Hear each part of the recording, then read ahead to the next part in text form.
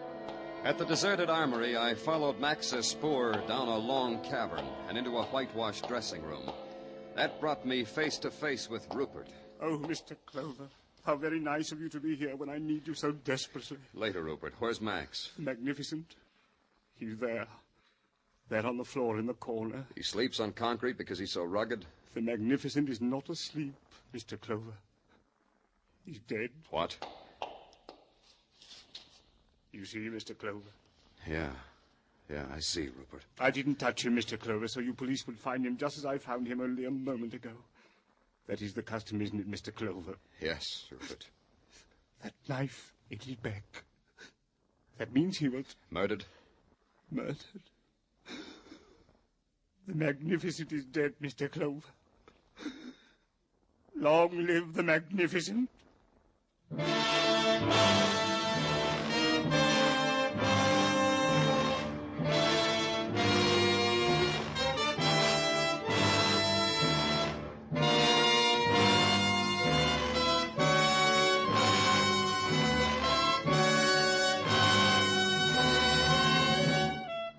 You are listening to Broadway's My Beat, written by Morton Fine and David Friedkin, and starring Larry Thor as Detective Danny Clover. The cream of the fun and songs on Arthur Godfrey's daytime shows are now brought to you in a half-hour special Godfrey Digest every Saturday night on CBS. So if a date with the dentist, the hairdressers, if a traffic ticket in court kept you from hearing one of the daytime shows this week, or if you want a fast half-hour of humor and songs by Jeanette Davis, Bill Lawrence, and the Mariners, listen in this Saturday night to the Godfrey Digest on most of these same CBS stations.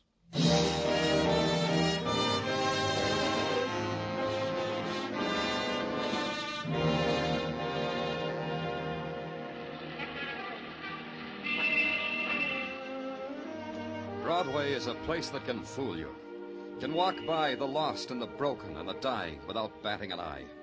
But when one of its own lies dead, Broadway tears its collective breast, dons the sackcloth and ashes, and sends up a shrieking lament that can be heard round the world. And for a little while you believe it. You believe Broadway is heartbroken because death came on a man who called himself Max Magnificent and stuck a knife in his back. You believe Broadway has found torment because it lost a Cinderella girl named Julie Dixon. Then you take a good look at Broadway and you know you're out of your mind. But you stay with it because you're a cop. And as a cop, you're Broadway's conscience. And as a conscience, you've got a helper, namely Sergeant Gino Tartaglia. Danny, sometimes when I can't go to sleep nights, I analyze my relationship with you. And? And I have come to the conclusion that I am what is technically known as a mother's helper. And I'm very proud of you, Gino. Ah, Danny, stop it. Well, item one. The boys in the lab say that after a detailed check of the fingerprints of Max Magnificent, he turns out to be an ordinary human being with a name as common as Clover or Tartaglia. Oh? Yeah, honest, Danny. Max Magnificent was none other than Joe Warner. Joe Warner, huh? And Joe Warner was none other than who, Tartaglia? Oh, a guy who we once picked up for attempted blackmail. Badger game. Who was the girl? That we don't know, but we're still working on it. Item two. The missing girl, Julie Dixon, is known to have withdrawn her entire savings from the Corn Exchange Bank the day before said Julie Dixon disappeared. How much savings? A goodly sum, $3,000. Yeah, as you say, goodly.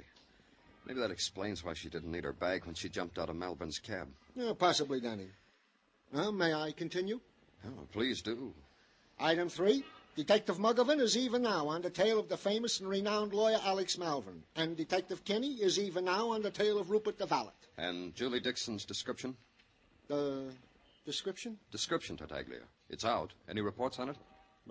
No, Danny. Well, get on it, Tartaglia. Check again. Every railway station, every pawn shop, everything.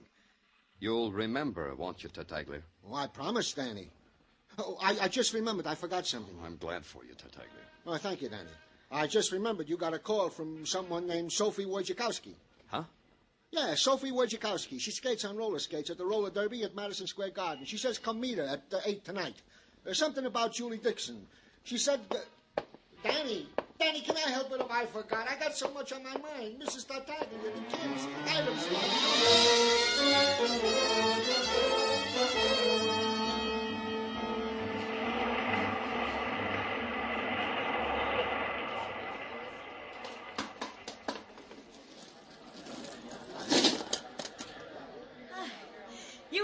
see me? If your name's Sophie Wojciechowski, I am. Well, you don't have a scorecard, huh? Else you'd know. Everybody knows number 12 is Sophie Wojciechowski. I'm Danny Clover. Oh. What about Julie Dixon, Sophie? Oh, Julie and me used to borrow our skate key from the same guy. How long ago was that? Oh, years and years and years. I mean, we grew up together practically. Then we grew up, then she got married, then she went away, then I never heard of her. Then yesterday came. Yesterday was something special? Not especially special, except a guy called me up on the telephone and asked me if I knew the whereabouts of Julie. I told him no, because I don't. Then the guy said a bad word and hung up. What guy? The guy I was talking to up on the telephone. Oh, you mean his name? He didn't say. Now, let's go back a little bit. You said Julie was married to a man named Joe Warner? That I don't know. Except I heard from sources close to the roller rink that he deserted her. Ran away to Texas, I heard. This was about 3 years ago. Then the reason you called was to tell me about the phone call. Well, not exactly. You see, I saw Julie yesterday. Later, after the guy called upon the telephone. Huh? Sure, she said she was broke. She came to borrow some money. How much did you lend her? Not a cent, because that's how much I had at the time. She said thank you and walked out of my life again. Oh. The women's team will take their places. 1 minute. Hey, look, I gotta go now. That's all I know, Mr. Clover. So long.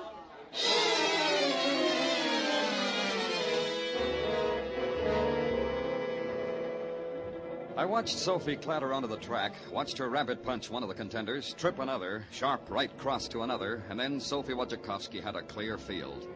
It wasn't fun anymore, so I got out.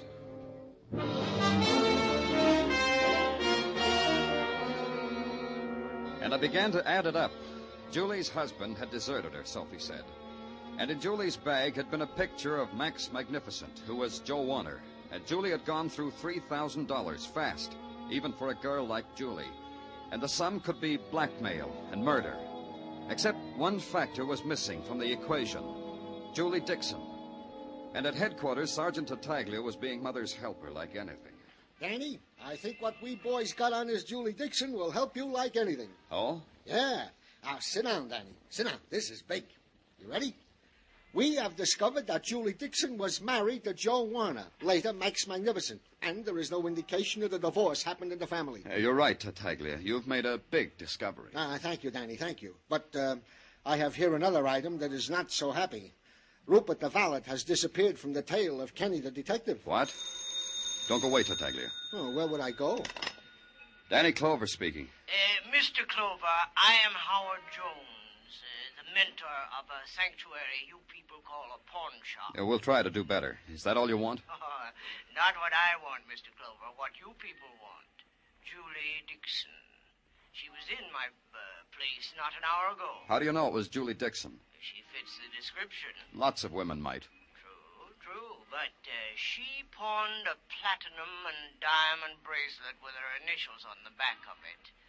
I gave her $50, but only because I'm a friend of Van. Okay. What name did she give you? Mary Smith. Address? Hotel at 2617 East 8th Street. Thank you, Howard Jones. Tartaglia. Yeah, Danny. Don't go away. I won't. Hey, Danny, don't forget your hat.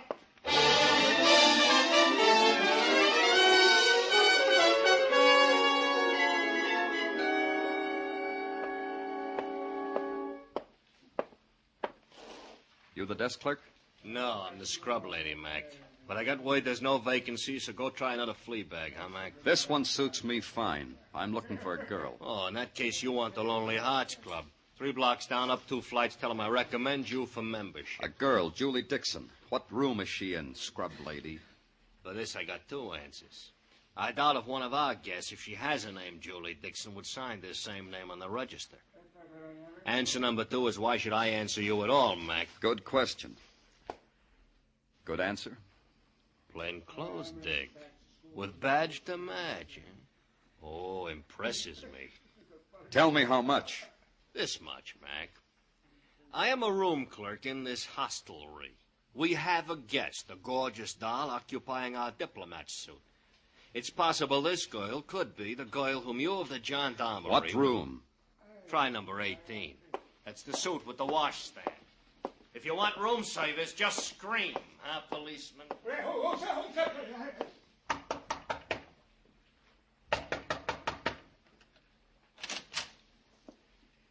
Get away from here. Your name, Julie Dixon? I said get away from here. Get away before I make it real tough for you. Go ahead. You asked for it, mister. Help! Help! Somebody help! Such a pretty dress. Ripping it won't help it at all. Somebody, please! Police! Please! That's me, police. What? Badge and all. Look. Okay, let's go inside. Police. That's right, Julie. You want to tell me now or later? Doesn't matter a whole lot. No. No, it doesn't. Nothing matters anymore. What do you want? Not so much. Just fill me in. You were paying blackmail. To whom? To a nursemaid. To a nursemaid to my husband. A nursemaid who called himself Rupert. He had something to sell you? Like this. My husband, Joe Warner. Joe Warner, or Max Magnificent, whatever you want to call him. I thought he was dead. We were never divorced, and I thought he was dead. What made you think your husband was dead when he wasn't? Papers. Joe was in Texas at the time. You know, the time the tanker blew up. Texas City? That disaster in 47, huh? Papers listed a man named Joe Warner dead. I was certain it was my husband. He was in Texas City then. Yeah. They still don't know how many people died there, or who. So I met Alex Melvin. And I fell in love with him, and he fell in love with me, and we were going to get married. That's the way I am when I fall in love with a man, and he falls in love with me. So Joe changes his name to Max Magnificent, becomes a wrestler with a hairdo, and hires himself a valet named Rupert. Max, hairdo, and valet show up in New York, right? Yes. Rupert came to me and said he wanted money to keep my first marriage quiet. More than that, Julie. It was the kind of marriage you had, wasn't it? A partnership for blackmail. A partnership to work the Badger game. That's why you paid him the $3,000 you drew from the bank. That's why. It was worth that to keep Melvin from knowing what I used to be. But it was no good, so I ran away. I ran away, and I've been running ever since. You got nothing to worry about anymore, Julie. Except one thing. Whether Alex will have me now. That? Maybe that. But the other thing. Your husband's been murdered. You had the motive, the opportunity, maybe. And you're running away. Murderers do that. I've been terribly impolite. I've been listening. You don't mind that, do you, Mr. Clover? Glad to have you aboard, Rupert. Your name was being bandied about. I'll kill him. So help me, I'll kill him. Take it easy, Julie. Thank you, sir. Else I would have killed her before your very eyes. Like you killed Max? Yes, of course.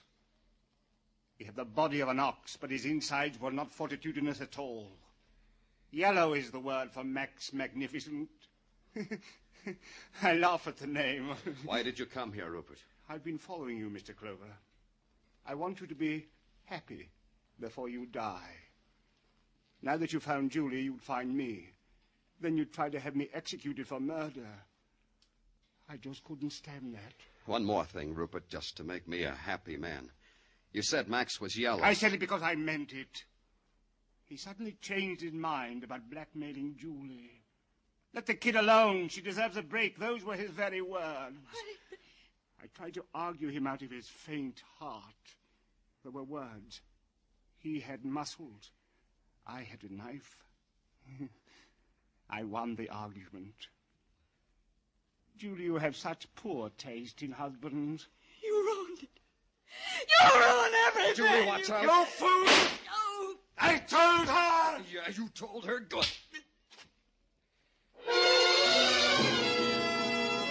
Rupert crashed into the washstand. The gun clattered out of his hands. And then, like some crazed animal, he scurried forward in the half-light. So there was only one thing to do.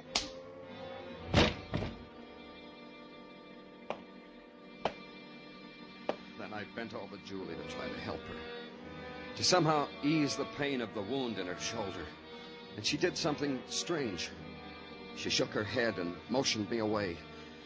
And in her eyes, there was something that could have been agony or happiness or something I didn't know about. When the ambulance came, she walked into it and lay down and fell asleep. Rupert was different. He screamed and tore at my face, so I had to give him the anesthetic once more.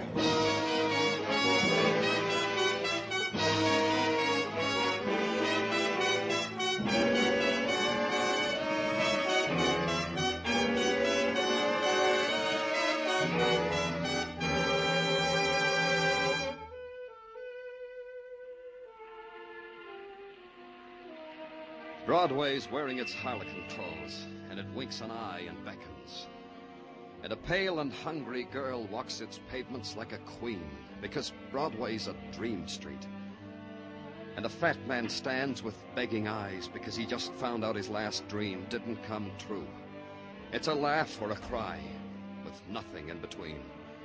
It's Broadway, the gaudiest, the most violent, the lonesomest mile in the world. Broadway, my beat.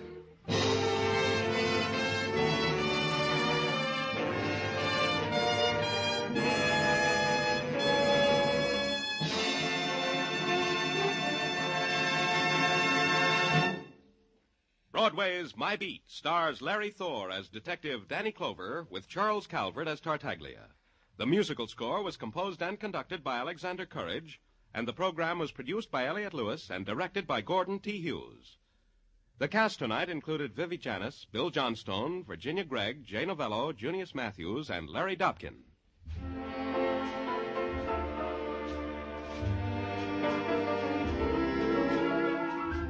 Molly Goldberg's being visited tomorrow night by an old flame, and Jake's really burned up. Yes, romance has flowered in the Goldbergs' apartment this week, and this Saturday night, Jake takes action against Molly's old beau. Be listening when the Goldbergs come to you on most of these same CBS stations in their new Saturday night time tomorrow night. Joe Walters speaking. This is CBS, where you find Broadway's My Beat every Friday night. The Columbia Broadcasting System.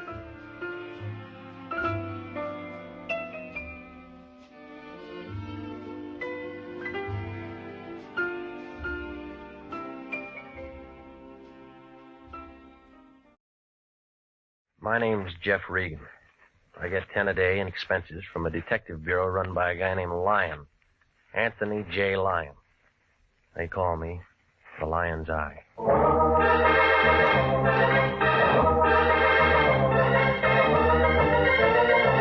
With Jack Webb as Jeff Regan investigator, stand by for hard-boiled action and mystery and thrilling adventure in tonight's story of The House by the Sea.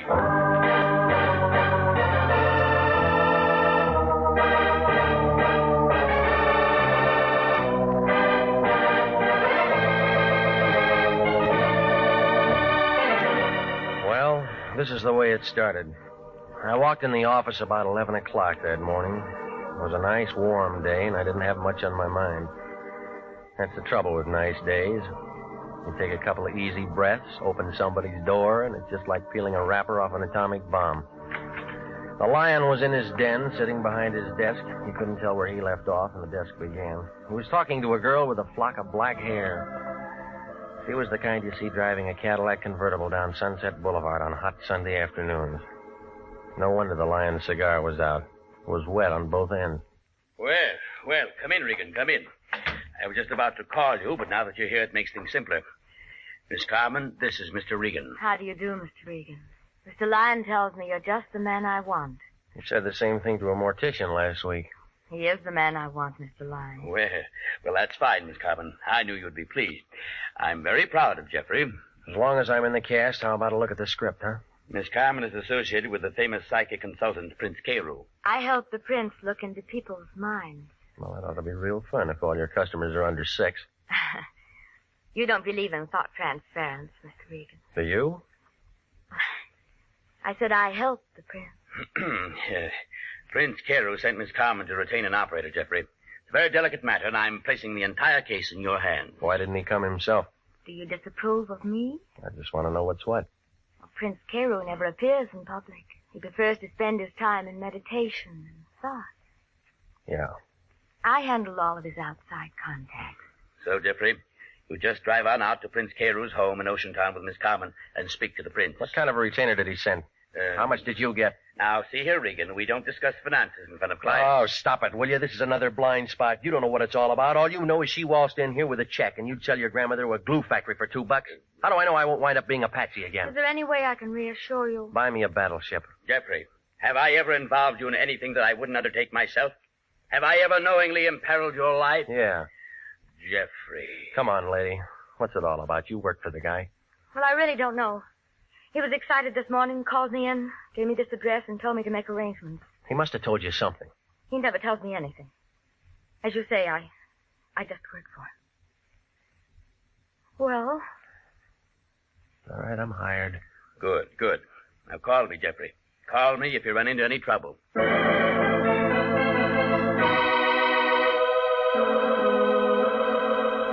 Well, I asked her how about lunch. She said no. I asked her about dinner. She said something that meant no, so I gave up. You know, it's like that sometimes. The flag's up, the meter's ticking, and you're not getting anywhere. But from a couple of things she told me, I got the idea she was doing more than just helping the prince read minds. Well, his place turned out to be a good hour from downtown Los Angeles, up 101. It was a couple of stories of glass and concrete leaning out over the ocean. It was high and dry and quiet up there. And you got a feeling you should be hearing things and feeling things when you looked down and saw that water banging around the bottom of the cliff. She unlocked the door, and a guy in a white turban and some pants that looked like oversized diapers and a pair of tennis shoes was standing there. He had a big curved knife hanging around his waist, and he put his hand on it when he saw me. Right this way, Mr. Regan. Who's he, the butcher? Oh, that's Telly. He works for the prince. Manservant. He's from India. Yeah, I'll bet the Indians were glad to get rid of him. Telly's harmless, tongueless, and he doesn't hear. I like you, Mr. Regan. Come in, come in. Thelma, my dear, you've returned with spoils. Welcome, sir, welcome. Mr. Regan, this is Prince Carew. Regan, the lion's eye. I've heard of you, Mr. Regan. I'm honored. Sit down. That'll be all, Thelma. Charming girl. She handle all your outside contacts? Most efficiently. Except, of course, for matters that I must handle personally. What kind of matters? I'm in trouble, Mr. Regan, and I beg your assistance. Well, it's all paid for. Correct. But there's a personal bonus in this for you. Why? Because, sir, I want you to save my life. You look healthy to me. I am healthy, let me assure you. But my life has been threatened. Well, that'd come under police business, wouldn't it? Normally. Didn't Miss Carmen explain that this was a delicate matter? Yeah, she did. Why didn't she call the police? I'm hardly in a position to ask the police for assistance, Mr. Regan.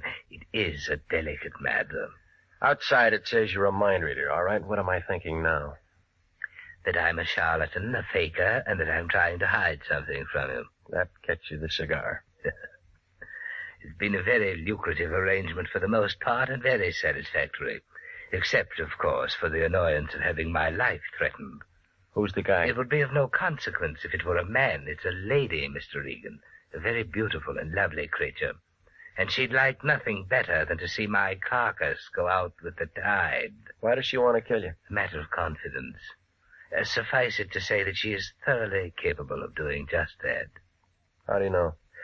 1, she is erratic, ill-tempered, ruthless. 2, she called me this morning and told me what she intended to do. She giving you a chance to reach for your gun? To reach for you, Mr. Regan. What do you want me to do? I feel the entire matter could be settled amicably if you were to call on her. Inform her that you are my personal bodyguard and that you are here to protect my life. You think she'd go for that? I'm positive. How long you been blackmailing her? What? Well, your racket might last 6 months or a year, but not long enough to pay for a place like this. The answer's blackmail, isn't it? Okay. I should have told you. How do you do it? I can slip them into a trance. They spill a family secret or two. I push a buck that way. That's nice. If they want their minds read, I read them. $25 a brain. And shakedown. The guy's got to eat. You put the squeeze on her. She's an actress. She was in on a deal at the studios. She wouldn't shake? At first, I just told her I had to have a larger fee. Then they come out with it, cold turkey. And she said she'd blow your head off. Yeah, she's the kind. I went wrong on this one. I'm in a spot. Who is she? Grace Nichols, movie actress. Ever heard of her? Redhead. Makes you want to go home and kick your wife downstairs if you got one. That good? Better. But she means this business about bumping me. And I won't look good dead. All right, where's she live? Over in the Palisades. Here's her address. You going over there now? Yeah. Be careful. She isn't gunning for me. That isn't what I mean. There's a skinny boy there. He's nasty, no callers. Name of Tim Rogers. I'll remember that. I hope you can talk her out of it. I've been sweating. I don't want to shake her down. I just want to get a little sleep at night.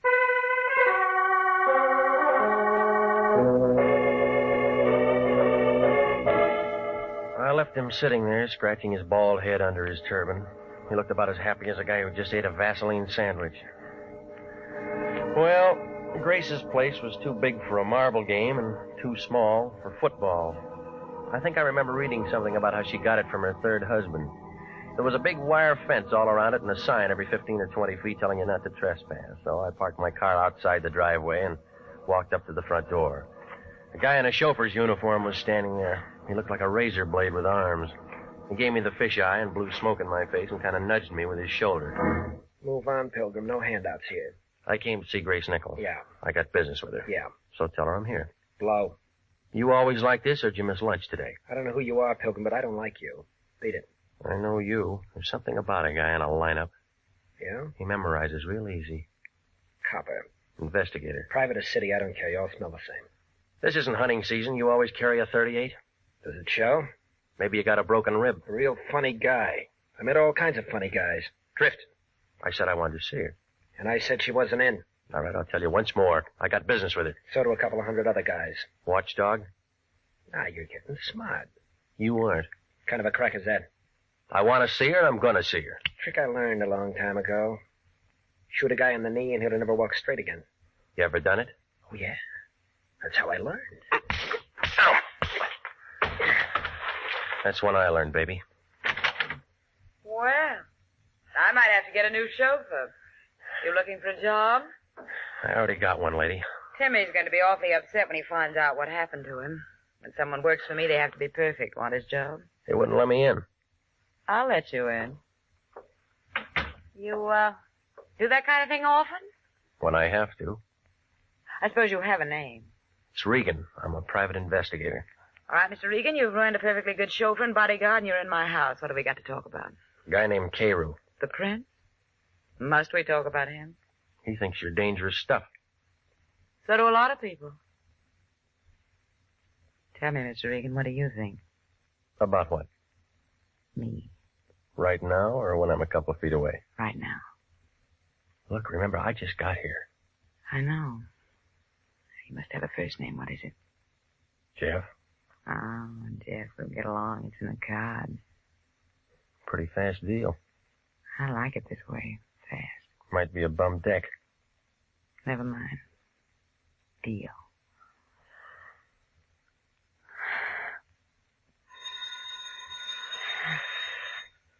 That's the bell. How much time between rounds? Well, you know me better. Hello?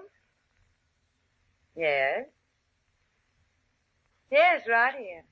You know a man named Lion, Jeff? Uh-huh. He seems to be roaring. Give it to me. Yeah. Regan, is that you? Well, now, how do you figure it? Now, don't be smart. Who's the dame who answered the phone? Our client's friend. Sounds like she's a friend of yours now, or maybe you have been doing some road work. Did you have something to say, or is this the day you turned scoutmaster? I'm busy. Well, you can stop being busy, lover. It's all off. Don't tell me you're passing up a fee. I'm passing up nothing. Prince Carroll called me 10 minutes ago and told me to forget the whole thing, and that's what I'm telling you. How'd you know I was here? The prince told me, so it's all over. Finished. Forget it. I've already started something. I don't care what you've started. Now, just remember, you finish it on your own time and expense sheet. You look worried, Jeff. Anything I can do? I'm called off. You mean you're out of a job? I got one.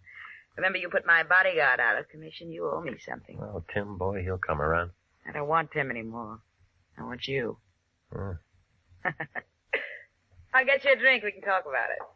Carew told me that Tim was a pretty good boy. You can fill his shoes. Come here and get your drink. Now, tell me about 9 o'clock tonight. It'll get dark. I got a new dress. I think you'll like it. I probably would. The place above Malibu, we could have dinner and listen to some music. I want to be with you, Jeff. That deal's fast again. I don't care. I don't care. I just decided something, Jeff. I'm going to like being with you. I'm going to like it a lot.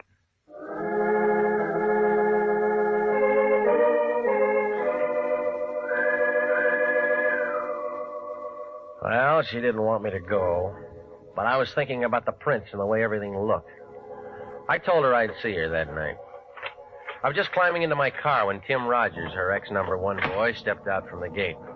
I waited for him to walk over. You're pretty good with your women, Regan. You look lonely, Timmy. Somebody stole your popsicle? Bum joke, Regan. I've been waiting to talk to you. You were so quiet in the house I didn't want to make any noise. Any better here? You came out champ this afternoon. But you won't even make the prelims next time. You got something to say? Stay away from her. You're shaking. You need a drink. Stay away from her, Regan. I've been with her too long. Known her too long to take the bounce from a two-bit gum heel. Goodbye. I'm not finished yet. That's your version. Now get your foot off that running board, punk, or I'll take it with me.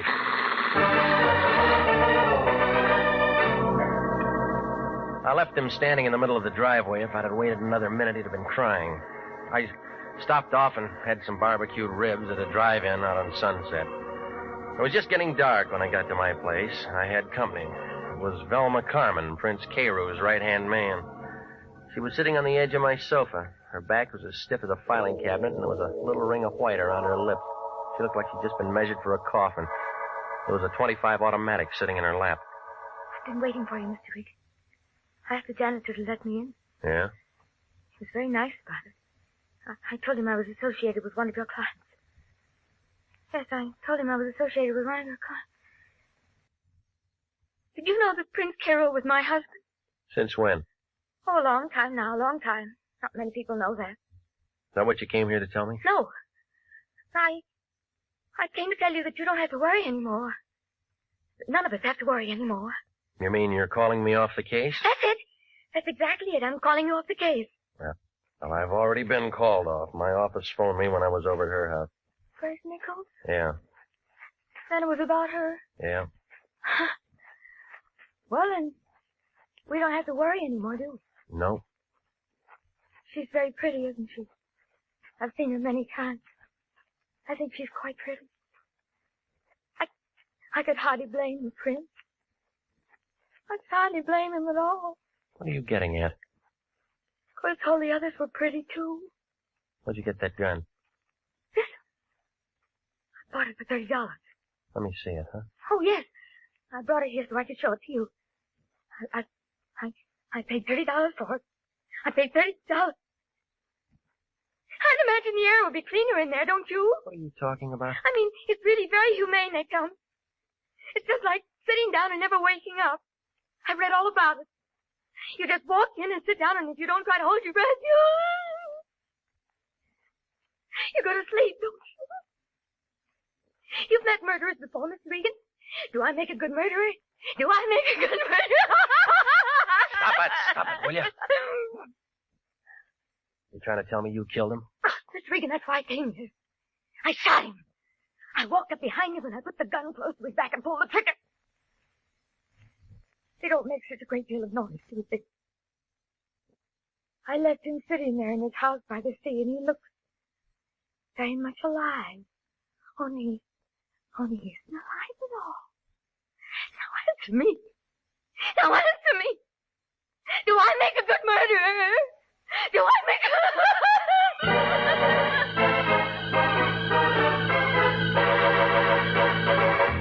You are listening to the story of The House by the Sea, tonight's adventure with Jeff Regan, investigator.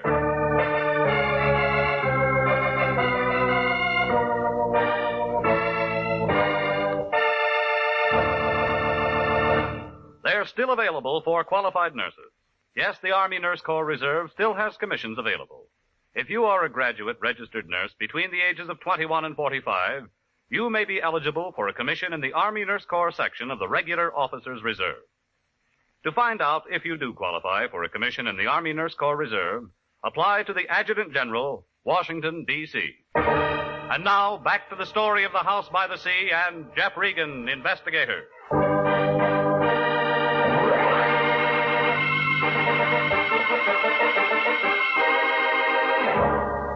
Well, after she got through, she settled down to a slow, even kind of a giggle that started somewhere around her shoelaces and didn't get past her knees. It was one of those things that gives you a feeling like somebody's standing in back of you with a red-hot iron ready to press your pants before you get them off. But she wasn't going to do any more talking, so I went downstairs and brought back a doctor friend of mine named Sammy Wing. He brought his little black bag with him and gave her a shot of something, and she wilted like last night's orchid and went to sleep on my couch. Sammy began talking. Some playmate. Wish I'd have been here for the party. I had 4 appendectomies and 1 broken leg today, said I'll lie. How is she? You know her better than me. No, is she going to be all right? But she'll wake up in 5 or 6 hours and want some water. And then what? She might ask you what happened, or it might start all over again, whatever it was.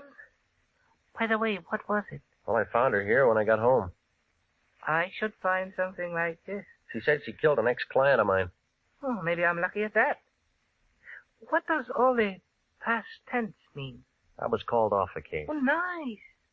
It's all clean, no clients to protect. Is there a corpse someplace? I don't know, Sammy.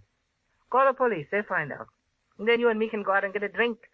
She said she used this gun. Smell it, Sammy. It hasn't been fired. Safety catch is still on. She's pretty and she's nice, and I'll bet she looks like $1 million in a bathing suit. But if I'd have met her within the last 3 hours, I'd have run for help. Call the police. Is that professional? This is acute hysteria. The kind that pops off guns and pops off people and does a lot of things they can't remember later on. Call the police. What about the gun? Other gun. Call the coroner while you're at it. Tell him to go out there with some DOA forms. He'll use them. Will you stay here with her till I get back? Corpse hunt? Just an idea. Hitler had an idea. The odds were against him. You got about as much chance as a 3-legged horse in the Kentucky Derby. She's bit somebody, and she's told you about it. I want to make sure. What do they do when a private eye walks in and messes up a nice, clean murder? Sammy, will you stay? Had any bourbon around here? Yeah. Okay, take your time. Maybe both of us will get our pictures in the paper.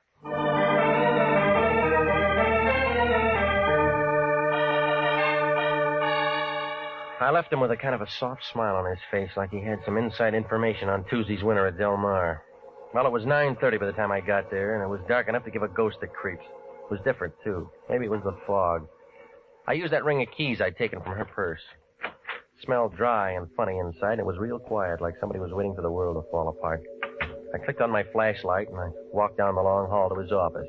He was there, just like she said. There were 3 holes in the front of his shirt, but it wasn't the laundry's fault. I spotted a .38 on the floor by his hand. I broke it, and 3 cartridges came out. It was the right gun for the job. He was pretty messed up. While I was standing there trying to figure Velma Carmen's story, the lights came on.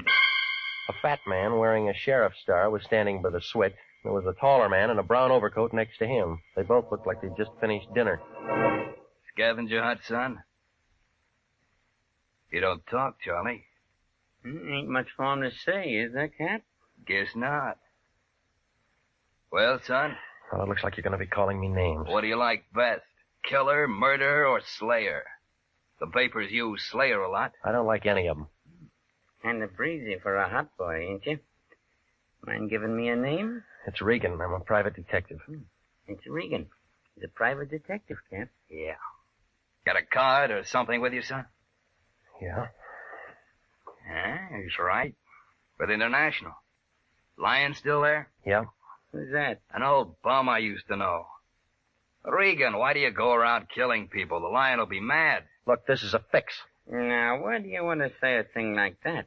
Somebody tip you? Phone call a little while ago. Huh? Funny kind of a voice, a whisper. Said we'd find a stiff up here, but didn't say we'd find you. You're extra. Look, I just came here to see what it was all about. Same thing we did. Only we come up with a suspect and a corpse. No cop could ask for anything better. Charlie, better call a coroner. Ocean Town, just a small place, Regan. Only me and Charlie around. We borrow from the county when we get something like this. I can find you a real answer in an hour. You let me and Charlie worry about that. You look good enough for the time being. All right, son. Let's go. I had as much chance as an elephant in a tea room, and if those two locked me up and booked me. So I leaned back into his gun and spun around and knocked his wrist down. He pulled the trigger. By that time, I'd flicked the light switch and was out the door. I didn't run for my car. I cut across the driveway and doubled back up the hill. I could hear him yelling and shooting out in the dark.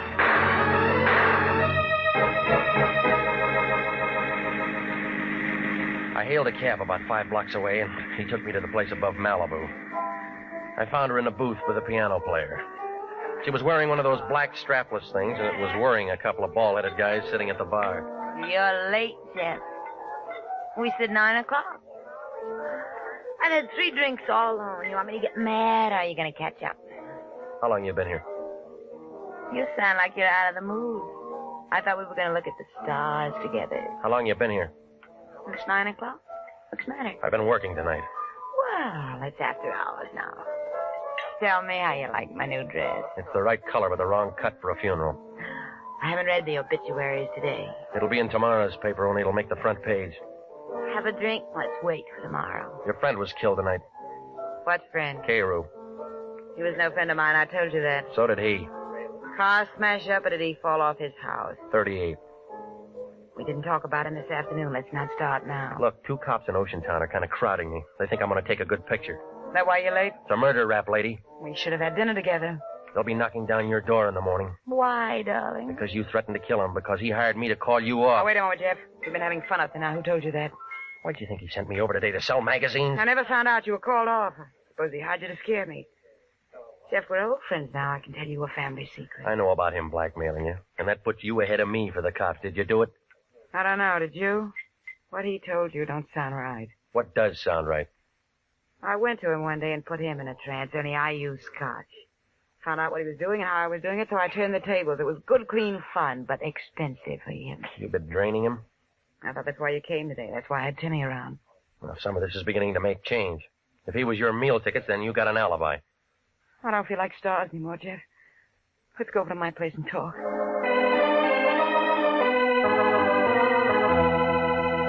On the way over, she didn't have much to say, and I couldn't think of anything. I was all too mixed up. If she'd really been shaking him down, then she figured out. And the girl back in my apartment figured in. Only she had the wrong gun. And then there was a little business that I'd have to explain with the Oceantown cops. Well, when we turned in the driveway, I stopped figuring. Tim Rogers, the man with the guns, was there, standing on the porch. Oh, gorgeous. I've been waiting to see you. You're home late. I thought I fired you. Still tramping with this tramp, huh? I thought you'd be sick of him by now. For once, I'm glad to see you, Tim boy. That sounds cozy, but I don't want to see you. I know where your 38 is. You're wrong. It's her 38. And it's got her prints on it. Jeff, he's making it look bad for me. Ask him what he's doing here, will you? Just in for a showdown, Angel. You're tagged for his murder. They'll want you. I fixed it good. I can fix it so you can get away. How? A friend of mine shutting off at Pedro. 4 o'clock. It'll go all over the world. Jeff, if all of this is straight, I'm in a spot. Relax. This guy never did anything right. Tell me how I'm wrong. All right, that tip to the Oceantown cops was wrong. Trying to pile up a scare on me was wrong. Killing Carew was wrong, and this clinches it. Yeah? Well, that's where you're twisted, Pilgrim. I got a warrant out for you right now. Plugging a murder suspect is something they'll thank me for. You said her prints were on that gun? They'll find that out in the morning. And how was I to know? Just happened to hear on the radio they were looking for you tonight. I see you, I plug you. Everybody will be sorry, but it'll be manslaughter and suspended. I worked it once in Toledo. What do you say, Angel? Do I plug him and meet you somewhere in 2 weeks? Let me have a smoke. Let me think it over. Sure. Sure, go ahead. Angel.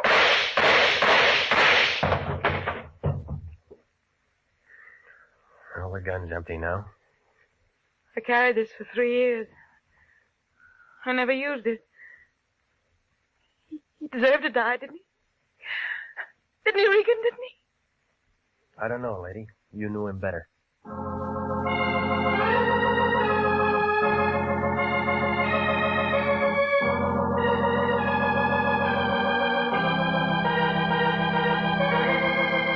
Well, it unwound like red thread in a Levi factory. Grace Nichols had been putting the shake on the prints. He got tired of it and called me in and told me his phony story so he'd have a good self-defense angle when he finally got around to shooting her some afternoon. He had Tim planted there to keep me from really seeing her. Oh, it was a nice idea, only I bounced Tim and got inside. And then Tim made a phone call and the lion jerked me before I had a chance to compare notes with her. I guess Tim went kind of crazy seeing how well we got along together, and he figured Grace would do anything if she was wanted for murder. So he killed the prince and made her the patsy with those fingerprints. She'd handled the gun before, see. But then I had my caller, Velma Carmen, the prince's wife. She went kind of crazy, too, when she walked in and found him dead. It took 3 doctors a couple of weeks to tell her what really happened. When I told it all to the lion, he was mad at first, but then he saw Grace Nichols' picture in the paper. He asked just one question. What was I doing at Grace's place all afternoon? I didn't even bother to answer him.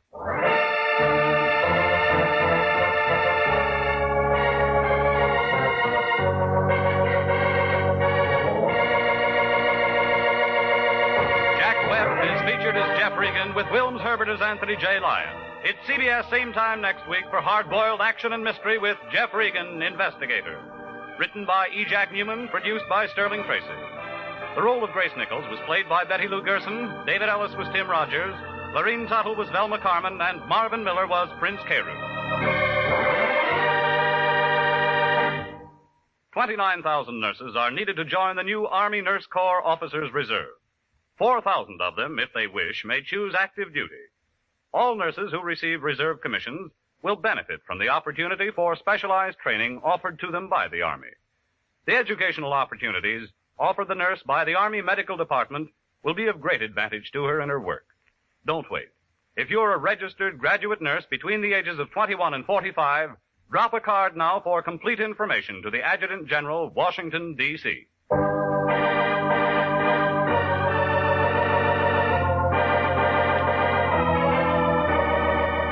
Original music for this program is by Dick Around.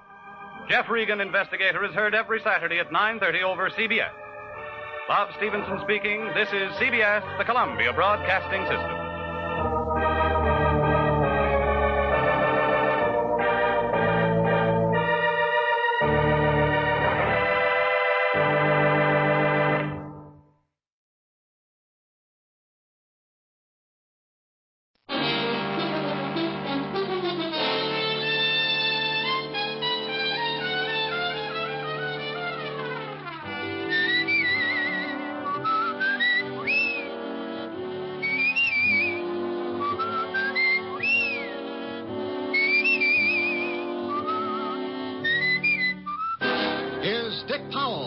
Richard Diamond, private detective.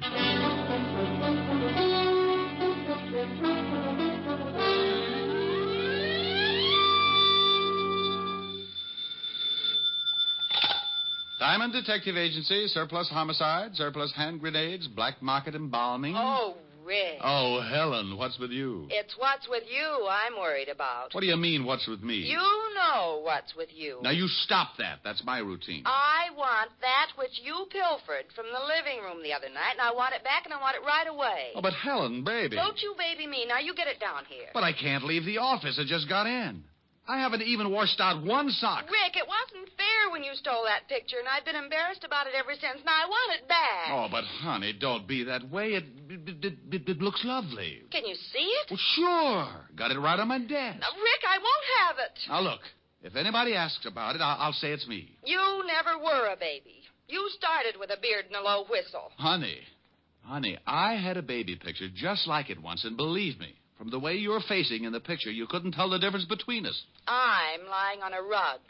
You probably had yours taken on spikes. Now, you bring that right over, or I'll tell everybody your middle name. Helen. I'll see you in 20 minutes, or I'll take a full page ad in the Times. You wouldn't. 20 minutes. With the picture. Bye. Helen. Oh, dandy. Mr. Diamond? Yes, but I'm afraid you'll have to come back. I've got to take care of something that might mean my whole future as a private detective. I'm sorry. I won't keep you, but... Well, could you tell me the name of another good detective? There aren't any. Goodbye. Oh, please. I don't know where to go. Oh, now, well, wait a minute. I'm sorry. Something's really wrong, isn't it? Well, that's all right, Mr. Diamond. You go on. I'll find someone. Look, I really didn't know you were in a tough spot. I've got enough time to listen. Oh, thank you. Who recommended me? My son. Oh, I've heard about you for several years. My name's Kirby, Mrs. Lenore Kirby. How do you do, Mrs. Kirby? Just how did your son know me? Well, he didn't know you well, only by reputation. He was a private detective also. Kirby? Bill Kirby? Yes. Wow. Now, tell me what's worrying you, Mrs. Kirby. Well, I don't know quite where to start. Bill has been acting strangely for the last month or so. What exactly do you mean by strangely? Well, he's changed. He's begun to act nervous and irritable. When his sister or I would try to find out what was wrong, he'd get angry. He got steadily worse. And then one morning, Gloria... Gloria? My daughter, Bill's sister. Oh, go ahead. Well, she went into his room. He was asleep, so she started to hang up his trousers.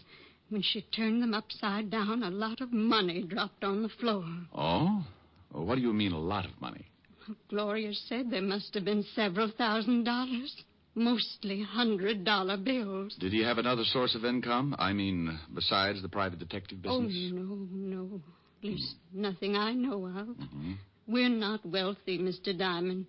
Bill supports us with what he makes, and Gloria works as a secretary in a law firm, and I try to keep my house in order. Of course, I haven't been terribly well since the children's father died 10 years ago. I see. Then what happened? Well, Gloria started to put the money back in Bill's trousers, and he woke up. They had a terrible argument. Bill accused her of snooping, and she accused him of doing something illegal. The next day, Bill packed his clothes and left the house. He took a small apartment on 110th Street. Uh-huh. Now, what is it you want me to do? Oh, well, there's more to the story. Bill continued to send me money to keep the house going, much more than he'd ever contributed before.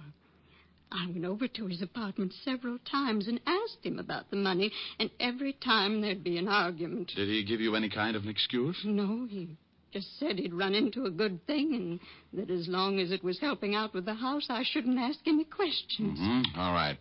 Then what happened? Well, 3 days ago, Bill came over to the house. I could tell he was terribly worried about something.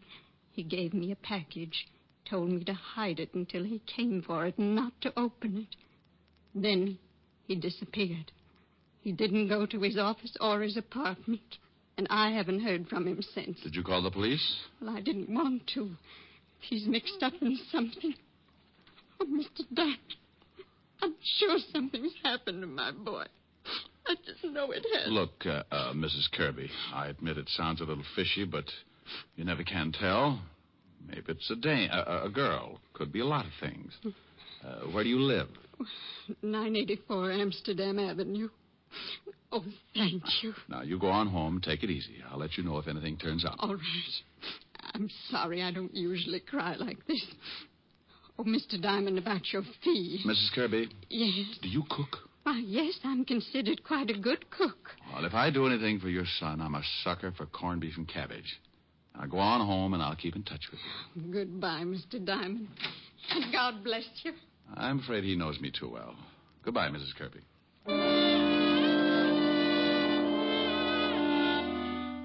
Funny how you can run into a situation like that. Any other time, it's got to be $100 a day in expenses. But that's because trouble doesn't usually bother me. There's too much of it around, and everybody's a stockholder. Then the little old lady walks in with a bucket full of heartache, and you realize the $100 a day in expenses is only the difference you carry around to make up for that big, cold world outside. I put my merit badge away, grabbed Helen's picture off the desk, and headed for 975 Park Avenue. Well, you're late. I was just going to call the papers, but I wasn't quite sure how you spell your middle name. It's, C-H-O... Here's the picture. Thank you. I didn't know you had a mole in your... Rick. Aren't you coming in? No, I'm not. I'm mad. Won't even let me keep your little baby picture. Now, about that mole... Now, you stop that. Why can't you come in? Well, I got a client right after I talk to you.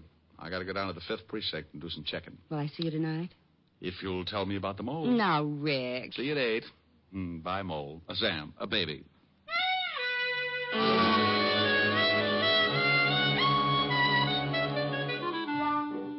I left Helen and started down Park Avenue. Every private detective must get a license before he can operate, and the police department has to issue it. So I headed for the 5th Precinct Police Station. When I walked in the squad room, I spotted Sergeant Otis looking like he was headed for the elephant's graveyard. What's the matter with you, Otis? You're greener than a new lawn. Oh, hello, Shamus. I don't feel so good. No, as a matter of fact, you don't. A little pudgy around the shoulders. Ah, come on, lay off. I tell you, I feel sick. Let's see your tongue. Huh? Oh, Mm-hmm. Well, how's it look? I don't know. But be careful who you show it to. Somebody's liable to think it's poisonous and kill it with a stick. Hello, Walt. Oh, no. Okay, I'm too tired to be scared off today. Who's dead and where? Not today, Walt. And what are you so tired about? We had a killing this morning. I've questioned every suspect in the whole state. Nothing. Who got dead? Maybe you knew him. Shamus. Kirby? What? Hey, how the devil did you know that? Just a guess. Guess my 38. You know something? I didn't know anything, Walt. Kirby's mother was just at my office. Oh. Yeah, oh. Well, you don't have to get sore. I'm not sore. Just wondering who's going to tell Mrs. Kirby. Otis went over there a little while ago. He saw the sister. The mother wasn't home yet. Oh, that's why he looks so bad. Yeah, I guess so. Wouldn't you? Okay, where's the body? Downstairs. You want to take a look? Not especially. I told his mother I'd do something for him, and right now I don't seem to be able to think of a thing. Get the killer. Help me. Okay, let's go down and take a look.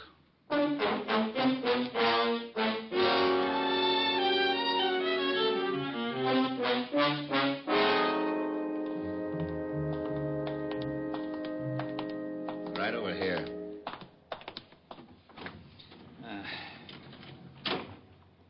Been in the river. Yeah. Put 4 slugs in him first, though. What kind of a gun? 12-gauge shotgun. Used a deer load. Anything on him? Just the usual identification. Okay, let's put him back. I don't know why he got knocked off. No motive, no nothing. The mother has quite a story. Yeah? She told me your son... Hey, Lieutenant! Lieutenant! Oh, no. Yeah? And here comes Malicious. Hey, we just got a call. Kirby's mother and sister just got beat up. Something awful. What? Come on, Walt. Oh, this is crazy. First the son gets it for no apparent reason, then the rest of the family get beat up. I think I can tell you why the mother and sister got beat up. Yeah, why? Probably the package Kirby left with his mother. What package? I'll tell you about it on the way over in the car. Okay, Otis, okay. Come on, step on it. Lieutenant. Yeah. This time you can use the siren. Oh, boy.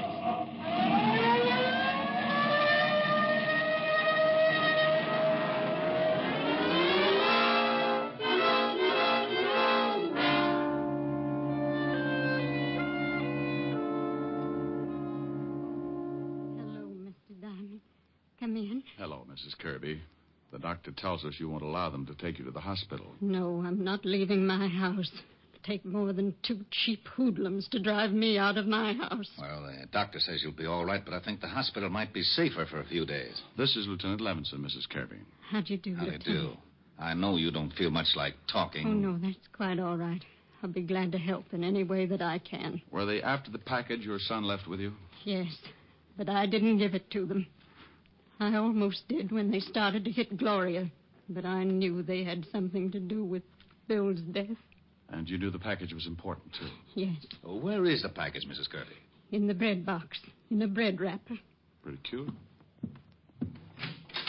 Otis, Yeah, Lieutenant?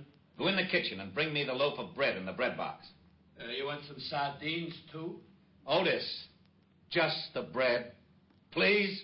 Oh, okay. Mrs. Kirby, the 2 men who came here, do you think you could identify them? Oh, yes. It would be hard to forget them. You're sure you don't have any idea what kind of trouble your son was in? No. Here's the bread, Lieutenant. Yeah. Well, I'll be... Hey, it's a shoe. Is this one of your son's shoes, Mrs. Kirby? No. He wears a much smaller size. No, that isn't his shoe. I don't get this. Nothing in it, just a shoe. A big one. What size is it? Hey. What's the matter? Well, the shoe size on the inside. It says 6B and then 5 numbers after it. Well, if that's a 6B, Otis wears matchboxes. Oh, yeah? Otis. Oh, okay. I don't understand. Why would Bill leave a shoe and act like it was so important? Because it probably was very important. You think these numbers? Could be. Let's see. Well, if these numbers do mean anything, it sure isn't going to be easy finding out. Here's something, Walt. Yeah? Mm-hmm.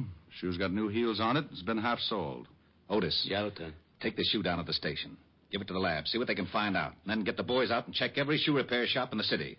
I want to know where the shoe was half soled. Okay. Mrs. Kirby, you're sure you can't think of a thing that might give us a tip about your son? No, nothing, Mr. Diamond. Rick, I'm going down to the station. Find out about that shoe. Then I'll send our rogues gallery over so Mrs. Kirby can try and pick out the 2 guys who worked her over. Oh, check with me if you find out anything, will you? Right, Walt. Mr. Diamond, there's no reason for you to go on with this case. My son's dead. You can't help him now. I'm sure your business is very important. Mrs. Kirby, I said I'd do something for your son. Well, I was a little late. Now I'm going to do something for me. There's a killer loose, and 2 slobs who beat up women. I'm a little unhappy, Mrs. Kirby, so I've got to square this beef the only way I know how. First, I'd like to talk to your daughter.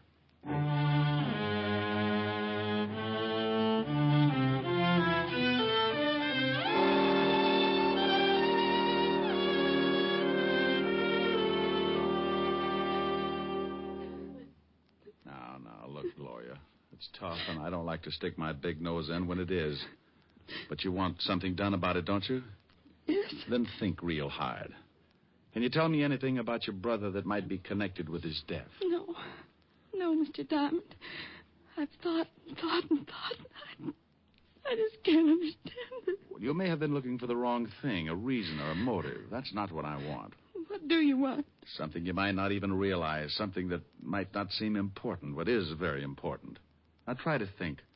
When you first began to suspect that your brother was in trouble, did he mention any names, talk about any places? No. Not that I can remember. What did he do when he wasn't at his office? Oh, please. Please, I don't know. I just don't know. Okay, I'm sorry. Oh, I'm sorry. Mom and I appreciate what you're doing, Mr. Diamond. Right now it's hard for me, but I'll try. Okay. No places? No names? Did he have a girl? No, he didn't have a girl. He led a fairly simple life. Had a regular routine. Routine? Mm-hmm. Mom used to worry about it sometimes. Said he didn't have enough fun. Didn't know anybody. What kind of a routine was this? Well, the usual thing around the house in the morning. He'd go to work. On his way home, he always stopped at a bar on Columbus Avenue for a beer. Then home. Dinner. Read until 10:30 or 11. Go to bed. Nothing else? No, he did that every day. At least up until the time when he started acting funny and I found all that money. I see. Well, thanks. I'll let you know if anything turns up, Gloria. Thank you, Mr. Diamond. I hope you... Yeah.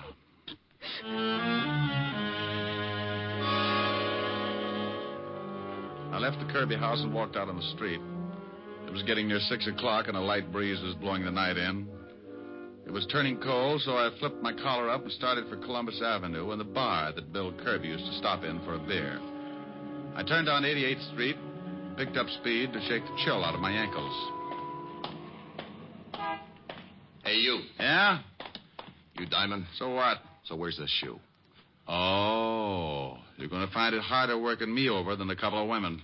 Working you over, maybe, yeah. Killing you? Everybody dies easy. Give me the shoe. Where's your friend? Move in this alley. I'll give you an introduction. I'm busy. You're going to be busy getting dead if you don't get in the alley. I got my gun in my pocket. I bet you shrink 4 feet when you aren't carrying it. What? Okay. Did you get him? Yeah. But it don't look like he's got the shoe on him. Yeah, but he knows where it is. Tell me, boys, is it fun beating up women? More fun beating up those gumshoes. Ain't it, Danny? Sure. You want to tell us where the shoe is, Shamus? Right now, it should be in the police lab. Hey, Danny, you think those cops really took it out of the house? I don't know. I couldn't see. Diamond, I still think the old dame gave it to you when she went up to see you at your office this morning. What did you kill her son for? Who said I killed him, friend? Kirby got smart about the shoe like you did. He got dead for his trouble.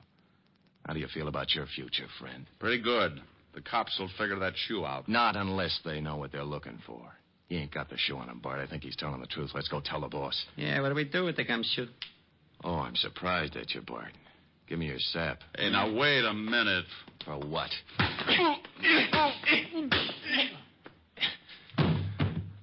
Okay. You gonna knock him off? I get a salary for killing. The boss ain't paying me to knock this guy off. I want to save him in case he thinks I should later on.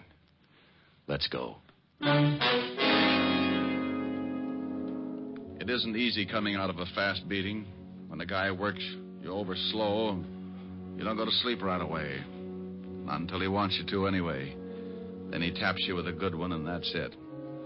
When he does it in a hurry, the first one's enough to stun a dragon, but for some reason he decides you need a few more.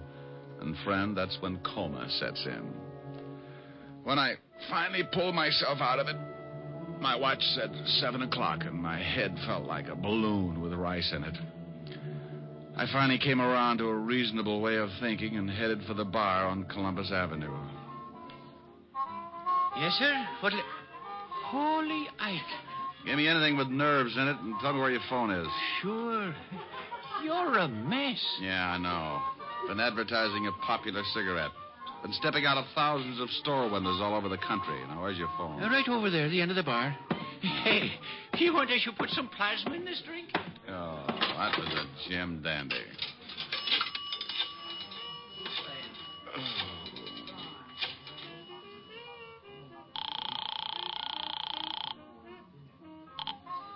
Lieutenant Levinson, homicide. Walt, Rick, Rick, where the devil you been? playing patty cake with the two gonniffs who worked over Mrs. Kirby and her daughter. Well, we've been trying to get you. Otis been calling blondes all over town.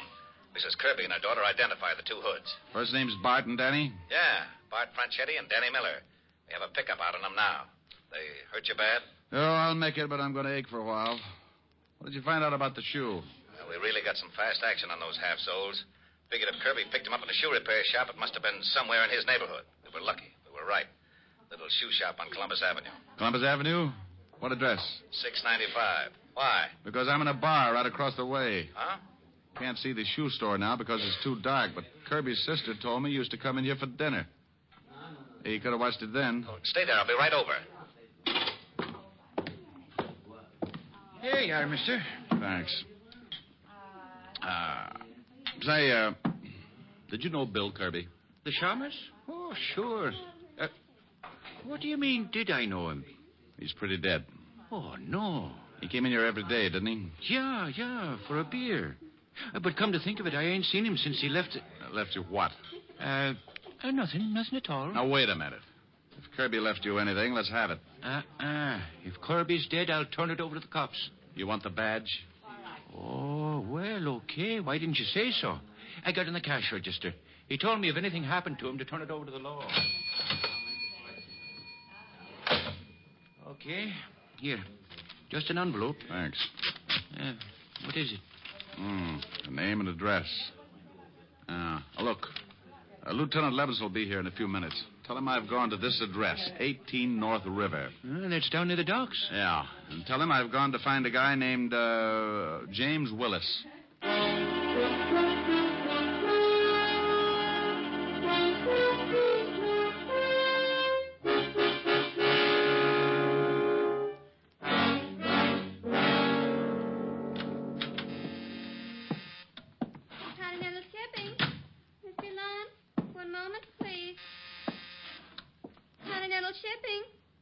Mr. Willis, who's calling? One moment, please. Honey, is Mr. Willis in? Yes. The emergency hospital's on the second floor. I always go around this way. It makes people notice me. Which is Mr. Willis's office, dear? Right over there, but I'm afraid you can't... Here's the badge, baby. Oh. And don't ring him. Yes, sir. Yes? Well. James Willis. When did you change your name from Kozlik? Now, look, Diamond, I've got a good job here. I never could have gotten it if the company had known I was James Kozlik and I'd done time. In the shipping business, huh? What's an old-time safecracker like you doing in the shipping business? You're not a cop anymore, Diamond. You helped put me away once, but I've quit the rackets, and I'm doing fine in a legit way. Now you can leave. What does your company ship? We're in export and import firm. We ship and receive everything. Now get out. What does your company import that might interest two professional thugs like Bart and Danny? What? I don't know what you mean. Where do you have your shoes fixed? Little place on Columbus Avenue, maybe? I don't know what you're talking about, and I don't intend to sit here and listen to you and your riddles. Miss Williams, will you please have one of the watchmen sent in to show Mr. Diamond out? Yes, sir. But two gentlemen wish to see you. They say it's very important. Well, I can't see anyone. Well, I think maybe you better. They seem very definite. Miss Williams, I don't... What's the matter, Mr. Willis? Diamond, let go of my hair. Tell her to show the gentleman in, or I'll make Sitting Bull look like a piker. Go on. Send the two gentlemen in, Miss Williams. Okay. I'm going over here behind the door. You be a good boy. You nearly pulled all my hair out. Well, what's the difference? The way things look, the state might have to shave your head anyway. Hey, Willis, we want to talk to you. Well, what's the matter? You sore because we came up here? Yeah, what's with the guy? He just sits there holding his head. Good evening, boys. Hey, look who's here. Yeah, it's the Shamus. Doesn't he look pretty? You fools, you two blundering fools. Now, wait a minute. If you're worried about Diamond, we'll take care of him. I told you I could never be seen with you. You know how we're all watched when the gold shipments come in? Oh, that's it. That's what the shoe was all about. Yeah, you're a smart one. Shut up. I've got to think. You got the confidential shipping report and put it in that shoe in some kind of code so it could be picked up. Then your dear little boys were going to try to hijack the gold. Well. Want me to shut him up? No, you crazy. That secretary saw him come in. Take him out the same way. I'm going to be stubborn. Yeah? Oh, okay. Isn't it silly what a little 38 can do? Let's go. All right. But look, as long as I'm probably going to end up in the river, would you mind telling me one thing? Yes, I do. No, that's swell. That's really swell. Kirby recognized you going into that shoe store. He remembered you had a record, so he probably tailed you. Found out where you worked and went back to take a look at that shoe. He found the same thing wrong that I did. The numbers weren't his shoe size, and he probably thought it was crazy when you left only one shoe. So he took the shoe. You always were a pretty smart cop, Diamond. Danny. Yeah, boss. Before you kill the smart cop, pull his hair out. Pull his hair out? By the roots. Now take him out of here. Was Kirby blackmailing you, Willis? Yes. Being stupid, he didn't know what the shoe was for, but he knew it was worth something. Now, please, Danny, get Mr. IQ through that door. Move. Okay. I'm looking for a Mr. Willis, Ho. Yeah, what's funny, Shamus? You boys are in for a big surprise. Oh, Mr. Willis must be free. Here they come now. Just keep walking, Shamus. Nothing's wrong. Oh, are you gentlemen through with Mr. Willis? Yeah, Fatso, go on in. He'll see you. Thank you. Let's go, Shamus. Oh, one more thing. Yeah, now what? Duck, Rick! Thanks, Walt. And you take it easy, Bart. I ain't going from the gun. I ain't doing nothing. Please, don't shoot. Walt, James Willis is really James Kozlik. I'm going in after him. Well, here, Cat, you'll need a gun. Is he in there? Out the window. I went over to the window fast and spotted my man just dropping down off the fire escape. The building fronted on a long dock, and Willis had 50 yards to go before he could find cover. Then I said that stupid thing. Willis! In the name of the law, stop! Well, he didn't stop in the name of the law, so I rested my arm on the windowsill and led him about 2 feet. At 50 yards, a running man can be hard to hit with a 38. Sometimes. You get him, Rick? Yeah. See you down at the station.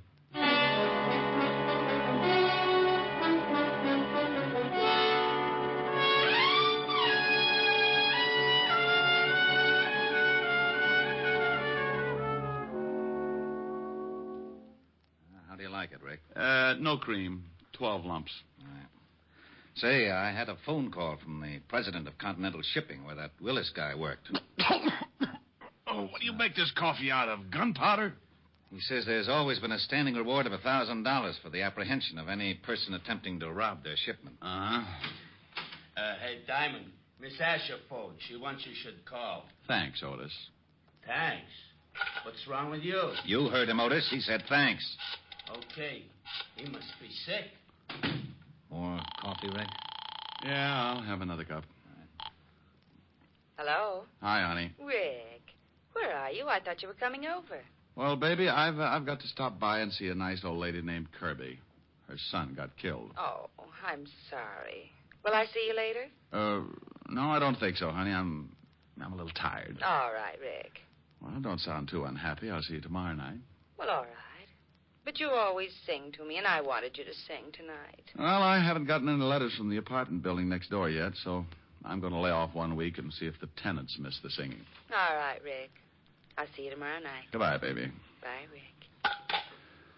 Well, I think I'd better get over to Mrs. Kirby's, Walt. Oh, don't you want your coffee? Yeah, give it to Otis. What are you going to tell Mrs. Kirby? I mean about her son and the blackmail. Well, what are you going to tell Continental Shipping? Well, you caught him. You get the 1,000. Oh, Mrs. Kirby's pretty broke. Uh-huh. Kirby was the one who really spotted the play. Yeah, but if I say anything about the blackmail... What blackmail? Huh? Oh, yeah. Yeah, come to think of it, that was another case, wasn't it? See you later, Walt. Rick. Yeah? Oh, nothing. Be a good boy.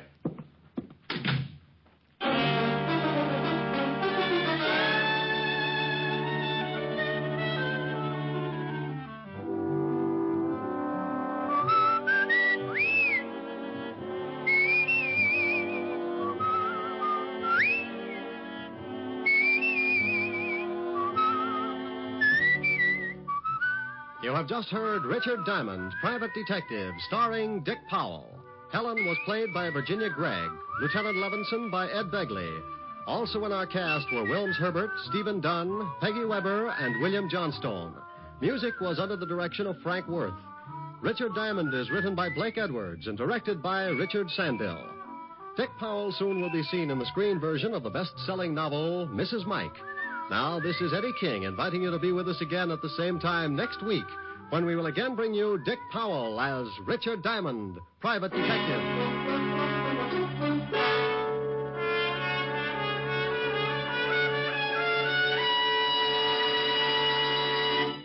Saturday night brings some of the week's best radio entertainment when you tune for the stars on NBC. Stay tuned every Saturday for a great lineup of programs, including Hollywood Star Theater, Ralph Edwards' Truth or Consequences, Your Hit Parade, A Day in the Life of Dennis Day, The Judy Canova Show, and Grand Ole Opry. All the best on NBC.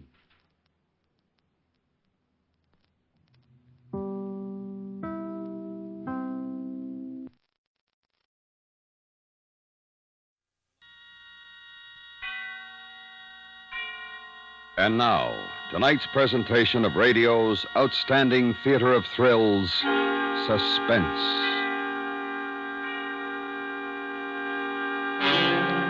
Tonight, we bring you a story of betrayal and retribution on Devil's Island. We call it The Stool Pigeon. So now, starring Mr. John Daner, here is tonight's suspense play, The Stool Pigeon.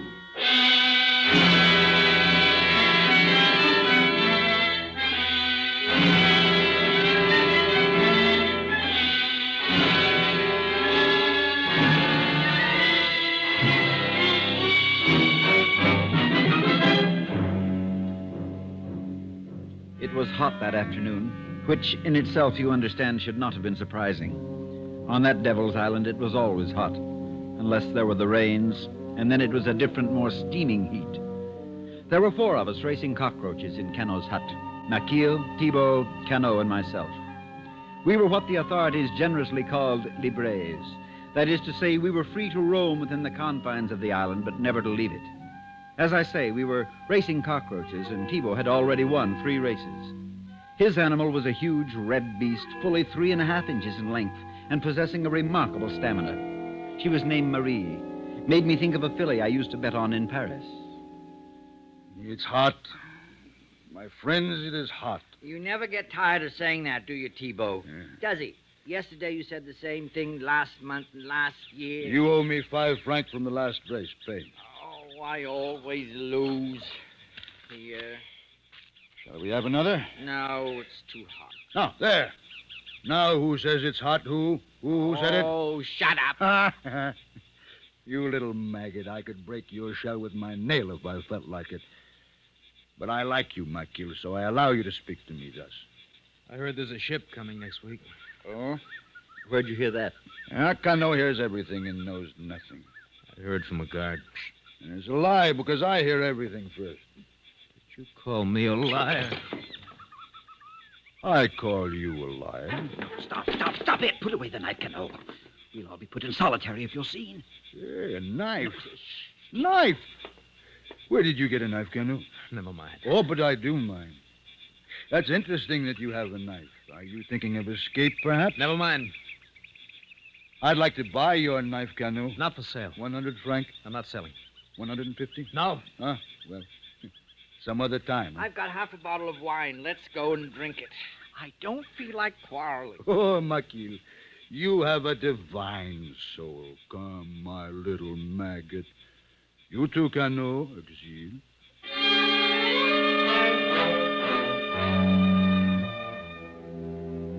Maquille, he of the divine soul, had been on Devil's Island for 8 years. In Marseille, he had been, among other things, an habitual thief and arsonist. He stood 5'6" and had long been befriended by Thibault. Thibault was, by his very stature and past, the king of the libres on the island, a huge and gross man towering over 6 feet. In Paris, he left behind him a series of syndicate murders for which he'd escaped the guillotine only by underground and political pressures. In spite of his terrible reputation and physical appearance, he was not an unfair man, and on the whole, well-liked by the rest of us. Cano was slim and dark, volatile as benzene. In a fit of jealous anger, he'd slit his wife's throat.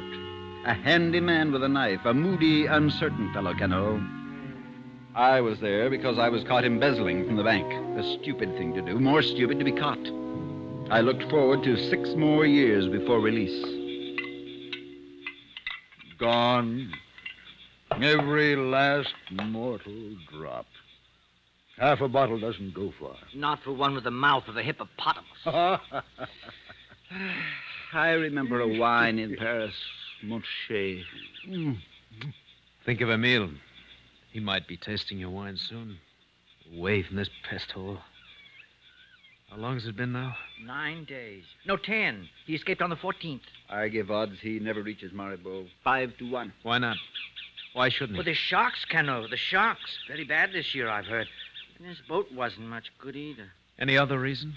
Well, let's wish him luck by not talking about it. I'd like to talk about it. Makil, why else shouldn't he reach Maribor? You know how many have tried in the past 5 years and been caught. We all know, don't we, Thibault? Someone informs. Someone tells that swine of a governor. Yes? We only think that. It's only a guess. Nobody's sure. Only a suspicion. Now, isn't that so, Exil? Someone who knows everything that's happening before anyone else. He's right. My friends, he's absolutely right. It's true. I've long suspected it myself, and it's wise that it should be brought out into the open. Someone on the island is an informer, making himself fat on the sufferings of others. I shouldn't want Emil to be caught. He was a friend, a good friend. Terrible thing if he were caught. The question is, who? Who not? It could be any one of 100, if it's true. That pig Louis Dodin, possibly Grosjean. Oh, one could imagine anything from him. What about Grosjean? Or Barret, or Proust, Galena, Munch.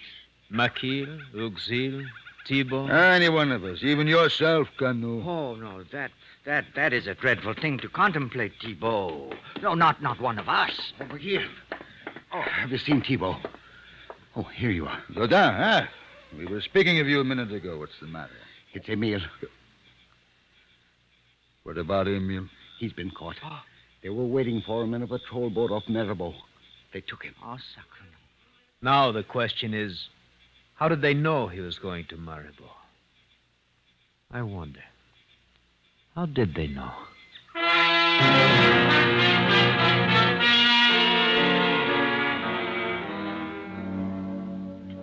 2 days later, Emile was back on the island, in solitary. We heard that he was in bad shape. Thibault managed to smuggle in some cigarettes through a friendly guard, and that was the best he could do. Things were very bad, worse than usual. The governor, Monsieur Planche, was angry, and restrictions even for libres became more intolerable.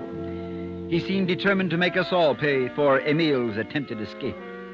There was a lot of grumbling. Even Thibault felt the pinch. Then Emile died. We heard from the beating he received when he was captured. Thibault was very quiet.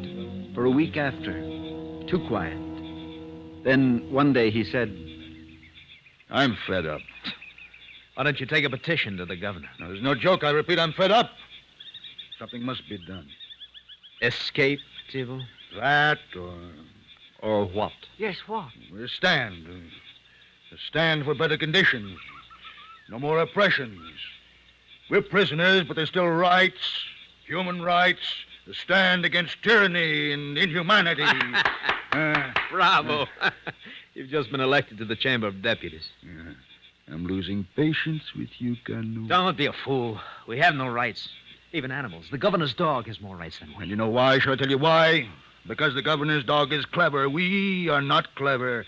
The governor's dog sits up prettily and begs for a morsel. He has no other dogs to contend with, no competition, while we fight and snarl among ourselves for the garbage in the street. It's true what he says. What does he say? What do you mean, Thibault? If we no longer fought among ourselves, but banded together, a unit of strength, a solid front, we could force the governor, the authorities in France to better our conditions. Then what do we do? Present a petition as Cano puts it? No, perhaps not. Something more forceful, eh? No good would come of it. If there is to be action, I'd rather try and escape. How far would you get, Uxie? Are you forgetting the informer? We don't know. We don't know there's an informer. We suspect. But we suspect everything. There's nothing else to do. Suppose it's the natives who inform. They have before. Suppose the governor is just too smart for us. How many choices do we have, anyway? Brazil, they turn us back. Dutch Guiana? Emil tried it. They're always watching. The West Indies, Venezuela, in an open boat? Not much chance there. Or do you want the jungle? An informer doesn't lessen our chances too much, it seems to me. But it does lessen them. I have been thinking hard, my friends. We're agreed on one thing. Conditions could not be worse, huh? If we could escape, we would do so and take our chances. If. Therefore, there are two choices, it seems. Better conditions on the island or escape. And both impossible, I would say. You're a pessimist, Exil. That's why you'll never be a success. He's right, Exil. You'll never be a success. Go on, Tito. I think that we may accept both choices, one dependent on the other. What do you mean? If we had better conditions, we might be able to escape. Can't you ever talk in a straight line? Now, which of us has the greatest opportunity to see the governor? Well, you have. You have, Thibault. You do his garden work. Exactly. Come on, come on. Patience, my friend. Monsieur Planche strolls in his garden. Thibault, he says. Thibault, the roses are not looking very well today. He stands next to me and he says this. And for the indignity this petty official heaps on my head and for what he allowed done to Emil, I could stretch out my hands and strangle him in 5 seconds. You understand? In 5 seconds. But if I chose, I would not strangle. I would hold him as a hostage. A hostage? You follow me. Now, let us suppose that a revolt were begun, the guards overthrown. Oh, la, la, la. It's a thought. Nobody's ever tried it. But the guards would shoot us down. They would have to shoot the governor if they tried. And if we succeed in what you say, then what? Huh? What happens? What do we do? What? That remains in my head. You must trust me there. I trust no one. Exil? If there were a chance, I'd be with you. I don't look forward to 6 more years of this. Maquis. I'm at your side, my friend, as always. As always. That leaves you, Cano. All right. Excellent. Then we must start to make our plans carefully, very carefully. Cano, stand by the door and warn us if anyone approaches. We don't want the informer to overhear us, do we?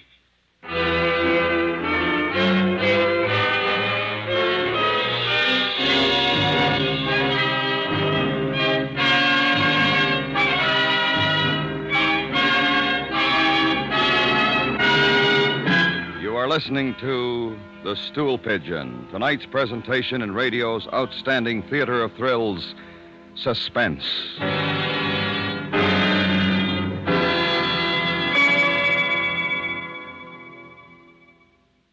If you're interested in spreading the truth about America to others, CBS Radio suggests you contact Letters Abroad, 695 Park Avenue, New York 17, New York. Letters Abroad, once you've given them a few facts about yourself, job interests, hobbies, age, will furnish you with the name of a correspondent who lives overseas. Send a stamped, self-addressed envelope to Letters Abroad at 695 Park Avenue, New York 17, New York. And now, we bring back to our Hollywood soundstage Mr. John Dehner, starring in tonight's production, The Stool Pigeon, a tale well calculated to keep you in suspense.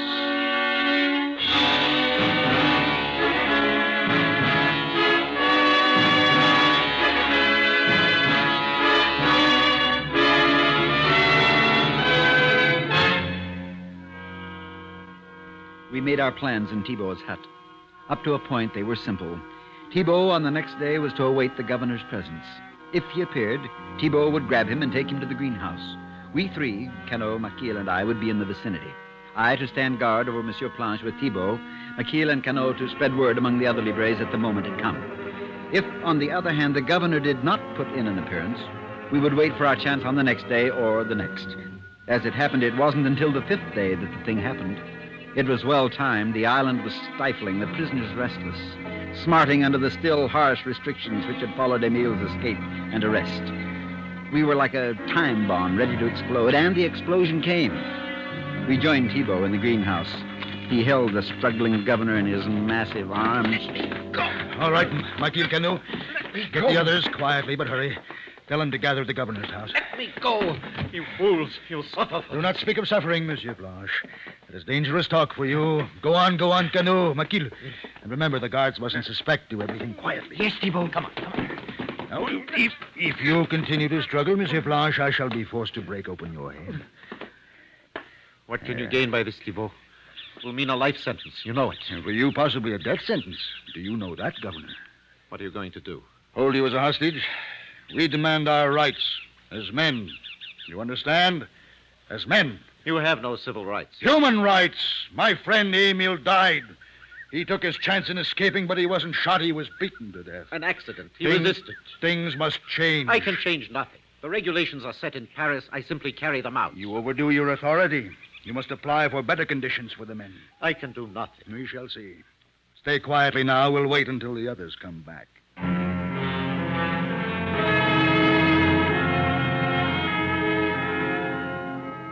We waited.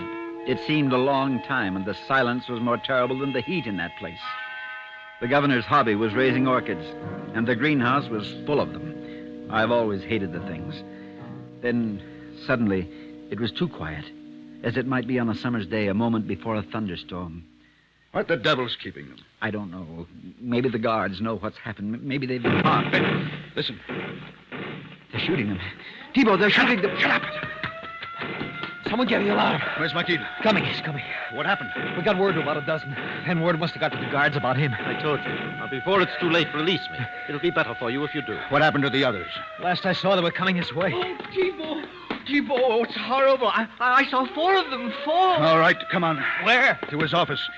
Monsieur Blanche, we are taking you to your office. If any guards try to stop us, you know what happens. You can do nothing, Thibault. Now, give yourself up now. All of you. Walk. Slowly. You in there! Come out with your hands up! The guards, Thibault. Tell them, Governor. Tell them that we're coming out. With you. Now tell them. This is the governor speaking. These men are holding me. They're coming out. Tell them not to shoot. Don't shoot. Now, calmly, nicely, we walk out. Stay very close to them, my friends. That way you'll be safe.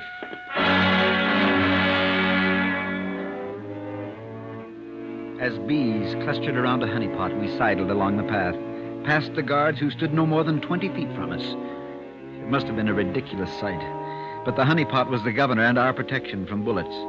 Then we were in his office. There were no others to join us, and the door closed. It was a strange thing. We none of us thought beyond the moment, and for that moment we were superior beings, prisoners no longer because we were now the captors. But when I glanced into the courtyard and saw the ring of guards looking up, rifles cradled in their arms, it was then another moment, and one, this time, of fear. What now?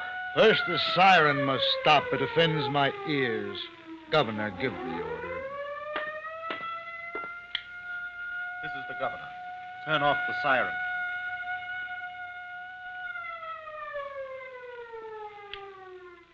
Good. You're cooperative. It's better that way. I repeat, what now? Now, I think we go to the next part of my plan. Maquille, little maggot, stay by the window and observe. Report if there is an attempt by the guards to move into the building. Yes. What do you think you can accomplish? Escape? Impossible. You know that. It's been done. When there's been no informer, it's been done. I don't know what you're talking about. First things first. Now we come to the matter of conditions here. I have told you I know what you've told me, and I say to you, it is within your power to ease the suffering of the men. Give them better food, better medical care. Your concern for your fellow men touches me, Thibault. Did you have as much conscience over those you murdered? That is an entirely different matter. Enough of this, Thibault. What happens to us? My dear Canu, it is happening to us now. You'll see. Trust me. The devil with that talk. When do we get out of here? All in good time. Therefore, Governor, you will sign your pledge to do these things of which I have spoken. If I don't? I'll kill you. Slowly. I can. I've had practice. Let us suppose that I agree to this. What then? Then you don't die. Now, the second point. We have a chance to escape. No. A fair chance. Not the chance that poor Emil had, but then he had no chance at all, did he? There will be no escape. In order to escape, there must be secrecy. And there can be no secrecy when you know beforehand of the plan. You will not have a chance to escape. If you let me go, I warn you, I will deal with you all. There will be no escape. My dear Governor, I said nothing about when we attempt to make this escape. What are you talking about? Escape now, Thibault. Yes, of course, now. Each to his own desire for me. It may be now or sometime later, but the opportunity, if it comes, must at least allow a reasonable margin of success. That is up to you, Monsieur Blanche. What do you mean? Here now, the third point. I wish to know the name of your informer. The one who has, for what must be at least 5 years, supplied you with information concerning every thought and deed of the prisoners. There is no informer. You are lying, Governor. No, I have no need. You have a great need if you wish to go on living. What are you up to, Thibault? Don't interrupt His Excellency Carnot. He is about to tell us something. If I tell you, will you give yourselves up? I cannot speak for the others. For myself, yes. You pig. You'd sell us out? No, my dear Carnot. You're free to do as you will. Who is the informer, Monsieur Blanche? I'm getting impatient. Who? Him. That is what I wanted to know. Then I ask you one favor, Governor. Do not be hard on these two. All this was done to gain what you've just told me, nothing more. I don't understand you. My friend Emile. I have other friends. I should not want to see them go as he went. You had better escape now, Marquille. No, Thibault. It's not true. He's lying to you. Run, Marquille, run. Or I'll throw you out of the window. On my honor, Thibault, I'm your friend. You know me. I know you. Run. Gilles, Canot, you don't believe it, do you? Run, little maggot, outside. Quickly. Don't, Thibault, don't. Hope that the guards shoot you. Please. Run. I would have cut his throat. That is murder, my friend. You wouldn't want that. I hope that your guards will shoot first and inquire later, Monsieur Blanche.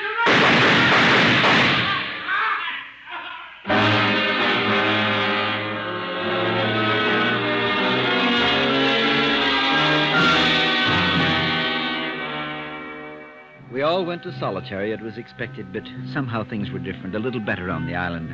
How do you explain it? Perhaps the governor was ashamed. Perhaps he admired something about Thibault that none of us understood. How does one know these things? There's not much else to tell. A year after we were released from solitary, Thibault tried to escape. And this time it wasn't a prison informer who turned him in. It was the native from whom he bought the boat. How do you explain these things?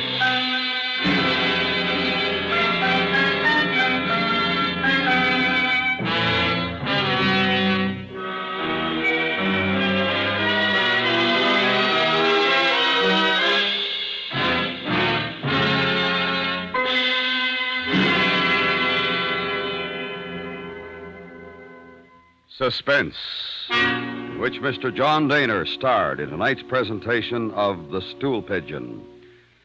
Next week, the story of a man who returned home to find his people in the grip of a strange disease. We call it The Frightened City. That's next week on Suspense.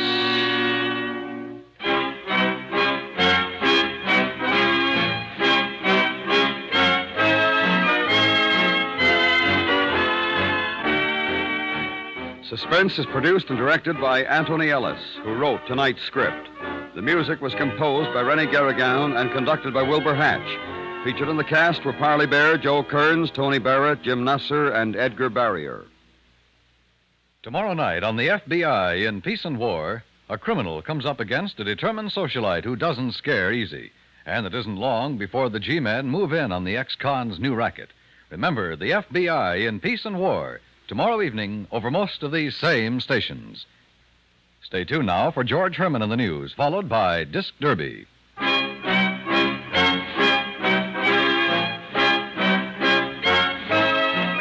Thursday nights, The Whistler brings mystery on the CBS Radio Network.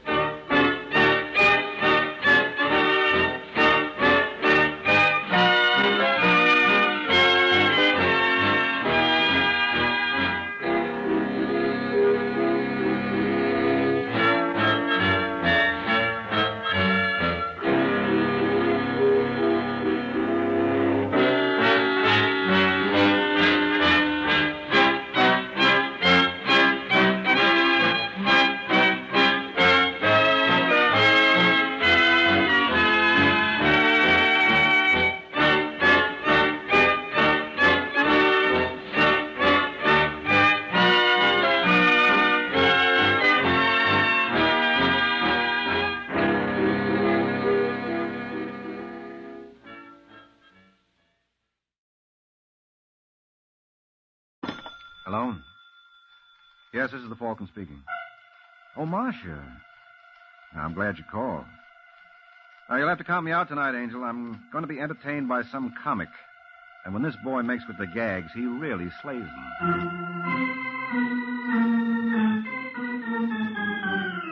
This is Ed Hurley, friends, inviting you on behalf of the Kraft Foods Company to listen to The Adventures of the Falcon, starring Les Damon. You met the Falcon first in his best-selling novels. Then you saw him in his thrilling motion picture series. Now join him on the air when the Falcon solves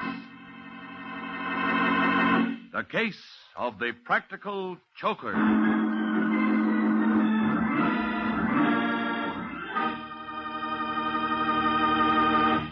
Before we join the Falcon for his latest adventure, I'd like to tell you about 9 of the handiest little menu helpers you ever had in your kitchen. They're the 9 famous Kraft cheese spreads, and they really are handy for making snacks and sandwiches, salad toppings, and appetizers. All of the Kraft cheese spreads, the mild-tasting ones and the sharp-tasting ones, too, are delicious. And they're all the very finest quality because they're made by Kraft. So, tomorrow, get several of the 9 famous cheese spreads made by Kraft.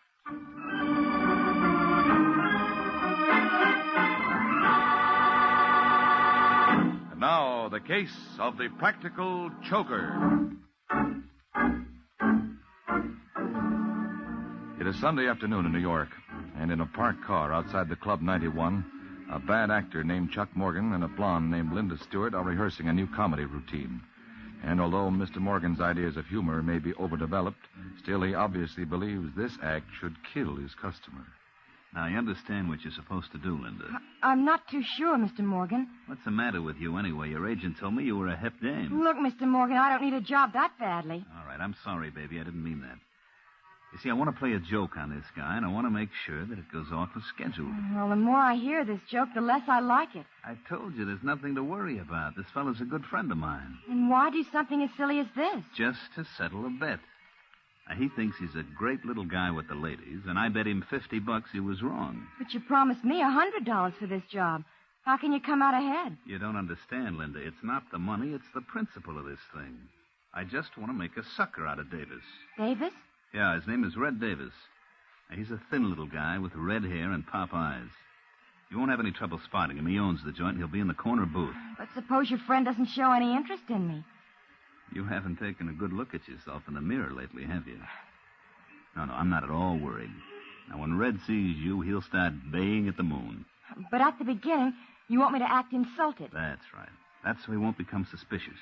Then thaw out and let him buy you a couple of drinks. And after that? Well, he'll probably want to take you out for the evening, so you tell him that first you have to make a stop at your apartment. I don't think I like that, Mr. Morgan. What's there not to like? This is on the up and up. When you get to your place, I'll be waiting for you. And that's where you're going to tell Mr. Davis it's just a joke. That's right. I can hardly wait to see Red when he learns it's a gag. I'll bet he'll practically die laughing.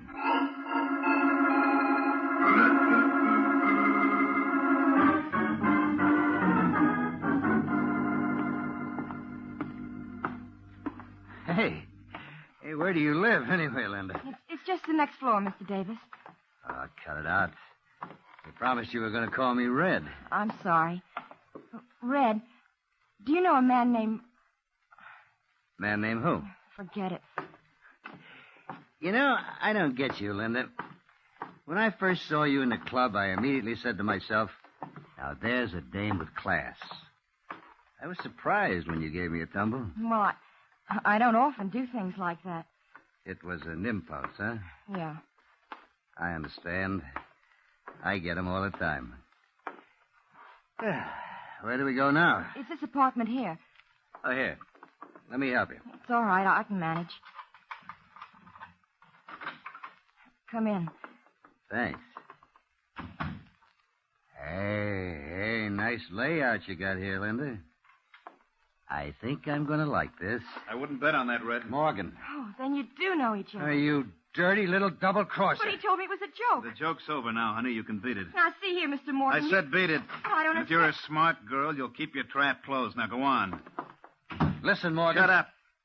I don't want any conversation from you, Red. I just want my dough. What dough? Don't play dumb. The 60 grand you owe me on the Robinson fight. Oh, that. What'd you think I was talking about? Well, you see, I'm kind of low, Chuck. I've been running in tough luck lately. From now on, it's going to get worse. You know, all the boys are laughing at me for letting you hang me up. A man in my position can't afford that. It might give other people ideas. Look, Morgan, suppose I pay you a little at a time, huh? What do you call a little? Well, I can give you 10 grand now and the balance Keep next... your hands up. I was just reaching for my wallet. You got that dough on you? Yeah. Okay, let's have it. Oh, sure. I was going to give it to you all the time. All right, Morgan. Put him up. Put away that gun, Davis. Act your age. Well, Mr. Morgan, who's the joke on now? I guess it's me. And you're not kidding. That's okay, Red. I'll see you again. And I'll lay you odds next time you won't be this lucky.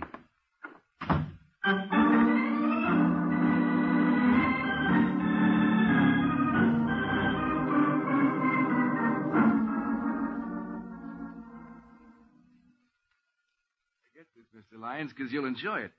After Chuck Morgan goes to all that trouble, Red pulls the gun and leaves Chuck with his tongue hanging out. Well, that's very amusing, Hudson. What happened after that? Oh, Morgan started looking for him again. And what do you think will happen if he finds him this time? The same thing. You don't believe Morgan will kill him? Nah, Morgan's all talk. You think so? I know so. I wouldn't last this long as a private dick if I wasn't a good judge of character, huh? Now, take it from me, nothing's going to happen to Red. Well, that's too bad, Hudson. It would be worth a lot of money to me if something did. Huh? How much is a lot of money? Well, what's the difference? You're not interested. Try me. $2,500. You're right. At that price, I'm not interested. It isn't worth more. Everybody knows that Morgan has threatened Davis. So you run absolutely no risk. What have you got against Red anyway? Well, that's none of your business. Either you want the job or you don't. Well, as long as you put it in that basis, Mr. Lyons, let me think it over.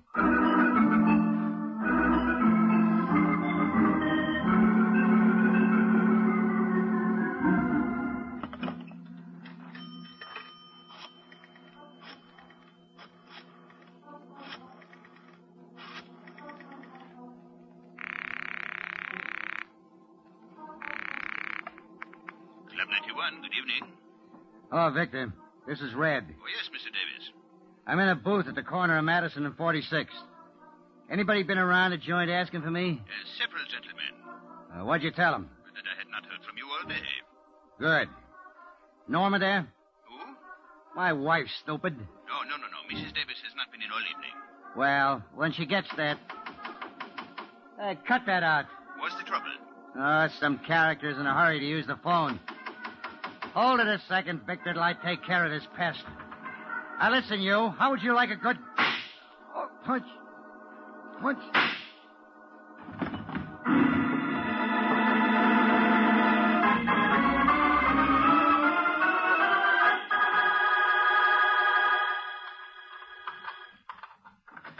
That you, Waring?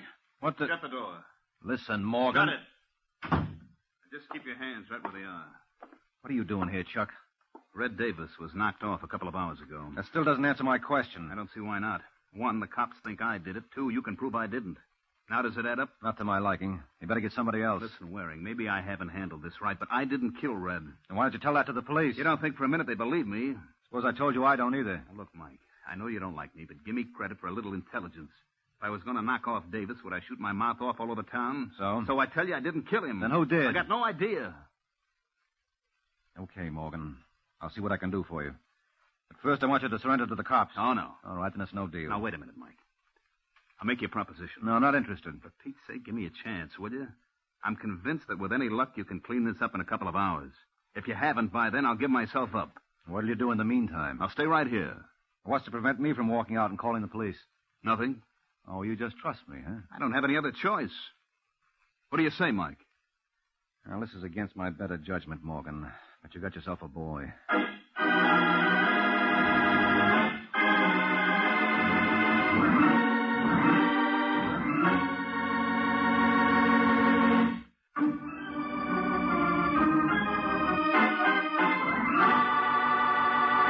Now, back to the adventures of the Falcon.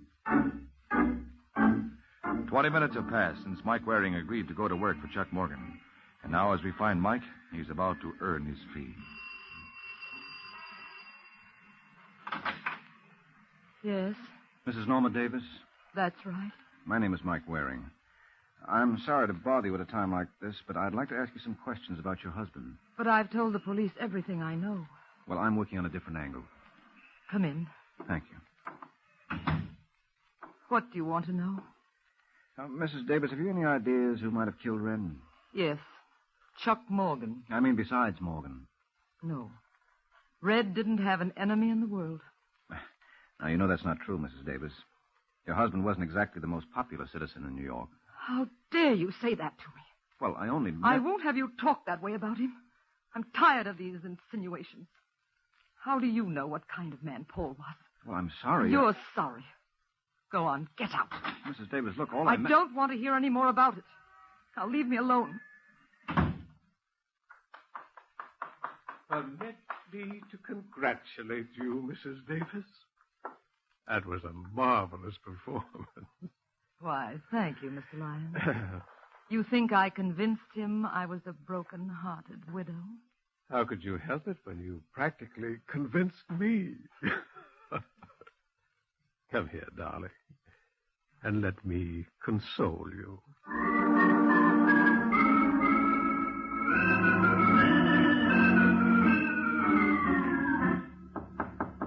Just a second. Yeah? I'm looking for a guy named Larry Hudson. Well, look no further, Mr. Morgan. You, Hudson? That's right. One of my friends told me you wanted to see me. He told you right. Care for a drink? Yeah, I could stand one. Help yourself. Bar's in the corner. Pour me one while you're at it. You're in a bad spot, Chuck. You bring me up here to tell me that? Yeah. Yeah, you see, I know who killed Red Davis.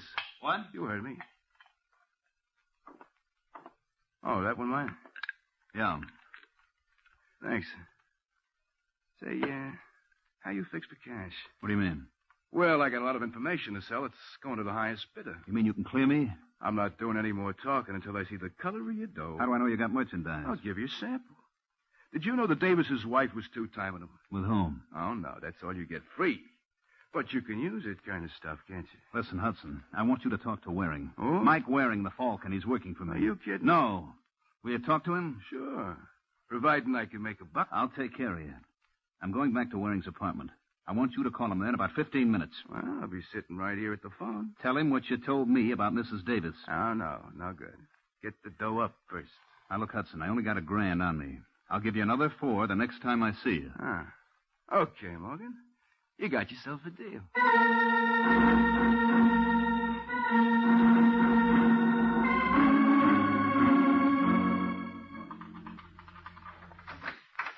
Morgan? Chuck?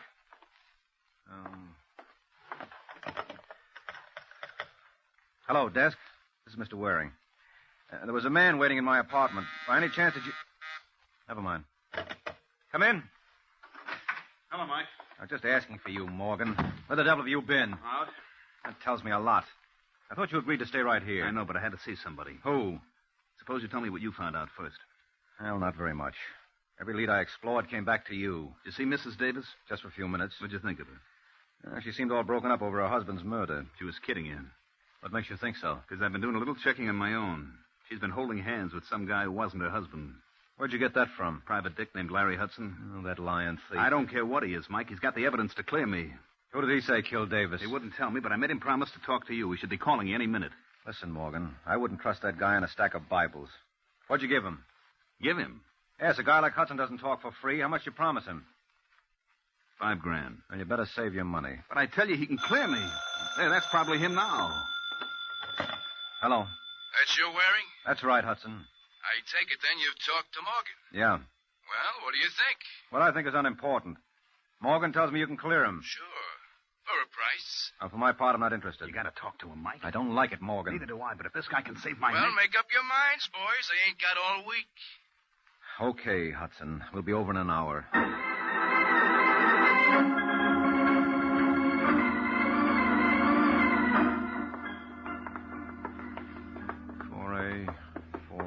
It's over here, Mike. Now, look, I want you to let me handle Hudson and keep your mouth shut. You're the doctor.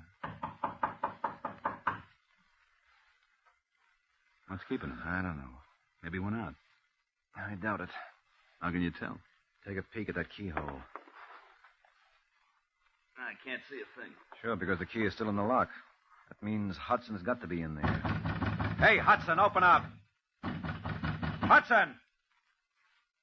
All right, Morgan, give me a hand. What are you going to do? Break it down. Shouldn't take too much effort. Come on, let's go. All right, one more. Should do it. Hudson? Hudson! Where the devil is the light switch? It ought to be somewhere around the door. And watch yourself, Morgan. Wait till I strike a match. I got it. There we are. Mike. Yeah. Don't touch him. Was he dead? Either that or asleep. With that knife in him, what do you think? Hand me the phone. I got to call the cops.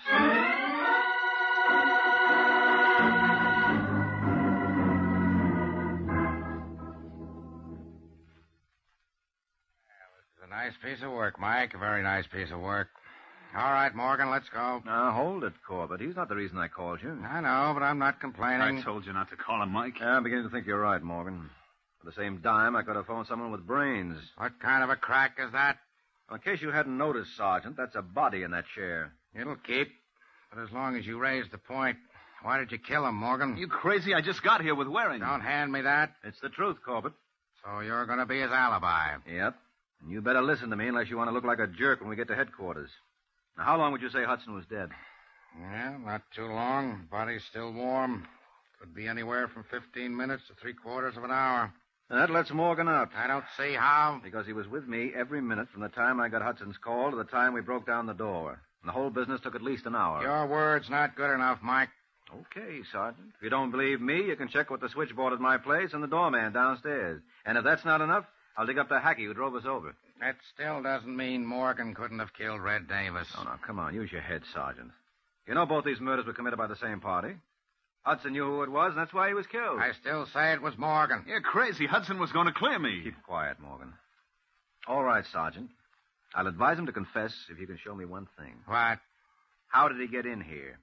You can see the only door was locked from the inside. So what? He could have used the window. Yeah? We'll take a look. There are bars on them. That's right. And no one but a midget could fit through the opening. And there must be another door. Yeah, forget it. There wasn't. And it was a physical impossibility for anyone to have killed Hudson. Yet it was done. How? Well, I can't tell you. But maybe I can take you to the little lady who can. Shall we go?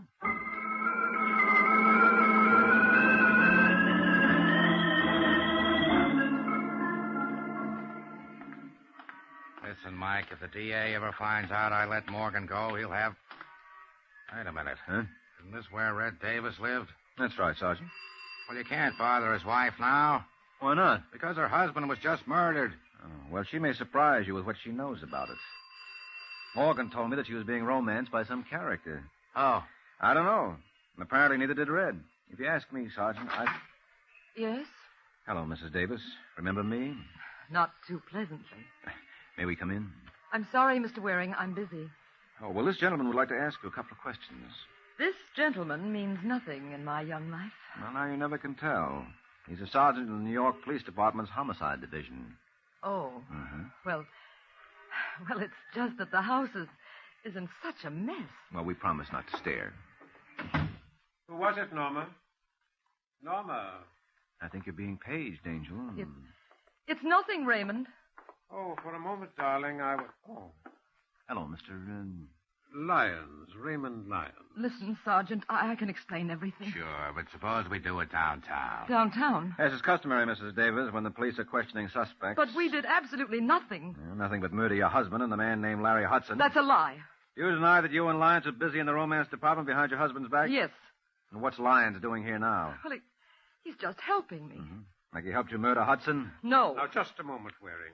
I thought this gentleman was the officer of the law. You're right, Lyons, but if you think my questions are going to be less embarrassing, you're in for a bad shock. Larry Hudson was murdered at 10:45 tonight. Where were you at that time? I was with Norma. That's right. Well, now, that's what I call a wonderful alibi, Sergeant. Too bad there wasn't anyone else around to substantiate it. Oh, but there was, Mr. Waring. A justice of the peace, named Smith, over in Jersey. I think he might recall us. Why should he? Because I gave him $100 to perform the marriage ceremony that made Norma here Mrs. Lyons. I guess he should remember that, don't you?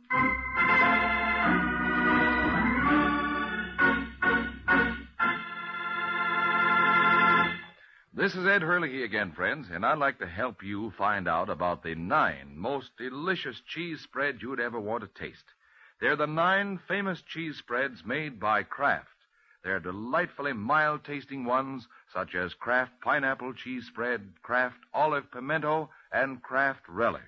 And there are sharp-tasting ones, too, like Roca, Smokell, and Kraft Limburger Cheese Spread. All of them are mighty good to eat. And they're good for you to eat, too, because they're wholesome dairy foods made from only the finest ingredients. For quick, easy snacks and sandwiches, keep your refrigerator stocked with several of the 9 delicious Kraft cheese spreads.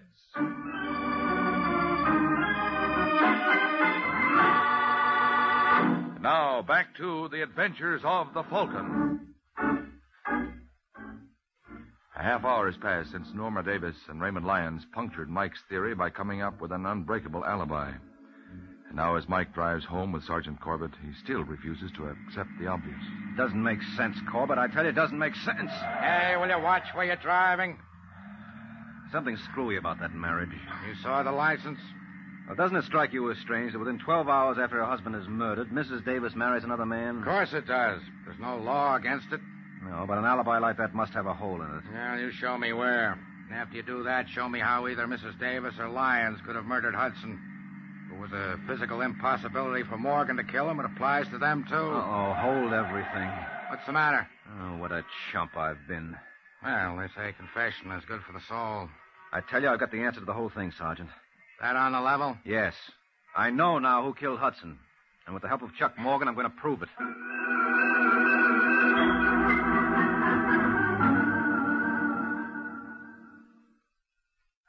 Driving at, Mike. I don't know anything about Mrs. Davis except what I told you before. Well, how did you discover she was seeing Raymond Lyons? I didn't know it was Lyons. All Hudson told me was that it was some man. Mm-hmm. How well did you know Hudson? I met him for the first time today. He got in touch with one of my friends and said he wanted to see me. Well, that puts us right back where we started. Look, Mike, why don't we drop the whole business? Yeah, you'd like that, wouldn't you? Well, sure. The cops know now that I couldn't have killed Hudson. That's where you're wrong.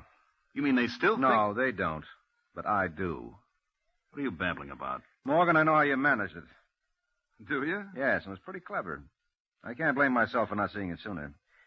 No wonder you insisted I go up and see Hudson. I'm still waiting to hear you explain how I killed him. Well, I'm saving that for the cops. Ah, don't kid yourself, Mike. You've done all the talking you're going to. All right, put away the gun, Morgan. You don't think I'd be sucker enough to come here alone? Funny, I don't see anyone around. You're not looking in the right places. What? Get down, Mike. I'm warning you, Morgan. You better throw your gun in the middle of the room. You want it, Sergeant? Come here. Watch it, Mike. He may be acting. With that hole in his forehead, Corbett, it doesn't call for much ability. Think you better phone the coroner.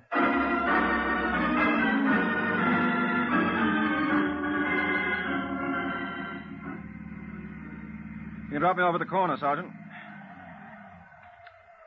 Well, it's been grand. Hold it, Mike.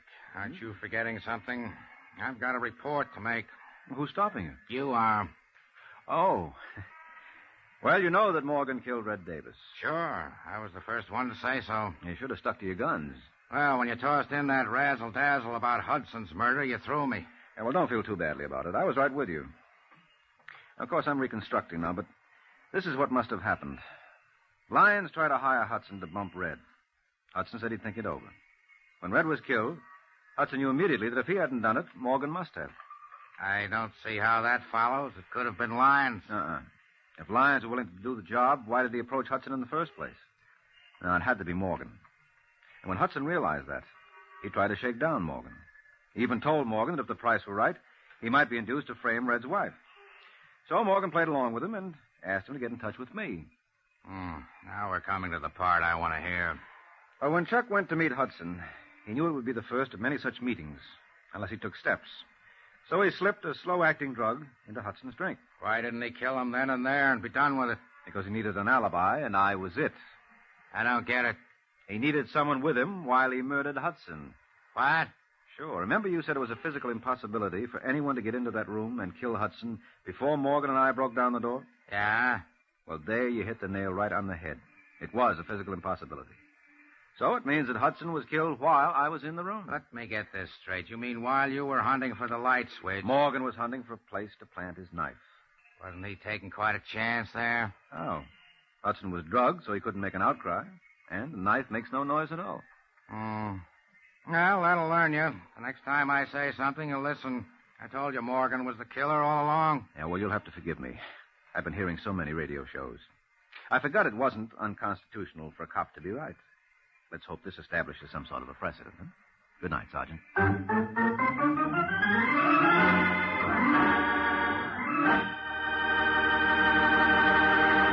It's wonderful as a spread, delicious as a seasoning, superb as a flavor shortening. It's Parquet Margarine, that marvelous all-purpose margarine made by Kraft. Yes, millions prefer Parquet to any other spread, seasoning or shortening, for one big reason. It tastes so good. And it tastes so good because it's always fresh. In states where the law permits, get yellow Parquet in its new aluminum foil Flavor Saver wrap. Elsewhere, get the regular package or Color Quick bag. Get Parkay, Parquet Margarine, made by Kraft. It tastes so good.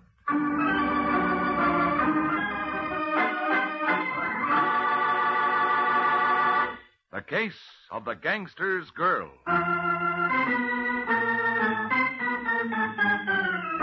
The Case of the Gangster's Girl. That's the title of next week's adventure of the Falcon, when Mike Waring learns that somebody who starts out to be a stool pigeon is likely to end up being a dead pigeon. So be sure to listen at this same time next week to another exciting adventure of the Falcon, brought to you by the Kraft Foods Company.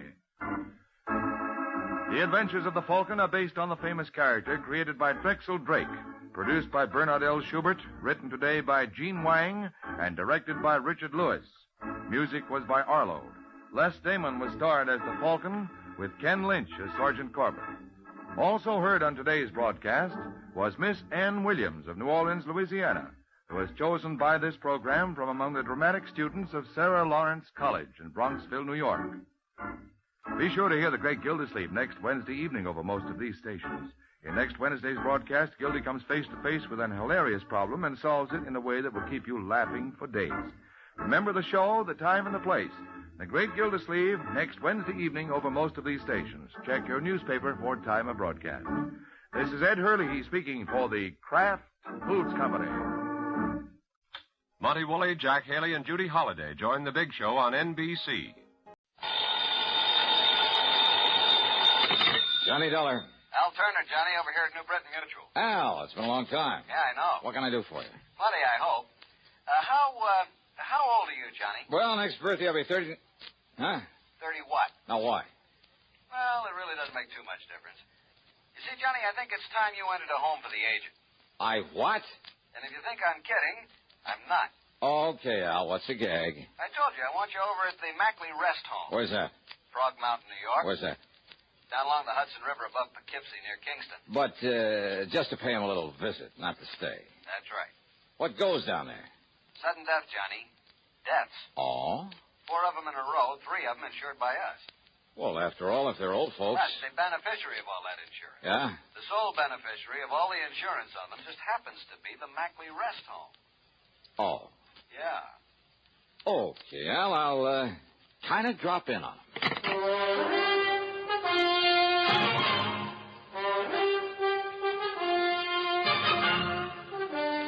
CBS Radio brings you Bob Bailey in the exciting adventures of the man with the action-packed expense account, America's fabulous freelance insurance investigator. Yours truly, Johnny Dollar.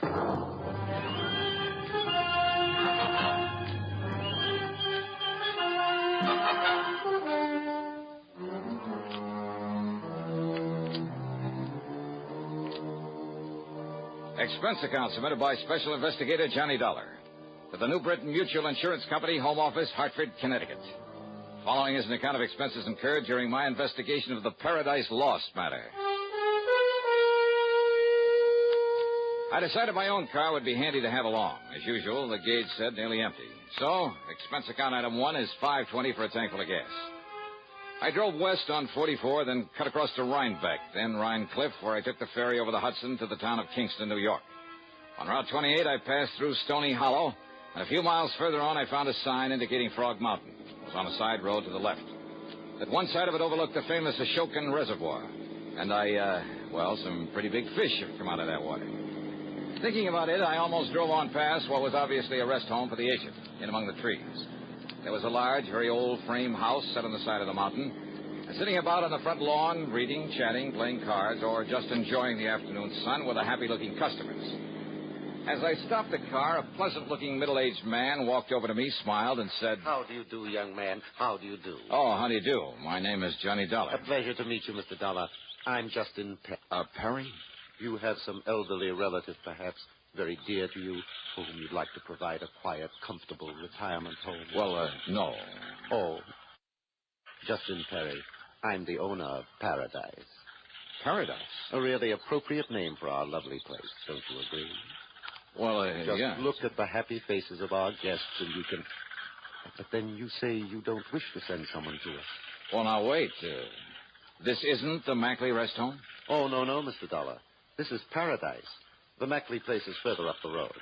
Oh, I see. Well, thanks very much. Dollar, did you say? Yes, that's right. Edward! Yes, Dad? Would you like to show Mr. Dollar the way to the Mackley place? Sure, Dad. Anything you say. Then go ahead. Well, if it's just up the road. About a mile or so. Oh, then I'm sure I'll be able to find it all right. Whatever you say, Mr. Dollar. Sure. Thanks a lot.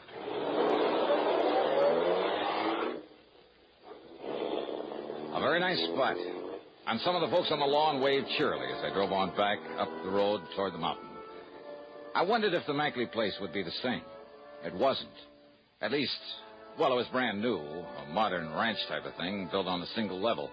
A lot of native stone and glass, all very pretty and smart and practical, but lacking in warmth. The guests, the residents, though well-dressed and apparently wealthy, were sitting by themselves for the most part, reading or just sitting. No one seemed to notice me as I parked my car, then walked in through the door at one side marked office. Yes. Something I can do for you? Mr. Mackley? Yes, that's right. Peter Mackley. And, who are you? My name is Johnny Dollar. Oh, yes, the insurance investigator. How are you? Hiya. Al Turner at the insurance company said you'd be coming along. Won't you sit down? Oh, he did? Yes. Just to be honest about it, I don't see why, though. You don't, huh? Well, now, what do you mean by that, Mr. Dollar? Well, it's quite a layout you have here, Mr. Mackley. Must have set you back a lot of money. Well, that's no secret. But I suppose it's all bought and paid for. No, far from it, Mr. Dollar. It'll be some years before we get our heads above water. Even with the help of 2 or 3 nice, fat insurance legacies?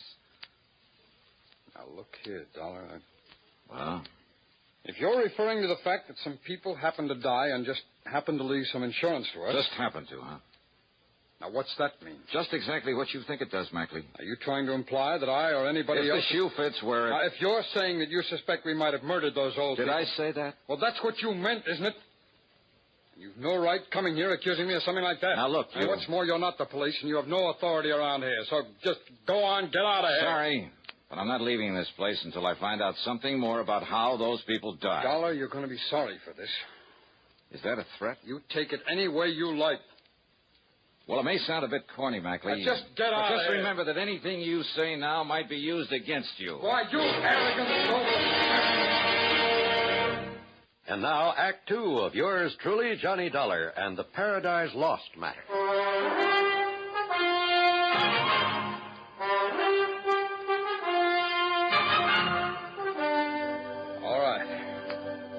All right, Mr. Dollar. I freely admit it was too bad that 4 of the old people died here within a month and a half. It's most pathetic, most unexpected. What's more important to me is that it gives our place a black eye. Unexpected by whom, Mr. Mackley? By everyone, including the doctor who comes up here from Kingston to attend them and who is always on call in case of emergency. Who is this doctor? He's Dr. Nathan Way. He's from over in Kingston. Just how did these 4 people die? Well, according to their death certificates, the first one was an accident. Old Mr. Bartley slipped and fell off the corner of the porch one night while he was walking in his sleep. Slipped or was pushed? Now, look here, Dollar. Okay. What about the other three? They were natural causes. That is, their hearts gave out. According to the death certificates. That's right. Well, what really happened? Poison, perhaps? Something like that? Dollar, you don't know what you're talking about. We'll see, Mr. Mackley. Now, where'll I find this Dr. Way? Someone mentioned my name. Hello, Doctor. Hello, Peter. Doctor, this is Johnny Dollar. He's an investigator from the insurance company. How do you do, Mr. Dollar? Doctor? Dollar seems to have the fantastic idea that the recent deaths here were deliberate. Yes, What? yes, in order that we could benefit from the insurance, those fine old people were kind enough to leave us. Well, now, that is rather absurd, Mr. Dollar. Is it, Doctor? This place is up to its neck in debt. I told you that, Dollar. But isn't that to be expected when you consider the cost of building a fine new establishment like this? All right. After all, it's less than 2 years old. And what did you do before this, Mackley? In some business where you could go around making contacts that would assure you plenty of wealthy, gullible customers for this racket? Dollar. Well? Dollar, my wife and I have been in this business of taking care of old people ever since my parents died. That's over 15 years ago. Yeah, where? In Pennsylvania. I can check on that, you know. I know that. Why did you pack up and come here to New York? Tell him, Peter. Well, for one thing, the air. The climate is much better here than it was in the coal region. Yes? And? Tell him, Peter. Well, we had to close down over there. Why? Because our building, our facilities were considered substandard according to some new regulations. And suddenly a lot of your patients started dying off? No, nothing of the sort. Peter is telling you the truth, Mr. Dollar. You investigated, Dr. Way? Well, no, not exactly. I see. But I have talked with many of these fine old people who moved from there to here, and they are intelligent, wealthy people. Wealthy? Yes. Yeah, I'll bet they are. Dollar, will you listen to me? And it was so easy to talk a lot of them into buying a hunk of insurance and making this place the beneficiary. Now, that's not true. Isn't it? Then how come 3 of the 4 people who suddenly died around here? No, it isn't true, Mr. Dollar. It was I who suggested to them, unknown to Peter, that they leave something to this rest home. You? And they thanked me and wondered why they hadn't thought of it before. How many of your people are planning to leave you money, Mackley? I don't know, Dollar. I don't know if any of them are. And what's more, I don't care. My wife and I knew the financial responsibility we were taking on in the beginning. And unless we lose our reputation, our clientele, through more of these unfortunate deaths... Oh, sure, they're bad for business, aren't they? Yes, they are. Exactly, Mr. Dollar. But as long as the insurance money keeps rolling Dollar, in... will you stop it? No. Now, Dr. Way. Mr. Dollar, I'm afraid these accusations... Tell me this, Doctor. You issued the death certificates, huh? I did. For all of them. You made autopsies on them all, huh? Well, good heavens, no. Why not? The accident in case of Mr. Bartley was all too obviously an accident. Was it? As for the others, well, after all, they were well along in years. Oh, so you gave them a quick once-over, scribbled down natural causes and let it go at that. And that's why I want those bodies exhumed and autopsies performed. Mr. Dollar. First, though, I'm checking up on you. Well, by all means, do. I want you to. Oh, I will. Meantime, if you like, I'll drive back to Kingston and arrange for the bodies to be made available. Yeah, you do that.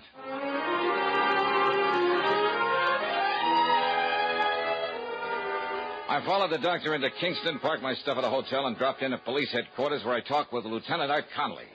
Dollar, I'm glad you're looking into this. Frog Mountain's a bit out of our jurisdiction, officially, that is. But I've wondered about those deaths myself. Well, how much do you know about Peter Mackley, Lieutenant? Well, I've thought a lot of that man ever since he came to these parts. Oh? Yeah, he's not the kind you might expect to be running an old folks' home, but, well, he's okay. I see. How well do you know Dr. Way?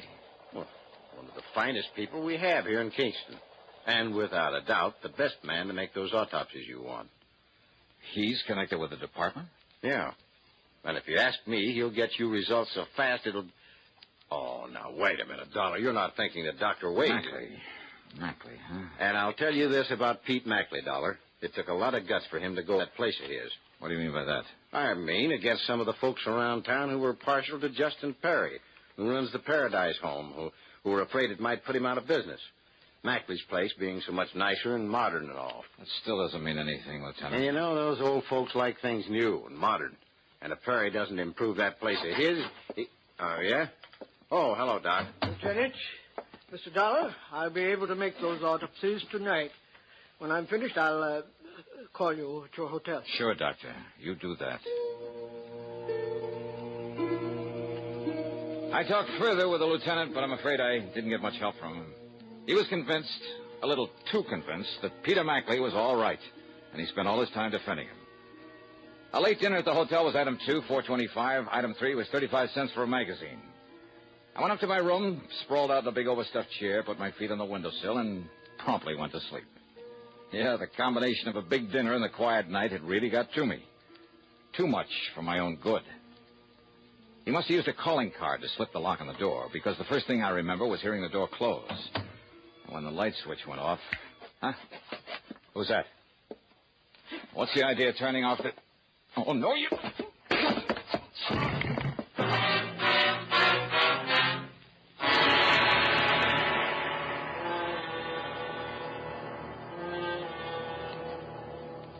And now, Act 3 of yours truly, Johnny Dollar.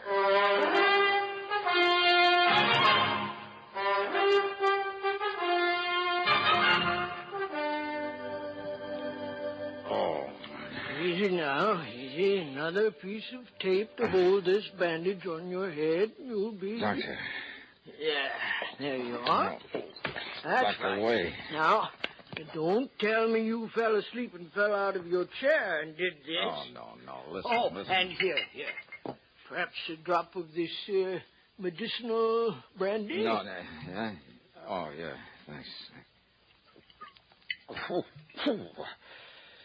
Hey. Hey, look, it's morning. Yes, and I've done the autopsies. Oh? I knocked on your door and didn't get any answer. Doc, listen. But it wasn't locked, so I came on in and, what happened? Oh, somebody sneaked in and slugged me. Who? Are you kidding? But come on, what about the autopsies? Yes. Well, no question about it. Mr. Bartley's death was an accident. But the others? Poison.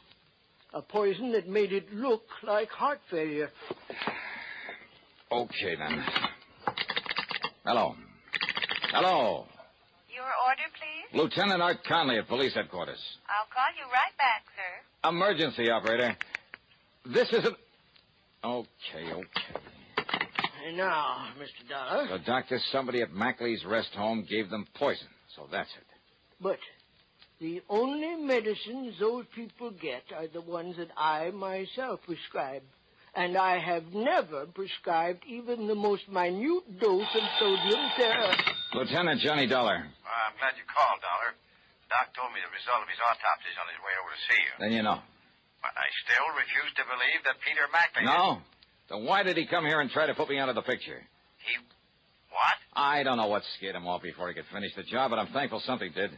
When? Last night I was asleep. Oh, well, then you're wrong. It wasn't Peter Mackley. No?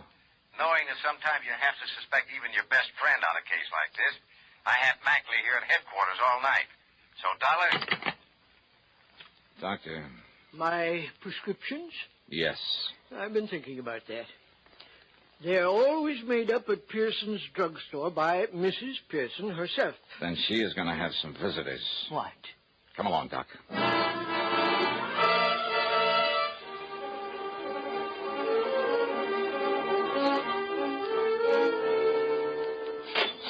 Thank you, Mrs. Williams, and I hope that makes you feel better. Well, Doctor, it's so early in the morning. Mrs. Pearson, this is Johnny Dollar, special investigator. Oh, how exciting. Mrs. Pearson, I want to know if you stock a drug called sodium What'd you call it, Doctor? I didn't, but it's sodium theramolicylate. Oh. But I doubt very much. Yes, I do. You do? Old Dr. Morley, the veterinarian, used it now and then to take care of hopeless animal cases. And you have it here now? Yes. One of these back shelves, I have a single bottle that I... Hey, wait a minute. Yes? On that motorcycle out there with a sidecar.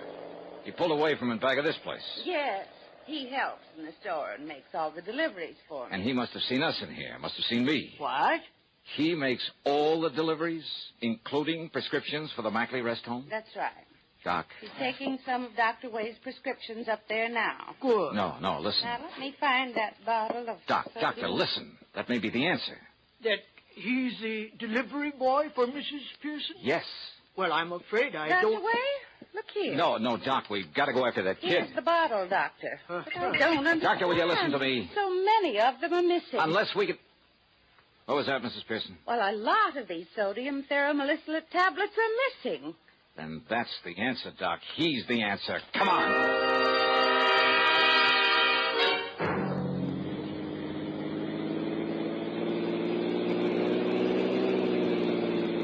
Have you ever tried to chase a motorcycle up a tortuous, treacherous mountain road? Well, I did. We did. And the sidecar was the only thing that kept him from running away from us. And the fact that he kept looking back, knowing we were chasing him. No, he'll kill himself. Looking back at us. That was his big mistake. He'll never make that turn. That was young Edward Perry's fatal mistake.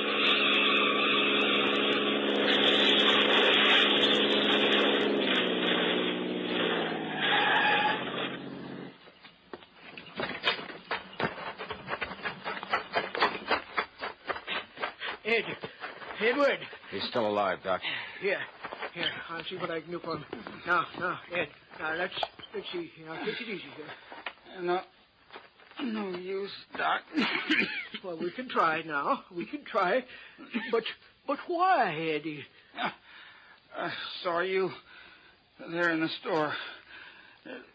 Saw $1 there. All right, just take it easy. Knew you'd got wise that I was putting that poison in Doc's prescription. Give him something to knock him out, Doctor. I'm afraid there's no use. I'm afraid... But it was Dad who... Justin Perry. Dad made me. Said if enough people at Mackley's died off, they'd...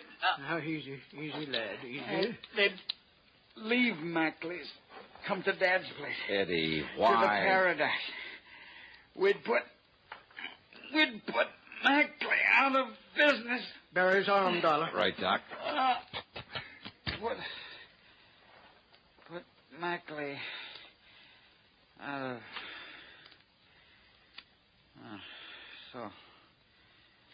So long, Doc.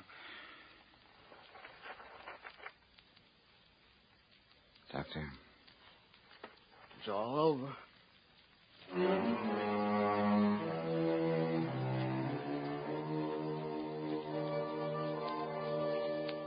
Oh, I don't know. I don't know what the courts will do. Ask me, Justin Perry murdered his son as much as though he'd done it with his own two... I don't know. Expense account total, call it $50. Yours truly, Johnny Dollar.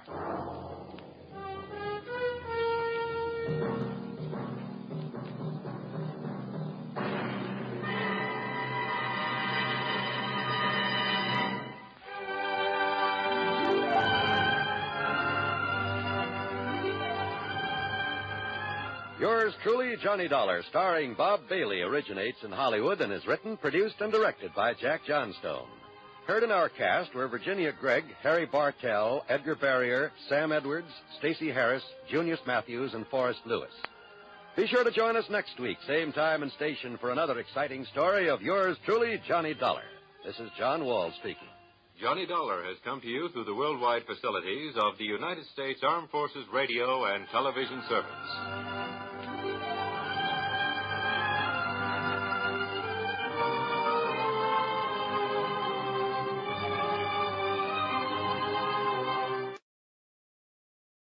Stay tuned for Nero Wolfe. If the chimes shudder a little on Sunday afternoon, well, they know there's mystery in store Sunday with men of action like Mike Waring, better known as the Falcon, who brings his fearless and romantic touch to the solution of another mystery. After the Falcon, it's high adventure. Then the big guy steps in. The new private eye Charlie Weil concludes with a few casual homicides. The chimes mean mystery and action this Sunday afternoon on NBC. Transcribed. My boss is the smartest and the stubbornest, the fattest and the laziest, the cleverest and the craziest, the most extravagant detective in the world, Nero Wolfe.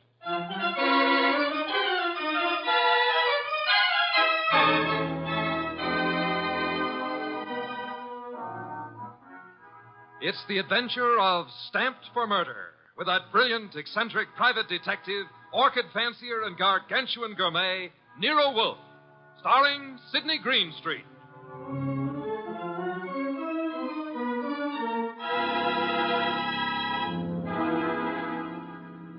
Instructions for this morning, Archie. Your notebook, please.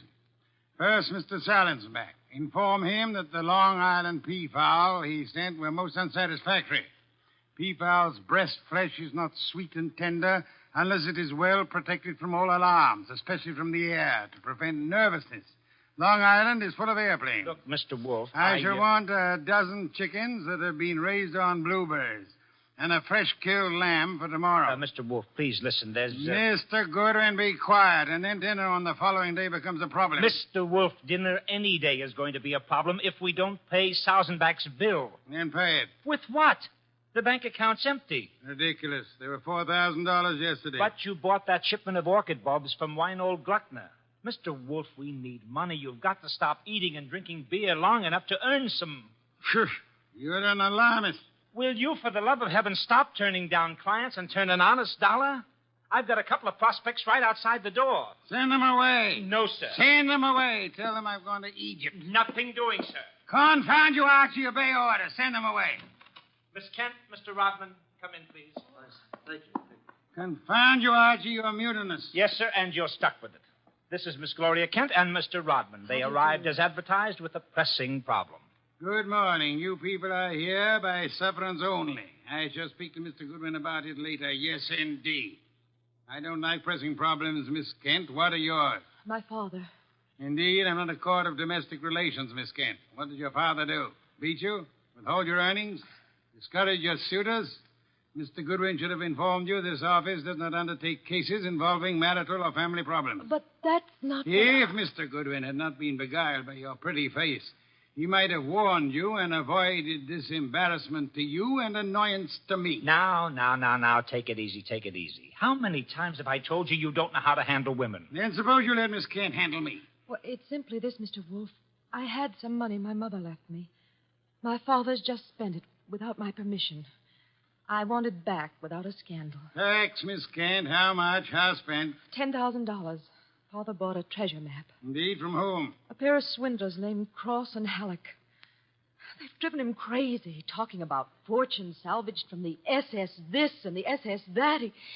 He's got a map and old letters he studies. He's childish. Many fortunes have been recovered. Many more await on the sea bottom. How do you know your father has been duped? Well, I know. You do, Mr. Rodman. Yes. Cross and Halleck bought some old letters from me, written by my grandfather from Hawaii. They used them to manufacture the map and evidence. And that's what they sold to Kent. Father thought he was being so clever. He had the paper analyzed. Of course, the document research laboratory said the letters were genuine. They were. But something new had been added. I'd have never known if Mr. Rodman hadn't told me. You're a party to the swindle, Mr. Rodman? I was not. I never knew what they were up to. Mr. Wolfe, you've got to help me. I can't do anything with Father. I can't convince him. Even Mr. Rodman can't. No, Miss Kent, I'm sorry. This is not for me. But you must. You must. Not in my office, madam. No tears. Please, Archie, stop her. Okay. Archie, when Miss Kent has finished her disgraceful exhibition, show them out. How dare he walk out on us like he was... Easy. I know him. You don't. He gets into a panic when women cry, or else he's curious about what Fritz is cooking for lunch. Now, just wait a minute, please. Oh, aren't you ashamed of yourself walking out like that on that poor kid? That hysterical gamma. She's lost all of her money. She needs help. I charge high fees, Archie. So charge a small fee. Do you want her to starve? Good heavens. Starve? How monstrous. I'm not kidding. While you'll be in here smelling your dinner, she and her father will be starving. I thought you were bringing me a paying client. Well, this is different. She's, You're beautiful. Archie, you're impossible. Oh, very well. Go back into them. Get names, addresses, facts. I am not committed to Miss Kent's case, but we'll see. Be a tribute I pay for your weakness for a pretty face.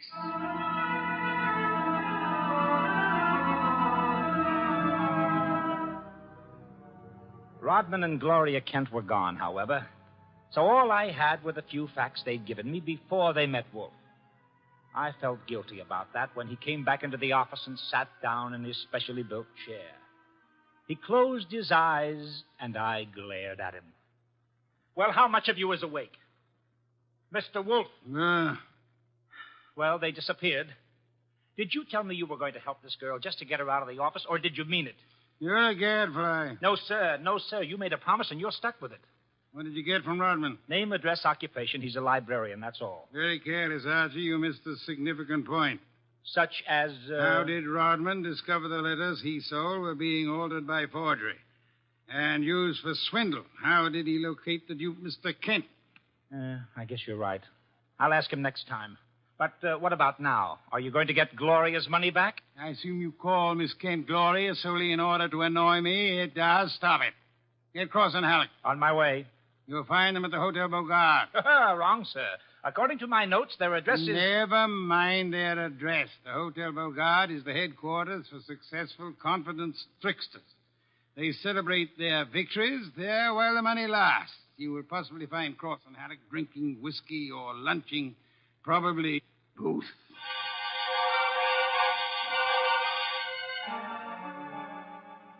I located Cross and Halleck in the hotel bar and lured them back to our place on 35th Street. Wolf was sitting behind his desk with his hands crossed on his impressive middle, at peace with his lunch and the world when I ushered them in. He sat bolt upright and scorched me with a look. Good afternoon, Mr. Wolf. The tall one's name is Cross, the short one is Halleck. They want to help me invest my money. Gentlemen, Mr. Nero Wolf. What? Who? Nero Wolf. Hey, what is this? Confound you, Archie. How drunk are they? Not too drunk for business. Let's get out of here. Come on. Wait a minute. You want me to keep him here, Mr. Wolf? Not by violence, Archie. Come back here, gentlemen. Unless you want 7 years in the state penitentiary. You got nothing on us, Wolf. Nothing. I have the Kent case. The Kent? That's a laugh. We're sitting pretty. You are not, sir. You imagine you possess legal immunity. Mr. Kent believes you are grotesque balderdash and will not sue for fraud. Miss Kent cannot sue because she is reluctant to accuse her father of wrongfully obtaining her money. Ergo, you think you are invulnerable. Now, listen. But you forget me. I'm a detective with a fee to earn. A big fee. Quiet, Archie. I am determined to get that fee. Therefore, as Miss Kent's agent, I can and will bring action against you. I'm indifferent to her tears or her father's disgrace. I'm indifferent to anything outside of money. You will return the $10,000 to me at once, sir, or you'll be in jail by morning. You mean that? I do, Mr. Cross. Alec, come here.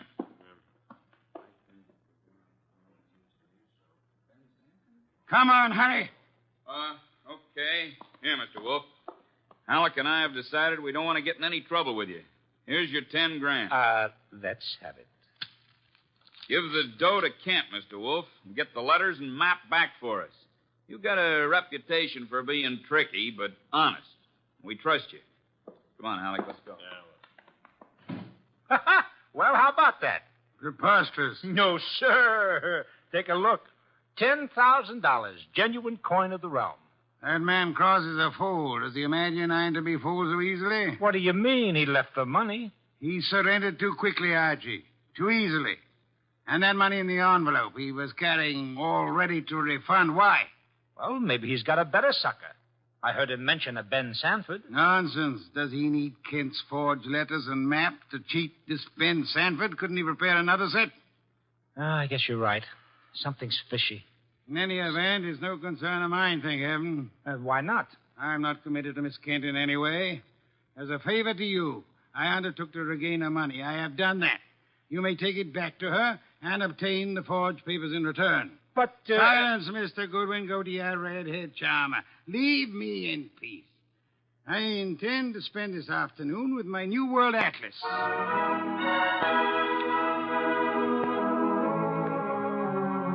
I left him 3,000 miles up the Amazon with his magnifying glass and drove up to East 69th Street.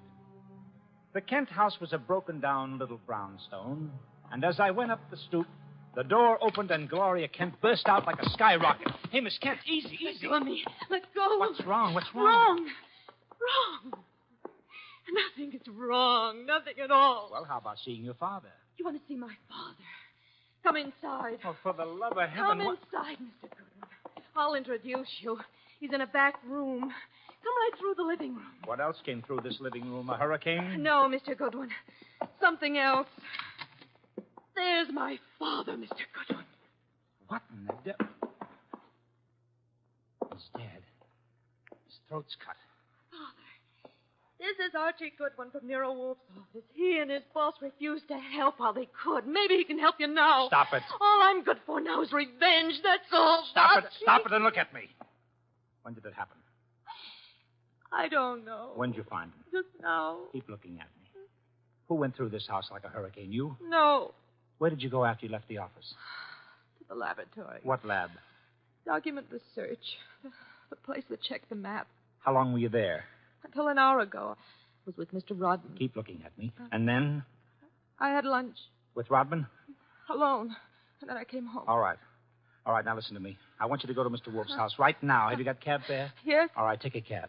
I've got to stay here, but I'll call Mr. Wolf and tell him you're on the way. Now, get.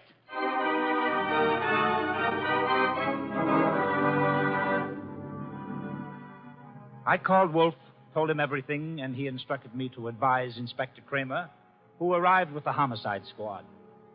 I gave the inspector everything while the squad photographed and measured, print dusted and detected.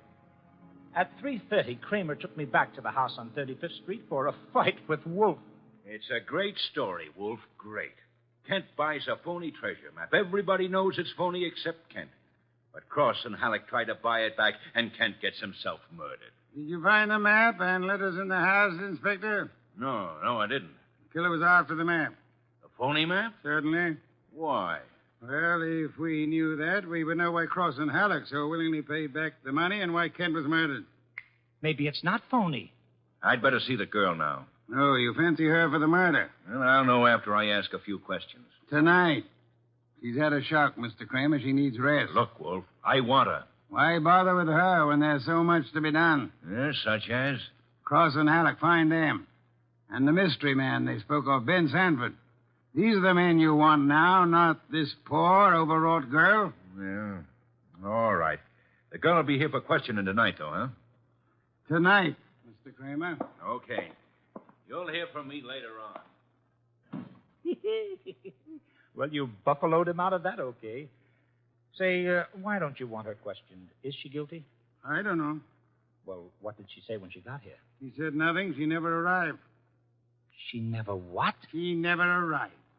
Well, then why did you tell Kramer she was resting? Would he have believed the truth? She must be found. More important, we must learn why forged letters and forged map produces turmoil. Find the killer and you find the map. You said so. I said the reverse, which is an altogether different statement. Archie, I want a photograph of that map. Get it. Oh, sure. Any particular camera you want me to use? You'll find the photograph at 200 Vanderbilt Street. Are you kidding? The lab cannot check the authenticity of old papers without photographing them in ultraviolet light, infrared light, and so on. If this document research lab has examined those papers, they will have photographs. Get them.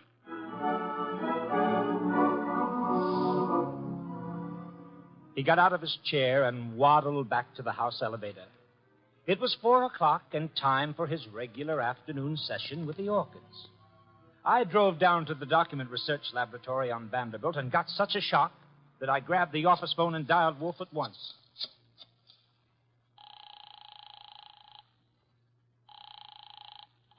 This is Nero Wolf. Mr. Wolf, Archie here.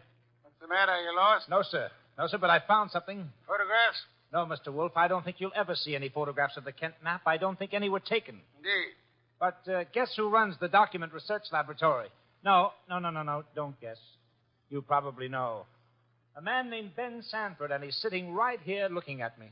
Bring him home with you. Home? But it's 4 p.m. This is the sacred hour when you pray over your orchids. Then Mr. Sanford can join the ceremony.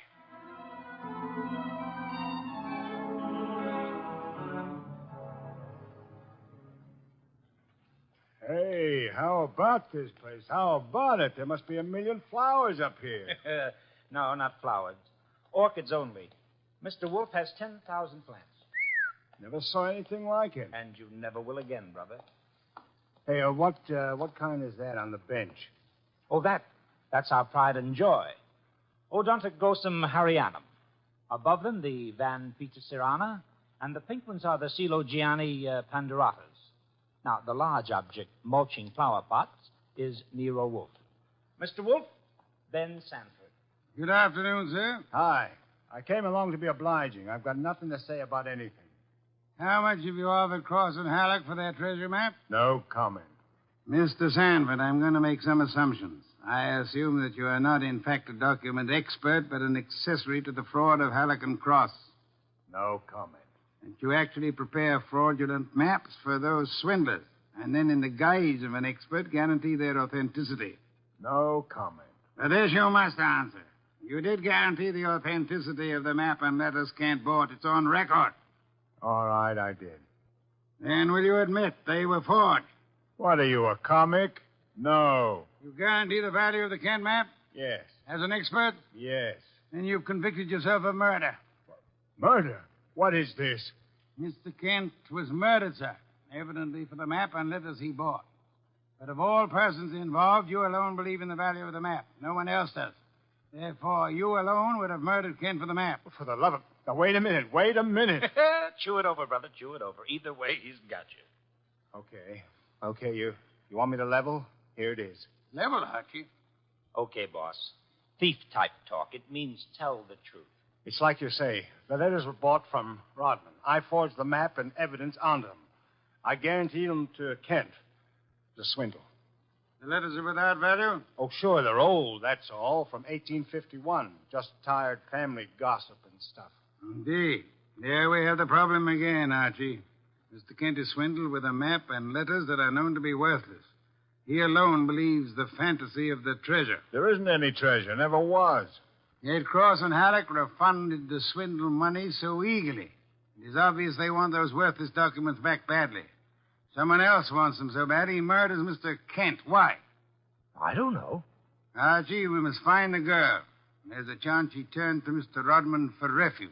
I'm sorry you'll have to go there at once. If the girl isn't there, bring Rodman.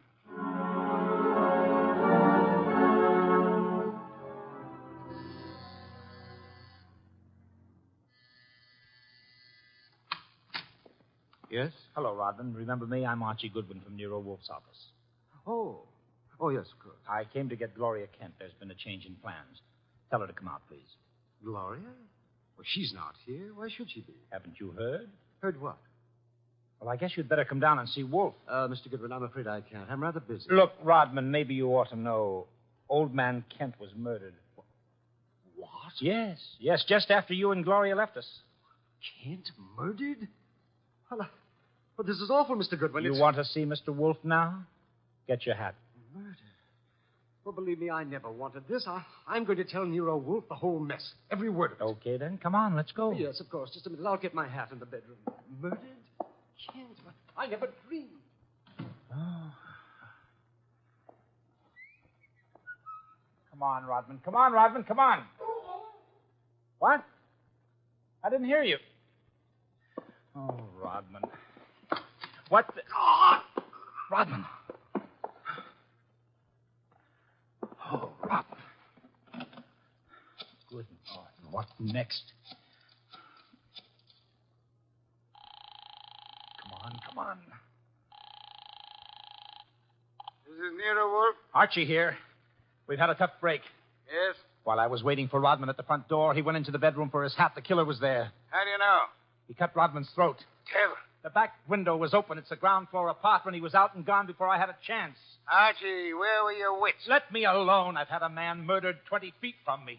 You think I'm cheering? Mr. Kramer is here, and he has news for us, Archie. He could not locate Cross and Halleck in their apartment. They had not been home all day. The maid informed him that she was waiting for her weekly salary. Well, so what? She was most angry and peppery, Mr. Kramer informs me. Red pepper? Exactly. Okay, maybe I know what you mean. I'll try to deliver the goods this time. Goodbye.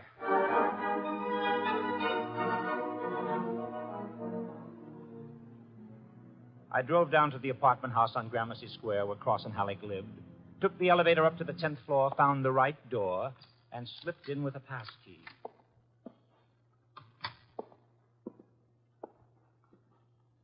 Come on out. Come out wherever you are. I know you're in here. You fooled Kramer pretending to be the maid, but you didn't fool Wolf. You'd better... Gloria! Cut it out, you idiot. Lay off. It's Archie, you dope. Archie Goodwin from Nero Wolf's office. Remember me? Go. Give me the gun, Gloria. Give it to me. That's right. Who did you think I was? Halleck. Oh, brilliant. So Wolf figured you out, huh?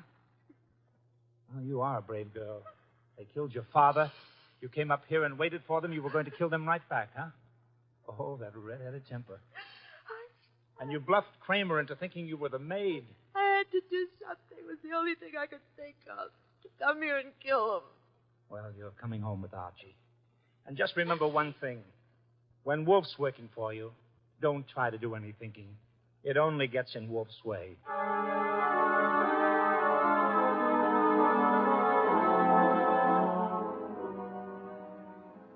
I got Gloria Kent back to the house at 7 o'clock. I parked the car, brought her into the office, and got the shock of my life.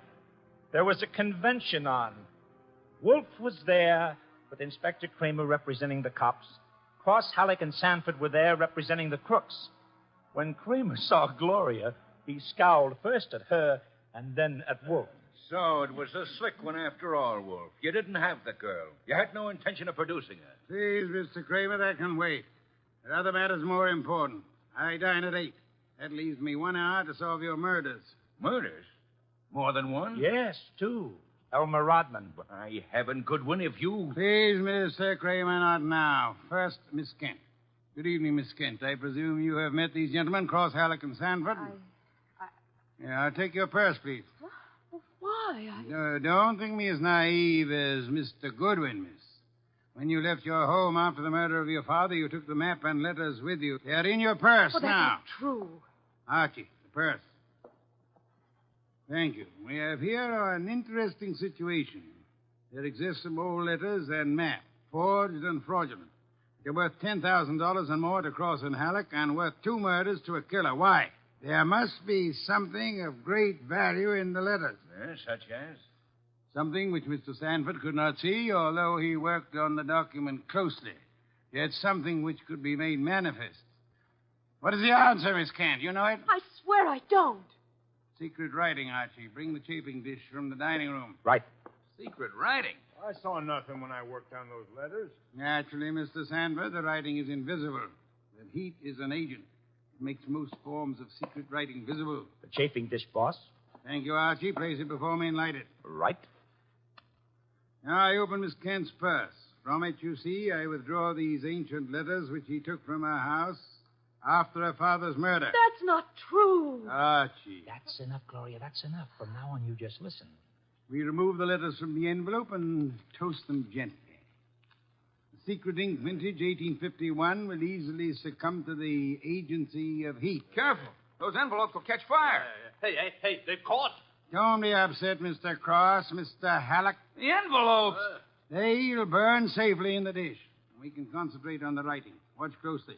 I don't want to be accused of trickery. You fat fool. The envelopes are everything. Put them out, Sanford. Don't sit there. Put them out. Why, Mr. Halleck? Well, the stamps, the missionaries, are worth a fortune. The missionary. Of course. You know that. Mr. Cross knows. So does Mr. Sanford, right? Yeah. Cross Sanford knows, you old fool. Let me... Mr. Sanford is not alarmed. Why not, sir? I don't know what you're talking about. $50,000 or $100,000 is burning before your eyes, Mr. Sanford. Cross and Halleck are burning their fingers, putting out the flaming envelopes. And you sit there quite indifferently. Why? Well, You know the value of the missionary stamps on the letters you bought from Rodman. But you know these aren't the real letters. Isn't that it? Not the real letters? I told you I'm tough to crack, Wolf. You didn't fool me with those dummies. Dummies, how do you know? Mr. Cross didn't know. Mr. Halleck didn't know. How did you? Well, I'll tell you, sir. Only one man could know I was framing Miss Kent as a decoy Only one man could know. I prepared these dummy letters and pretended to take them from her purse, and that is the killer. The man who murdered her father and stole the map and letters this morning. You, sir, Mr. Sanford. Well, I'll be... Mr. Kramer, there's your killer. You'll find the missing map and letters on him or concealed in his home or office. You won't need the evidence anyway. Look at his face. He's self-confessed. Self-confessed like fun. He was booby-trapped.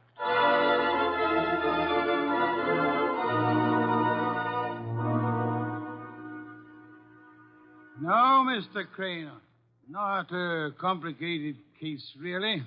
Very simple. Elmer Rodman sold a packet of old family letters to the swindlers for a small sum. They used the letters to perpetrate their fraud on Miss Kent's father. And the stamps on the letters were valuable? They were a special Hawaiian issue 1851, Miss Kent. Nicknamed missionaries, because missionaries used them for writing home.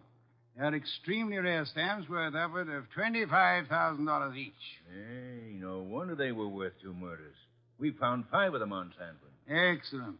Somewhere or other, Rodman discovered the value of the stamps after he sold the letters. In his effort to get them back, he communicated his discovery to the swindlers, Cross, Halleck, and Sanford. So that's why they refunded the money so fast. Precisely, in an effort to have the sale rescinded. Rodman sought out Kent and tried to convince him of the fraud. Alas, he would not listen to the truth, Mr. Kramer. Oh, I get it. And while the others were hassling around, Sanford tried to steal a march and quietly resorted to murder. There you have it. Ha-ha! Great job, boss. Great job. So Gloria not only gets her 10 grand back, but 5 times 25, which is about 125,000 worth of goodies. Now, figuring your rates by the hour, that means you've done a gratis job worth about... Yes, Ken. I did not, nor will I demand a large fee for what I've done. I will not go back on my word. But I can beg for a favor. I'll only be too happy to... Wait. I asked something that will not be easy to grant. What is it? Will you use your red hair, your pretty face, your admirable figure, and your ample fortune to lure Mr. Goodwin away from this house tonight? I would like to enjoy my dinner in peace. That won't be difficult, Mr. Wolf. Let's have an understanding right now, Gloria. Difficult for you or for me? I'll be delighted. Indeed. To spend an evening with Mr. Goodwin, there is only one word for you, Miss Kent. Intrepid.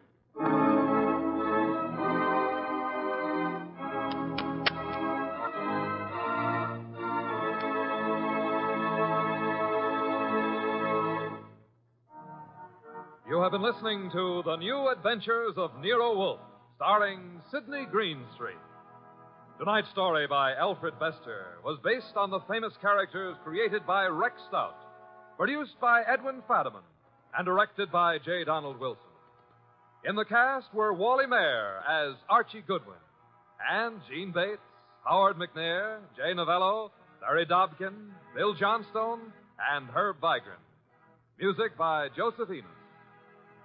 Next week at this same time, Nero Wolfe and Archie will bring you The Case of the Careworn Cup. Don Stanley speaking. The preceding was transcribed. 3 chimes mean good times on NBC. The chimes ring for Dennis Day and Judy Canova tomorrow night on NBC. Also, Judy Canova prepares to go operatic tomorrow because her special guest is Ezio Pinza. This is Chester William Bendix Riley. The Man Called X follows on NBC.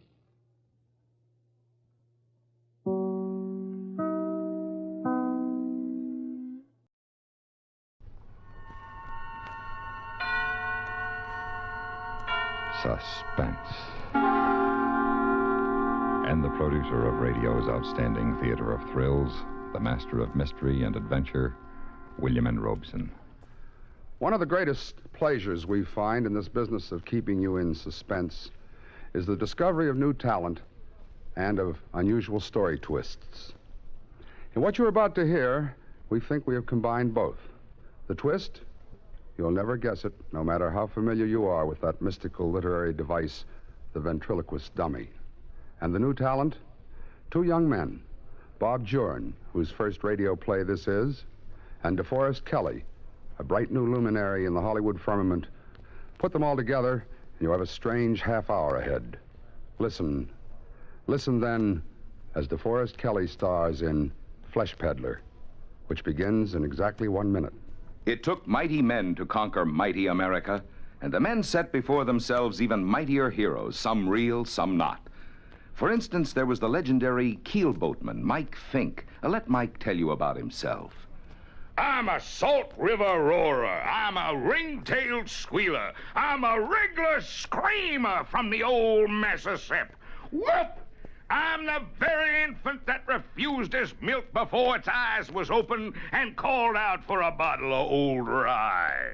I love the women, and I'm chock full of fight. I'm half wild horse and half cockeyed alligator. I can hit like fourth-proof lightning, and every lick I make in the woods lets in an acre of sunshine. I can outrun, outjump, outshoot, outbrag, outdrink, and outfight any man from Pittsburgh to New Orleans and back again to St. Louis.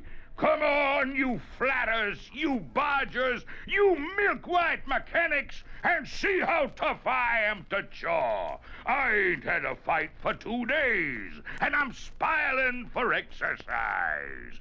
Cock-a-doodle-doo!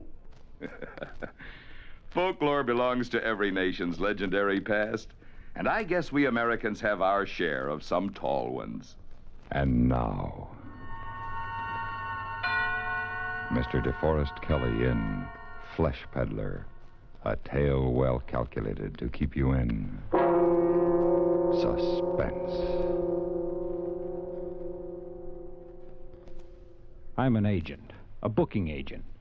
Flesh peddlers, we are sometimes unkindly called. But I don't peddle flesh. I sell talent. Singers, musicians, nightclub acts. And I'm pretty good at it. I've got an instinct for talent. When I find a new act that's really got it, I go after it until it's mine. Only the ventriloquist team of Wilson and Oliver, I wish I'd never heard of them. Then I could sleep better nights.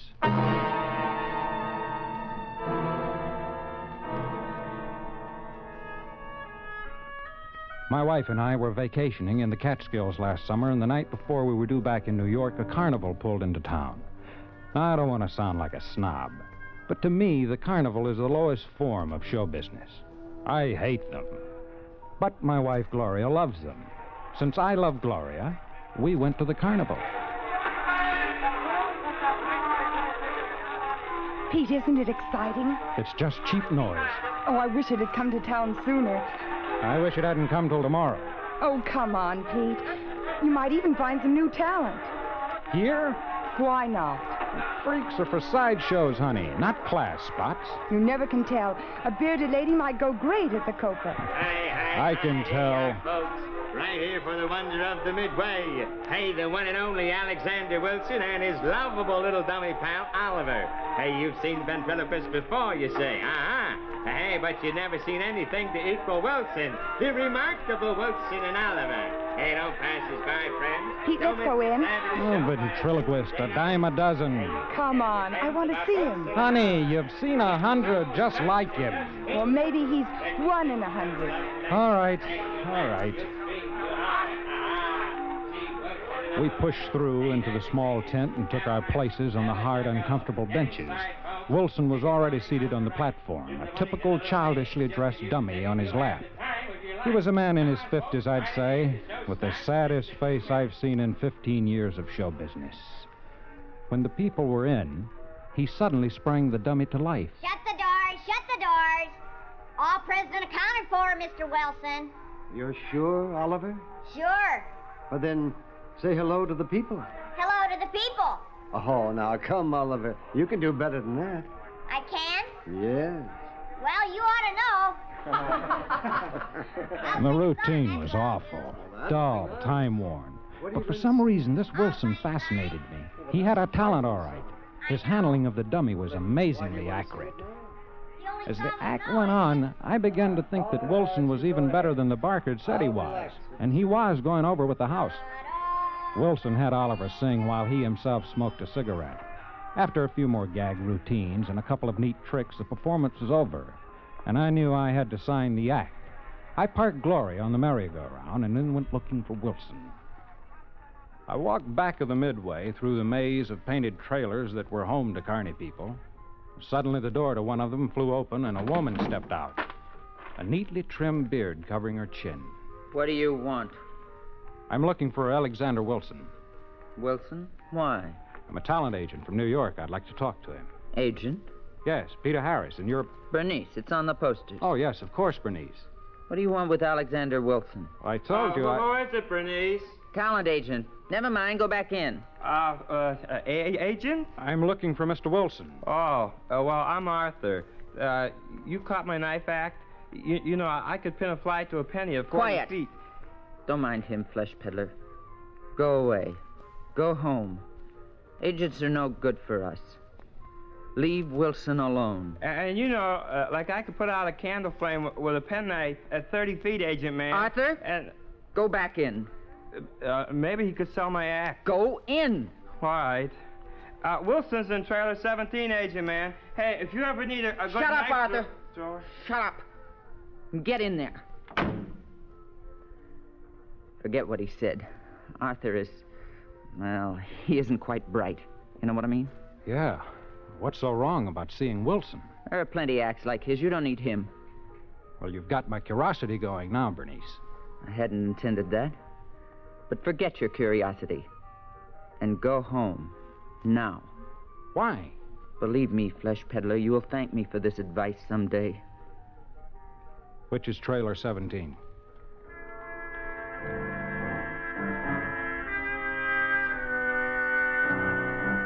I couldn't see why Bernice was so huffy. It was none of her business anyway. I roamed through the trailers with my cigarette lighter held high, looking for number 17. Finally, I found it. A small aluminum antique set apart from the rest, with a pre-war Chevy attached to it. The trailer was completely dark. Mr. Wilson. What is it? I'm Peter Harris. I'd like to talk to you. What do you want? Well, I'm an agent, Mr. Wilson. I'd like to see you. Just a minute. Yes? I just caught your act, Mr. Wilson. I enjoyed it very much. Thank you. I'd like to do business with you. Do business? Here's my card. My office places acts on all 4 networks and all the principal nightclubs. I'm afraid it's out of the question. I never play nightclubs. But... Yes, I never play nightclubs, Mr. Harris. Well, could I come in for a moment, explain my setup? Maybe when you... No, forgive me for appearing short, but I'm not interested in any offer you have to make. To begin with, I can get you $200 a week. Oh, excuse me. $250? No, I'm very tired, if you'll pardon me. Okay, Mr. Wilson. But will you tell me why you want to stay with a 2-bit freak show when you could make a small fortune working with me? No. No, I'm afraid I can't tell you. Good night. I suppose I should have forgotten all about it, but I'm not used to the brush off. Like I say, when I see an act I want, I go after it until I get it. And then there was something about Wilson's reluctance that wasn't somehow on the level. As I walked back toward the bright lights and the noise of the midway, a figure stepped from behind one of the darkened trailers. So you saw him? Oh, Bernice. Yes, I saw him. And are you satisfied? Not at all. Just more curious. Exactly. Only fools push their noses into other people's business, flesh peddler. Harris is the name. And only fools get themselves and other people into trouble. Trouble? All I wanted was to offer him a nice fat job, $250 a week, and he slammed the door in my face. Alexander Wilson cannot leave this carnival. Why?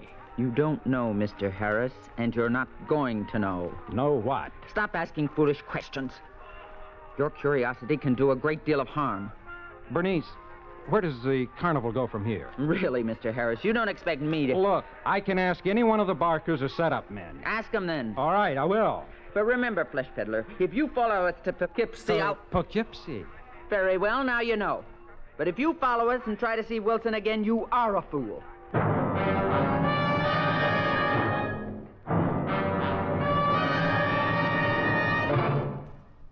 In just a moment, we continue with Suspense. One of the more colorful lumberjacks of the Midwest was a lad named Whiskey Jack. Sort of fellow who could single-handed lick an entire logging crew or swim one of the Great Lakes with one hand tied behind his back. But as in all heroes' lives, there came a tender moment. As legend recalls, Whiskey Jack was not much for learning, certainly couldn't write his name. It was always the big X that he made on any slip of paper. Then one day he came in quiet like, a little subdued, and when they gave him his pay envelope, he signed for it with great deliberation. The clerk looked, stopped, and called out, "Hey, Jack, why the 2 X's?" Whiskey Jack replied, "Why, son, I have just met me a lovely young lady in the next river town, and we was hitched, so I thought it only proper and fitting that a married man should change his name." Folklore belongs to every nation's legendary past, and I guess we Americans have some good ones. And now, we continue with the second act of Flesh Peddler, starring Mr. DeForest Kelley.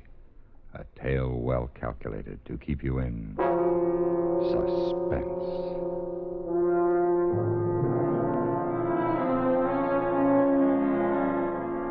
Gloria and I drove back to Manhattan the next morning.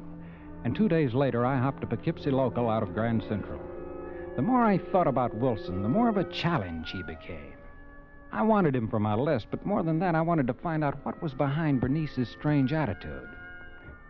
Now I wish I'd forgotten about the whole thing. In Poughkeepsie, I checked into a hotel, took a cab to the carnival grounds at the edge of town. It was late afternoon as I pulled up in front of the gaudy tents and booths, waiting for the evening crowds.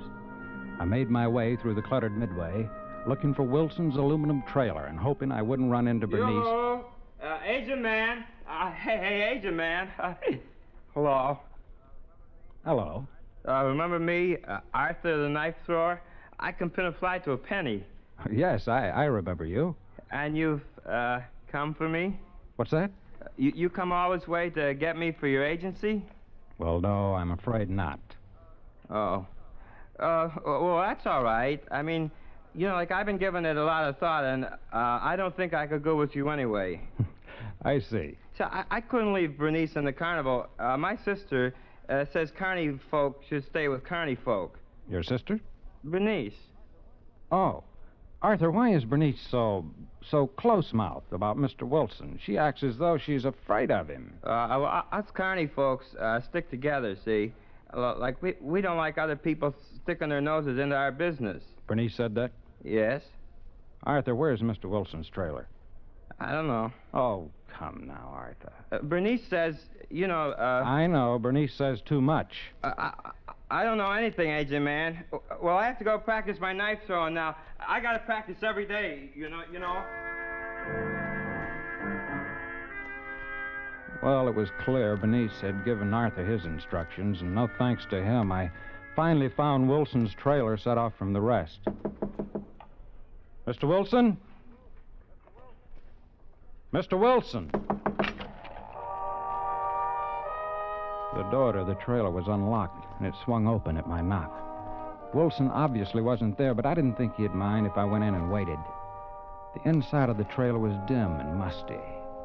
I left the door open to let in what little sunlight the day had left and sat in the lone chair in front of the makeup table. I was just about to reach for a cigarette when I had the feeling that I wasn't alone. I turned slowly in the chair, and the back of my neck began to crawl. There on a shabby army cot was Wilson's dummy, propped up against the wall. The steady, unchanging expression of its face with the staring eyes and painted smile grinned back at me. It was weird and uncomfortable to be so close to this lifeless thing, unmoving, wooden, that seemed so real and alive on the platform in the tent. I tried to ignore it, but I couldn't. I looked away, but I could still feel it there, grinning at me in the early evening dimness. When I could stand it no longer, I got up and walked out of the trailer and bumped right into Bernice. What did I tell you, flesh peddler? Bernice, What were you doing in there? Waiting. For Wilson. What did I tell you? Now look, Bernice. I don't like you or anyone else telling me what I can or can't do. I want to see Wilson again. I'm waiting here. Come with me, please. I must talk to you privately in my trailer.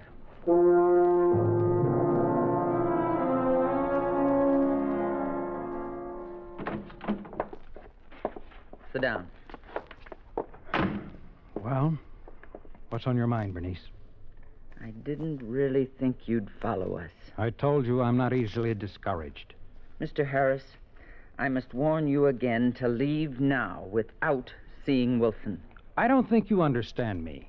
I'm used to getting what I go after. Mr. Harris. I intend to see Wilson to try to talk him into signing a contract.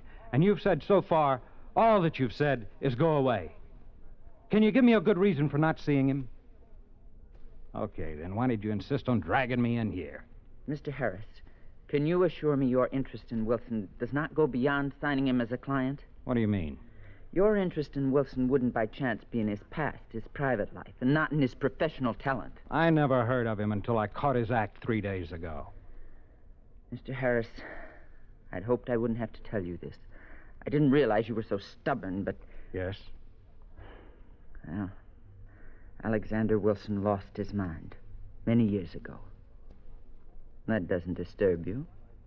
It might, if I believed you, Bernice. What? I don't think Wilson's nuts. Apparently something's bothering him. Something big, maybe, but it's not insanity. I suppose you know Wilson better than I do. I didn't say that, but a man in my business meets every kind of person there is. The cheats, the phonies, the right guys, the bums. So? So you develop an instinct about people, and my instinct tells me Wilson is not insane. You'll have to try something better to scare me off. Mr. Harris, Wilson thinks he's a murderer. You are trying to scare me, aren't you? If that's necessary to protect you and us, yes. You think he might murder me, too? I don't mean that. Actually, he never murdered anyone. Look, Bernice, you don't make sense. Don't you understand? No. I said Alexander Wilson thinks he is a murderer. He thinks he murdered a woman a long time ago. He's lived with this thought for years, nourished it, until he really believes it. It's driven him out of his mind. Bernice, do you expect me to believe a cockamamie story like that? It's the truth. So don't you see? The only place for him is here, in the carnival, with his own kind. We understand Well, him. hasn't anyone tried to help him, to make him realize He is beyond that now. But with us, he's all right. Outsiders disturb him. You haven't scared me off, Bernice. You've got to stay away from him. Why?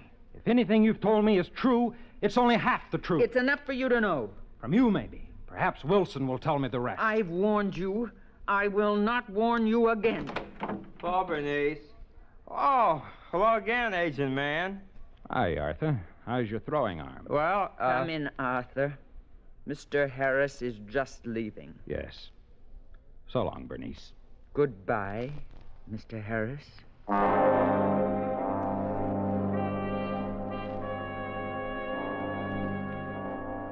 When the trailer door closed behind me, I guess Bernice would start talking her fury out on Arthur.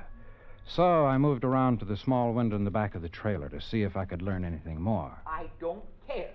I don't even want you to say hello to him. Nothing. Understand? Well, just saying hello don't hurt, does it, Bernice? I don't want you to open your mouth in front of that man, even to yawn. I had to lie to him to get him away from here. And I don't want you saying anything to bring him back. All right, Bernice. Just pray he goes back to his flesh peddling in New York on that first train. Just as I thought, Bernice had lied to me. I was determined to get to the bottom of this double talk about Wilson more than ever. This had become more important to me than signing him to the usual 7-year management contract. When I got back to Wilson's trailer, there was a light inside. Who's there? It's Peter Harris again. Who? Peter Harris. I spoke to you a few days ago and... What do you want? I want to talk to you, Mr. Wilson. Go away. But I've come all the way from New York. I must ask you to leave at once. Look, Mr. Wilson, I'm not a detective. All I wanted when I first met you was to book you into the big time. But now there's something more. I think you need help. You need help badly. No, you're mistaken. Can I come in and talk to you? Oh, good heavens, no. Well, how about having a drink with me before the show? You look like you could use one. Please, leave me alone. Wilson, don't you see what these people are doing to you? For some reason, you're a haunted man, and this carnival is the worst place in the world for you. Leave me now. Leave me, please. These people are all the help I need. Leave me alone. I'll be at the hotel overnight. If you change your mind, Wilson, call me.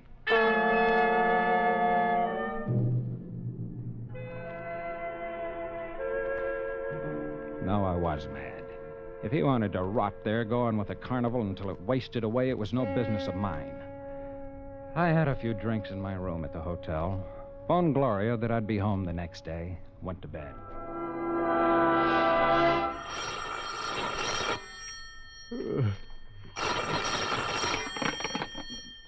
Yes?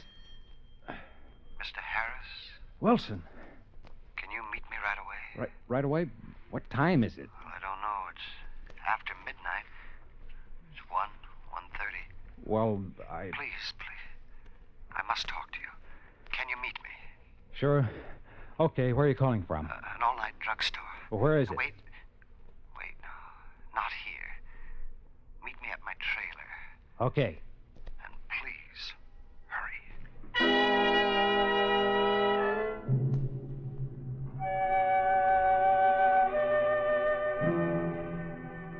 It took me longer to wake the cab driver in front of the hotel than it did to get to the carnival grounds. I told the cab to wait and made my way through the darkened tents and trailers to number 17. Come in. What's the matter? Mr. Harris, I've changed my mind. I want to leave with you tonight. Tonight? Well, what's the... Mr. Harris, you're the first person outside of the carnival I've talked to in more than 2 years. You're the first person I've had the courage to approach.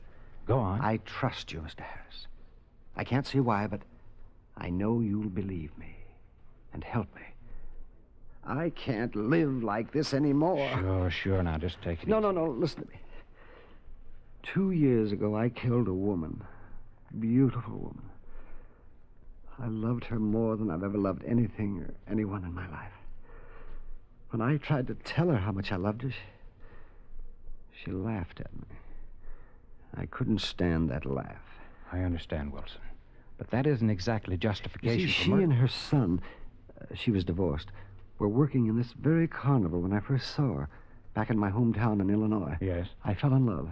Oh, you can call me a rube, anything, but I was in love.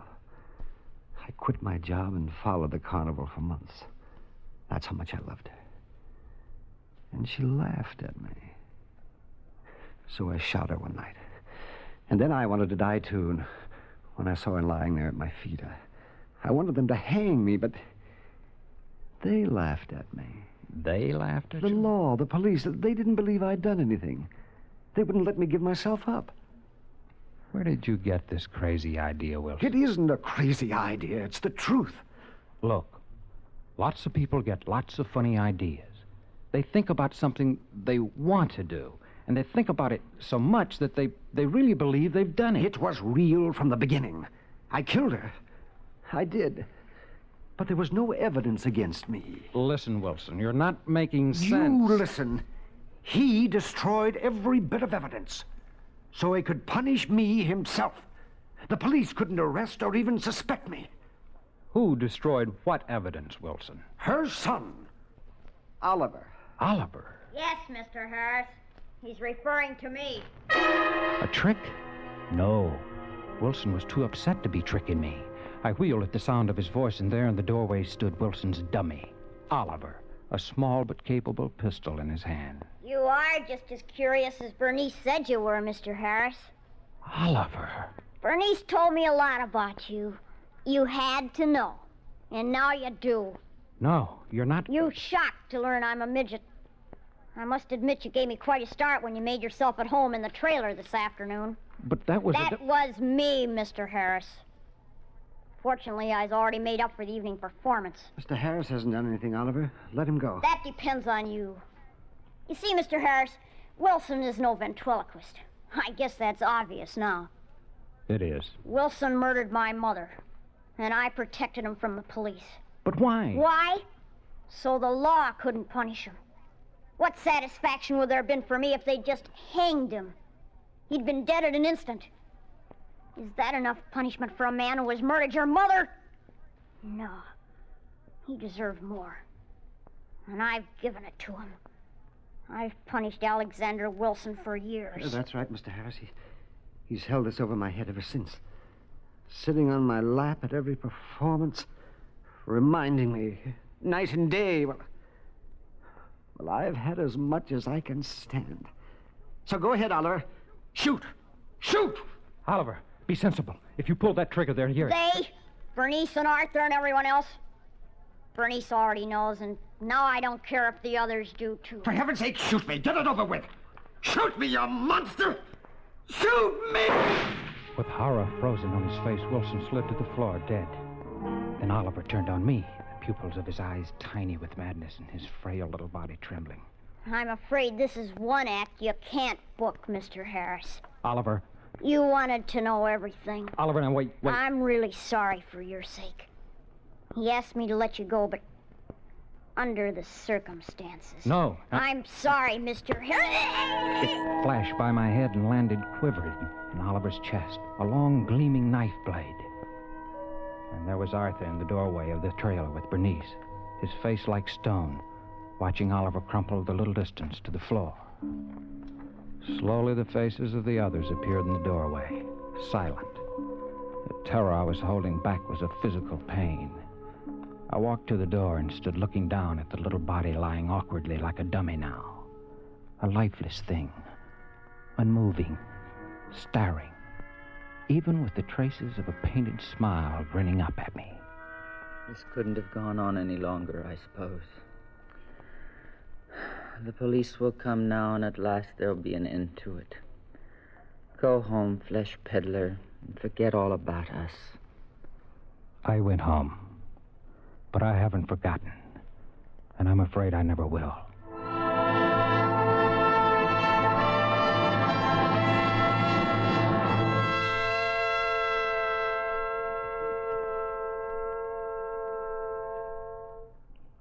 Suspense, in which DeForest Kelley starred in William N. Robeson's production of Flesh Peddler, written by Robert Jurin.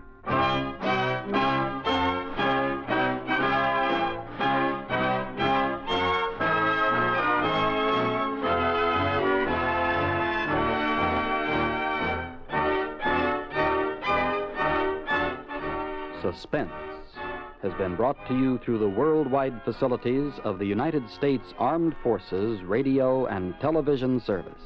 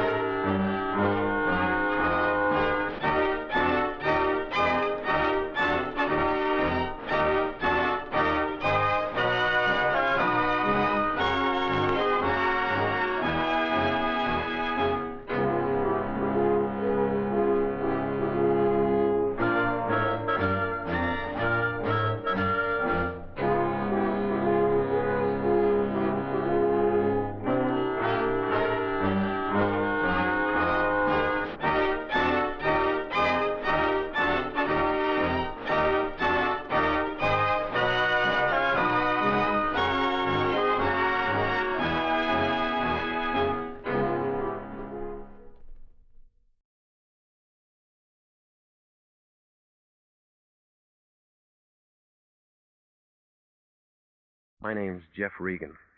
I get 10 a day in expenses from a detective bureau run by a guy named Anthony J. Lyon. They call me the Lion's Eye.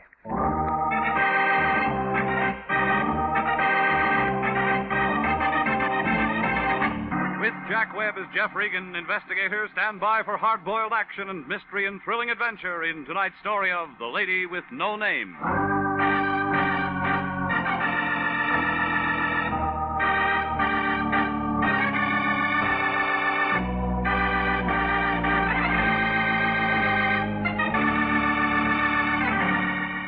The next time you're out for a drive, pick up Olive Street along about the 700 block.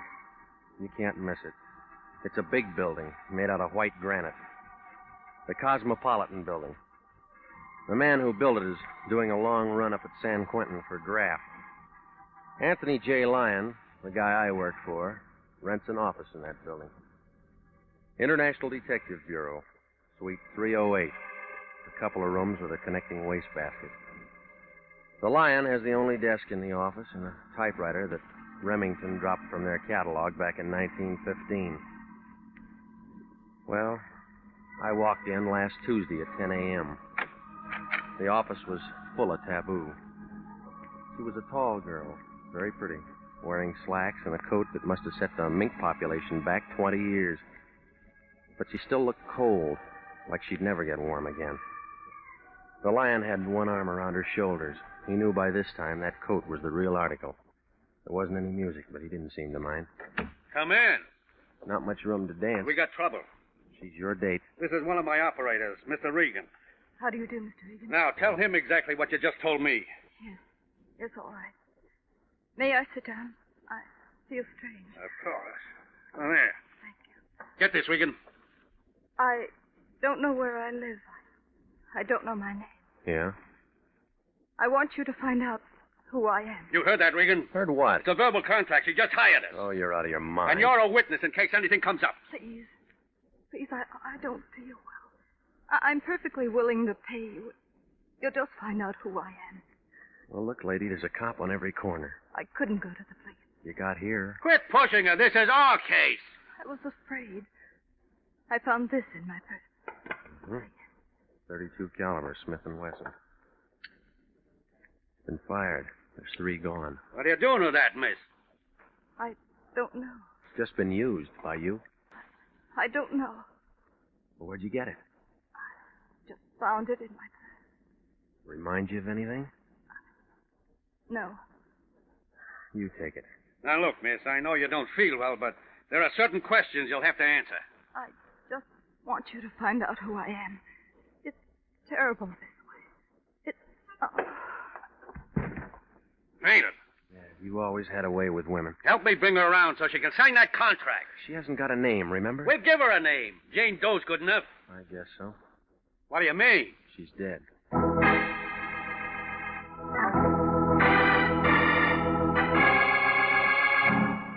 The Lion just stood there. He looked sad, like a water buffalo caught in a drought. Well, when she rolled onto the floor, her purse went with her. It cracked open, and the stuff inside spilled out on the rug. There wasn't anything to tell us who she was. No comb, no makeup. Nothing but a house key and a receipt for a cab ride dated that day. There wasn't even a label in that mink coat. Nothing to go on. I might as well have tried to walk to Catalina. I told the Lion to phone the coroner's office, and I hopped over to the cab company. They told me that the receipt came from meter 212, driven by a man named Servey. He worked the call box at Hollywood and Western. He was a little guy. I figured he got the job because they ran out of big uniforms. They double-crossed him on that cap. If it wasn't for his ears, he'd have been wearing a snood. Sorry, bud. I got a fare. Where is he? Under the floorboards? I got a fare. Yeah, you said that. Where? In there eating. Your flag's up. I'll pull it down. Happy? You Johnny Servey? Whose nose are you? They told me I'd find Servey in this hack. Who told you that? Cab company. They don't know any more than you do. Now, look, never mind the jokes. Just give me the straight lines. Nix, will you? Cut out this company uniform. Well, they're going to get it back if you don't open up. Get it out. All right. Louise pulled out 3 weeks ago. She took all the furniture with her. You can collect from her. I'm not the finance company. No? Here. Oh, private people, huh? Well, who's getting conned? Did you carry a brunette in a mink coat sometime this morning? Maybe. Where'd you drop her? Downtown, 6th and Grand. Where'd she live? Ask her. I'm cruising in from the fair. Where'd you pick her up? In Burbank, Hollywood Way, and Kensington. The fair's in Pomona. You took the long way. I like to drive. It's company gas. Yeah. She was nice, real nice. You know what I mean? Real class. Okay. Oh, wait a minute, will you? Yeah? We didn't go anywhere, but time's up. That's 5 even. Fast meter. Hey, you want me to tell you about the guy? What guy? Tall, dark-haired, brown sport coat, movie type. Go on. He was chasing her when she caught my cab. He looked like a mash. Was it? Ask him. Is that all? She got in. We drove away. Right here. Thanks. No tip? Like you said, we didn't go anywhere.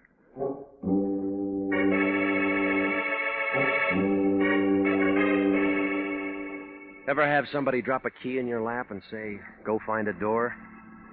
Well, I drove out to Burbank and I began looking around for a good lock near Hollywood Way in Kensington. I figured that key I'd found in Jane Doe's purse would have to fit something. I made my letter on the 10th house. There was a for sale sign on it. I didn't see anybody around, so I unlocked the door and I went in. Outside of something that smelled like tar and kerosene, the place was empty.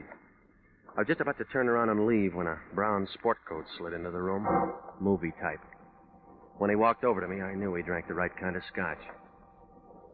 Gonna use your GI loan? Just looking. Gotta buy it. It's a steal. No, the lady won't like it. Your wife? Girl in a mink coat. You make that kind of dough? She got it from somebody else. You Hollywood guys. Where'd you get the key? I borrowed it. She won't need it. What's your name? I didn't have a chance to ask her. Oh, you're kind of slow, aren't you? Sometimes. We'll see how fast you can hit the door. No, I just got here. Yeah, now you're leaving. Cab driver says he knows you. I'm friendly. I talk to everybody. Said you were doing a chase scene. Could be. She was pretty. They all look good in mink. It's not the house. What do you want? Well, we could start with a name. It's Dameron. Not enough. That's all you get, wise punk. Now beat it. You'll give more at homicide. I don't see any bad. Now look, we can play games some other time. A cab driver put the finger on you as the last man to see that girl in mink. You talk like she's dead. You called it. Too bad. There's a lot of fur coats in L.A. and a lot of guys chasing them. You got nothing. That's what they always say downtown, but you'll talk. I don't figure on leaving, but you're going on your way right now. Better open a window, Dameron. You're sweating. Keep talking, sunshine, and we'll make one in that far wall. You got help in the back room? Quit scratching around. It doesn't mean anything to you. It didn't before she pulled a fade in my office, but it does now. Out by a new carpet. I don't know who let you out, but it's bedtime. You've been talking about a dead girl who doesn't even know her name. Now go back and finish your dream. You got all the questions. Now let's fill in the answers. I'm fresh out of box tops. There's a door used. No, not yet. I'm going to get what I came for. Little man, that's it. Promise. You're out of condition, Dameron. You're in a great position to throw that line. Oh, you got talent, mister, but it's still raw. Come here. Now, come on, get up. I'm not through. That's where you're wrong. It's a big Luger. Makes the same size hole. All right, punk, you got a name? A lot of them for you. School isn't out yet. Just answer. It's Regan. Okay, Regan, let this sink in. Forget you ever saw any dame in a mink coat. Forget you ever saw me. That won't be hard. Look, Junior, you just lost the round. Now remember what I told you. Have a memory lapse. Is that clear? You made your point. Now blow. You always use a Luger? For close work. Well, then that 32 doesn't fit. What 32? The one that the girl was carrying. You got it? No, I gave it a homicide. Good, good. It saves me a trip downtown. You're not worried? No, I'm very happy. Huh? Today's my birthday. That's the reason you're walking out of here.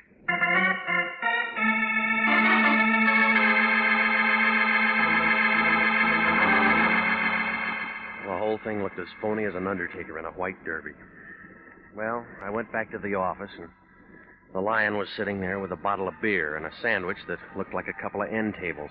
He stopped chewing when I came in. What's her name? It's still Jane Doe. You've been gone 4 hours. Movie? They don't open till noon. All right, where you been? A vacant house in Burbank. I trailed it up from that cab receipt. What'd you find? Guy named Dameron. What'd he say? Nothing. Shy? Tough. That where you got the egg on your chin? He was nervous. When you gonna learn to be nice to people? He had a gun, too. Tell me more. That's all. Yeah, I like this. It's got possibility. All right, take off your saddle. The race is over. When the coroner's boys showed up, they told me why she dropped. That's easy. She died. It's poison. Was that an autopsy? Something about her color. It isn't official, but we can work on it. Suicide? Murder. Why murder? They feed themselves iodine and sleeping pills, but they don't take Alicine. What's that? A hot drug with a petrol base. It burns. Homicide will handle it. Sure, homicide will handle it. Only we got things to do. We got a stake in this. You made her the client. We're gonna give her service, dead or alive. What does Wendetti say? I don't pay Wendetti. We find out who she is. All right, you try. Her picture shows up in the paper. She drops dead in our office. How's it make us look? They sent in the first string when she died. You'll clear this up before homicide does. They'll lift your license. We won't need it. What do you mean? I still got Exhibit A. What? Smith & Wesson, 32 caliber. You're withholding evidence? I forgot to give it to him. All right, now give him a call and tell him. That was 5 hours ago. You make the call. All right, I'll tell homicide. They'll give me a break. That's what Dillinger thought. Give me the gun. They've got Jane Doe's prints on the wire. They'll have the answer in 10 hours. Cut that in half, Regan, and we've won the championship. You'll have to give the cup back. You cheated. When I left the Lion, he looked happy, like a guy who just figured the mystery melody. I had the gun with 3 bullets gone that Jane Doe had been carrying in her purse, the Lion in back of me, the police department in front. That left me about as much chance as a blue peanut on a wedding cake. I knew that if I walked into homicide with that .32, they'd hold on to me like a season pass. I had to find out who it was registered to, so I gambled and I went down to the city hall. I went in the Temple Street entrance, room 11, personnel division. If I pegged it right, I could get the dope on that gun without getting involved. I figured wrong. Can I help you? You in charge here? Lunchtime, yeah.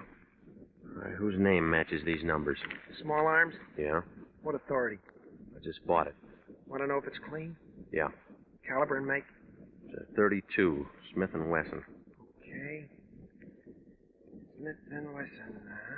32. Yeah, right here. Got the weapon with you? No, why? No rule. No gun, no vitals. I got it. Here. Okay. Purchased August 1929, factory reblue job 1931, owned by American Trust and Loan, permitted to Dale W. Curtis. Thanks. I'll have to ask you to wait. Why? No rule. Got to run them all through ballistics. Anything special? Maybe.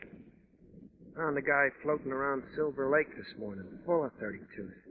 Who? Working on it. Have to ask you to wait. No, I can't. I haven't had lunch yet. Stick around. We may invite you. I don't like your food. Oh, don't worry. You can have anything you want the last day.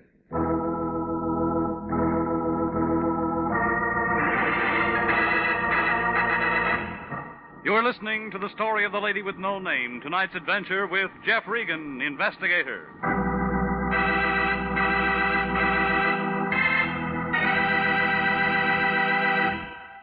If you are a graduate registered nurse, please listen carefully to this important message. 29,000 nurses are needed to join the new Army Nurse Corps Officers Reserve.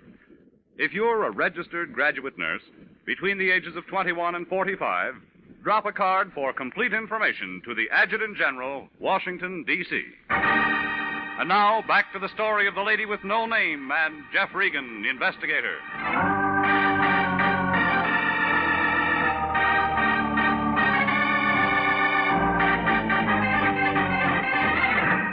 Well, there it was. The clerk took Jane Doe's gun and closed the door marked ballistic. I figured he couldn't be too sure about whether that .32 would match up, but I didn't want to wait around to find out. He left the vitals card on the counter. I spun it around and I got the address of Dale W. Curtis. Turned out to be a one-story frame that stood in the way of the new freeway they're building. The movers were just jacking it up and I caught the last carload of people leaving. They told me that Curtis hadn't lived there for 7 years. They did give a number over on Manzanita off Fountain, where I might be able to find him. It was an apartment on the second floor. From the looks of the place, it figured that the OPA had a fight on their hands. I rang the bell and waited. I don't know whether it was the lighting effect in that dim hallway, but when she opened that door, I expected to see those 1,000 ships slide down the ways again. She was wearing some kind of a filmy thing that made a spider's web look like burlap. She had a voice that stole over you like a pint of Irish ale. I didn't expect you until tonight. I broke my watch. Come on in. I'll see if I can fix it. I'm great for the swift movement. Yeah, it shows. My name's Marlo Curtis. I want to see your husband. He's not here. Do you expect him? No.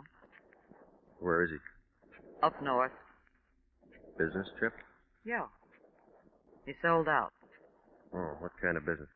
Ask the warden. Huh? Dale Curtis is in the prison cemetery. Been there 5 years.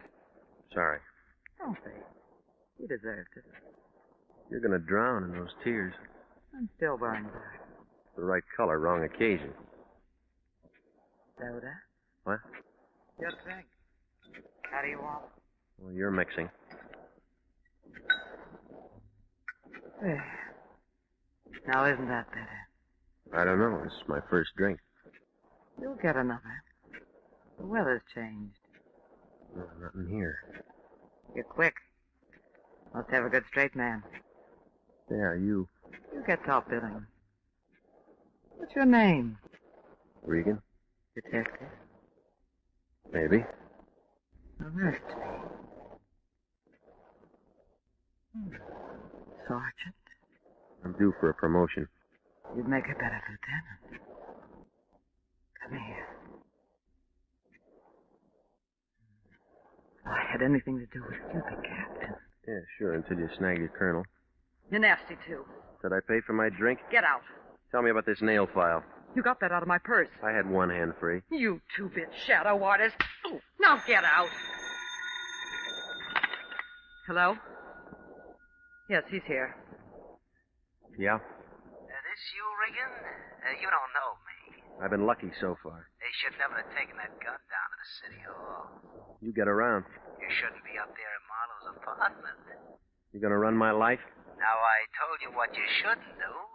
Here's what you're gonna do. Look, Buster, don't crowd me. You're gonna forget all about today. The girl forgot a lot of things today, and she dropped dead. Got the idea? Suppose I don't buy it. You want a partner for that gun? Dameron give you the nickel? He gave me a dime. I got one more call to make to the city hall. All right, suppose I lay off. I got something for my piggyback. You're no petty girl. Hang it up and get out. You know, Regan, I could have really liked you. Yeah, Marlowe, that's why I'm scared. Well, you can see how things were. I felt like a short girl with a new look.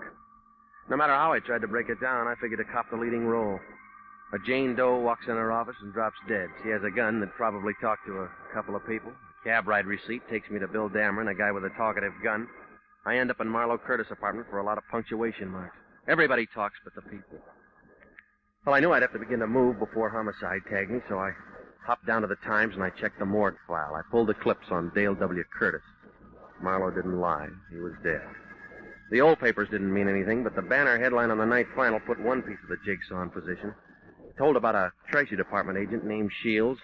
I found him in Silver Lake. He'd been shot 3 times with a .32. Now I knew where Marlowe's nail file fit. I started to leave when I caught the last paragraph. It said, "Unidentified man turns in the murder weapon. Police are seeking his whereabouts."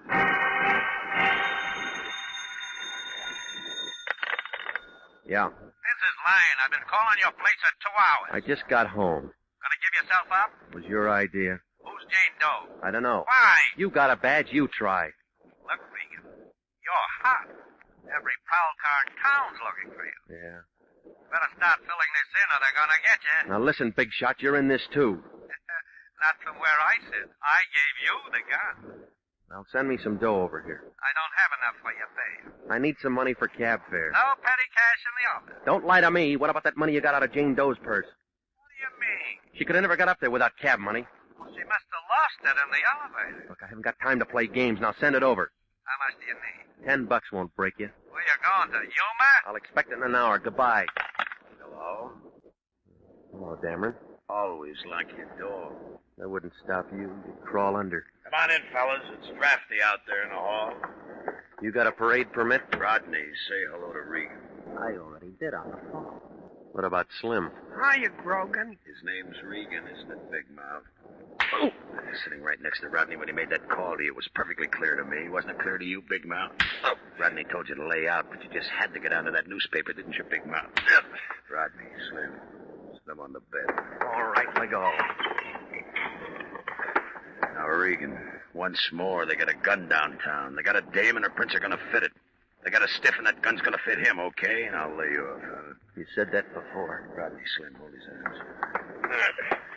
Now, Regan, I know you understand me. I said all the right words. Maybe my punctuation's bad. Lay off. Period. Lay off. Period. All right, leave him in the bed.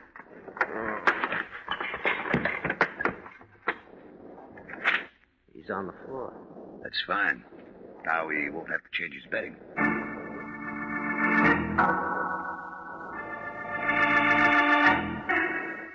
Dameron was good.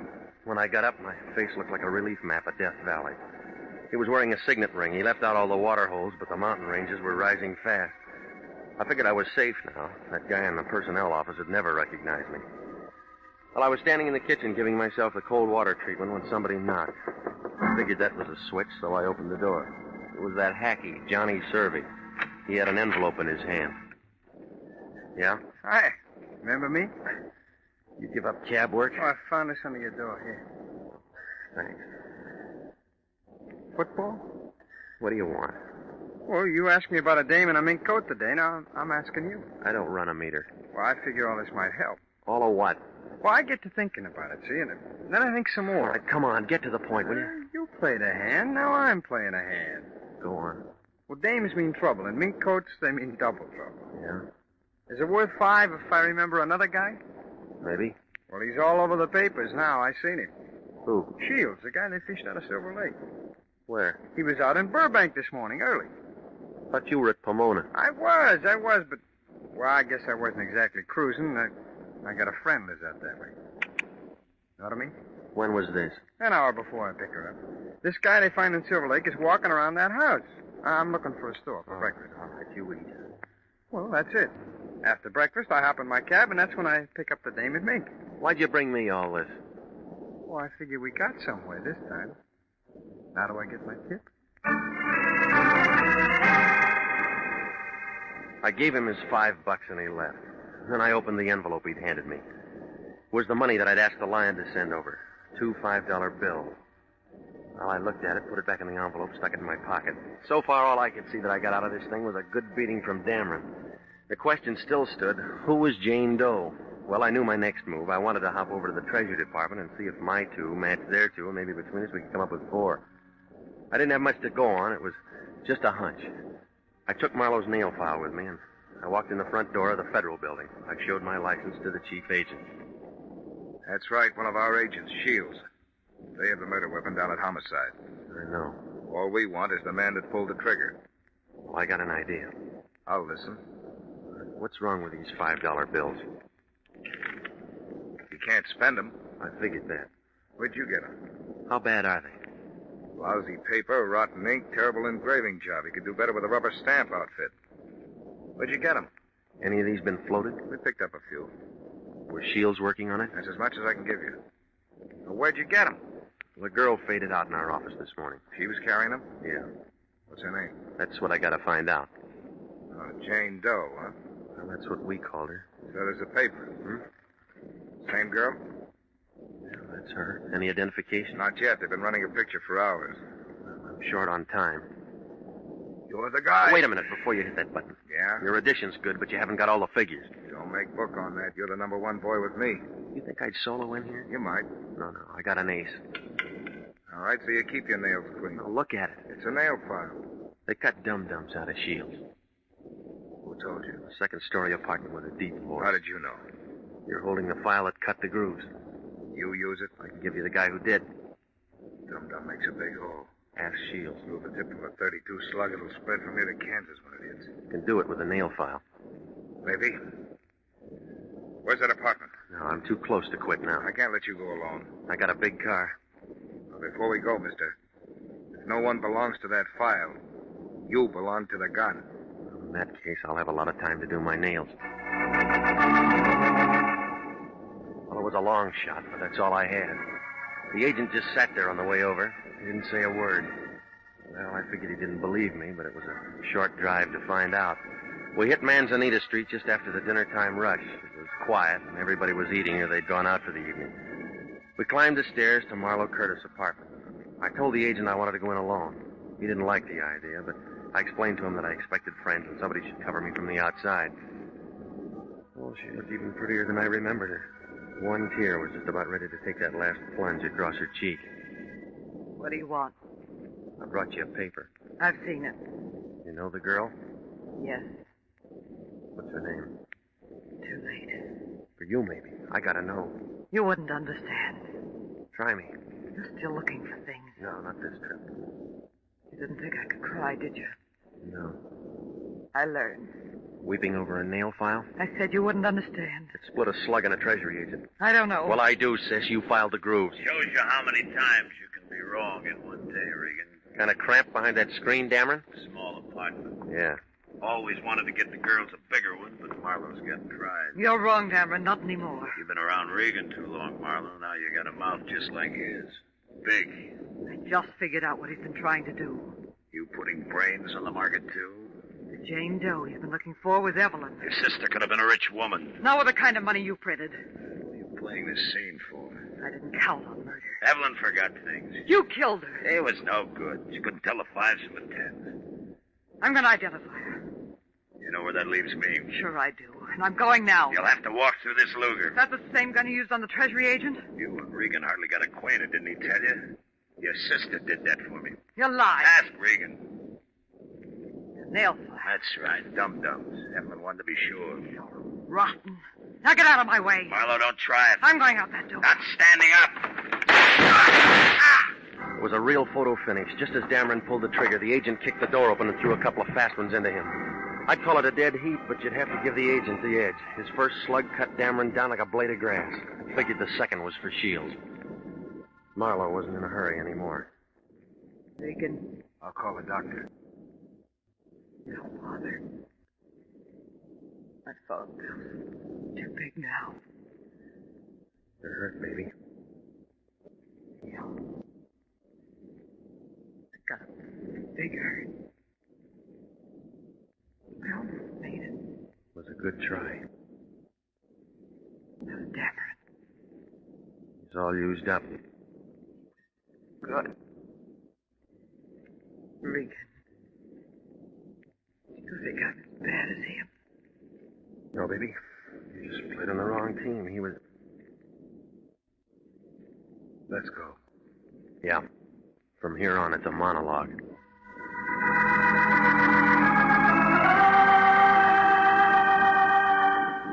Well, it was hard to figure. It was like trying to throw a saddle on a porpoise.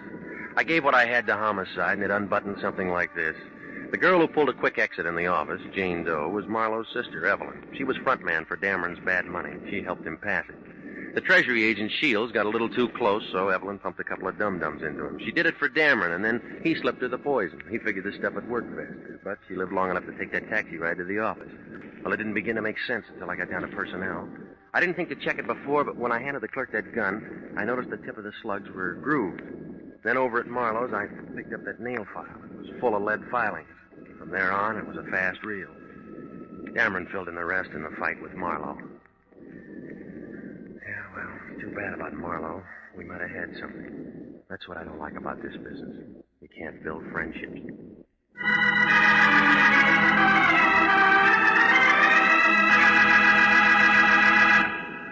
Jack Webb is featured as Jeff Regan, with Herb Butterfield as Anthony J. Lyon. It's CBS at the same time next week for more hard-boiled action and mystery with Jeff Regan, Investigator. Written by E. Jack Newman, produced by Sterling Tracy. The role of Bill Dameron was played by Charles McGraw. Yvonne Patey was Marlowe Curtis. Marvin Miller was the Treasury agent. David Ellis, Stacey Harris, Lou Krugman, and Bernice Barrett supported. Original music for this program is by Dick Arant. Bob Stevenson speaking. Jeff Regan, Investigator, is heard every Saturday over CBS, the Columbia Broadcasting System.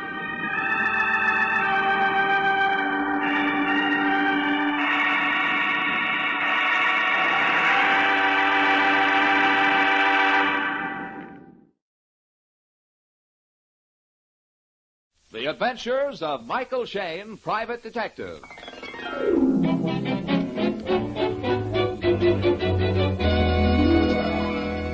The people who make the new 76 gasoline and Triton motor oil, Union Oil Company, present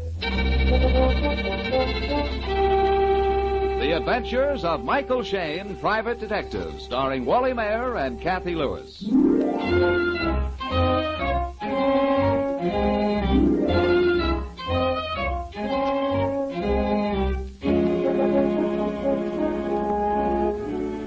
If Mike Shayne were a painter, right now he might be gazing raptly from his office window at the sun setting directly into San Francisco's Golden Gate. If Mike Shayne were a poet, he might be gazing dreamily at Phyllis Knight, his office associate.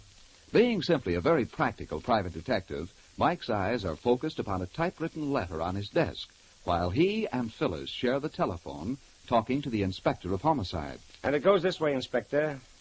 Dear Mr. Shane, my life is in great danger. I dare not come to your office for fear I shall be followed. This note is to acquaint you with the fact, so that when I telephone to you, you may come instantly without question and well armed. And it's signed with the initials R.E.M. When'd you get it, Mike? Oh, a week ago Tuesday, Inspector. No return address given, and it's typed on the very cheapest paper. Sounds a little different from the usual crackpot thing, Mike. But I think that's all it is. Our department gets a dozen of those letters every day. I know, Inspector, but this afternoon I got a phone call from the guy. Still wouldn't give his name.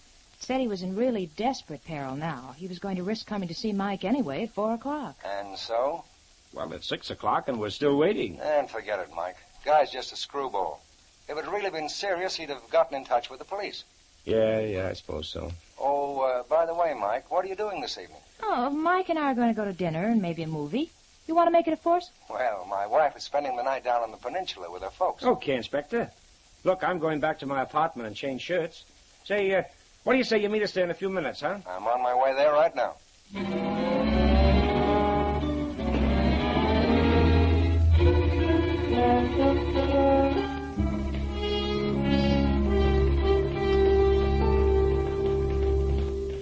Hope you kids don't mind my inviting myself along like this. Oh, nonsense. We love to have you.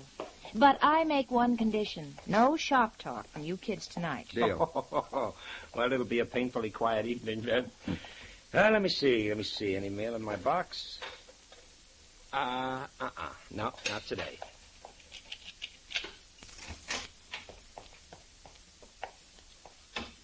All right, make yourselves to home, children. It won't take me a minute to shave and put on a clean What shirt. under the stars?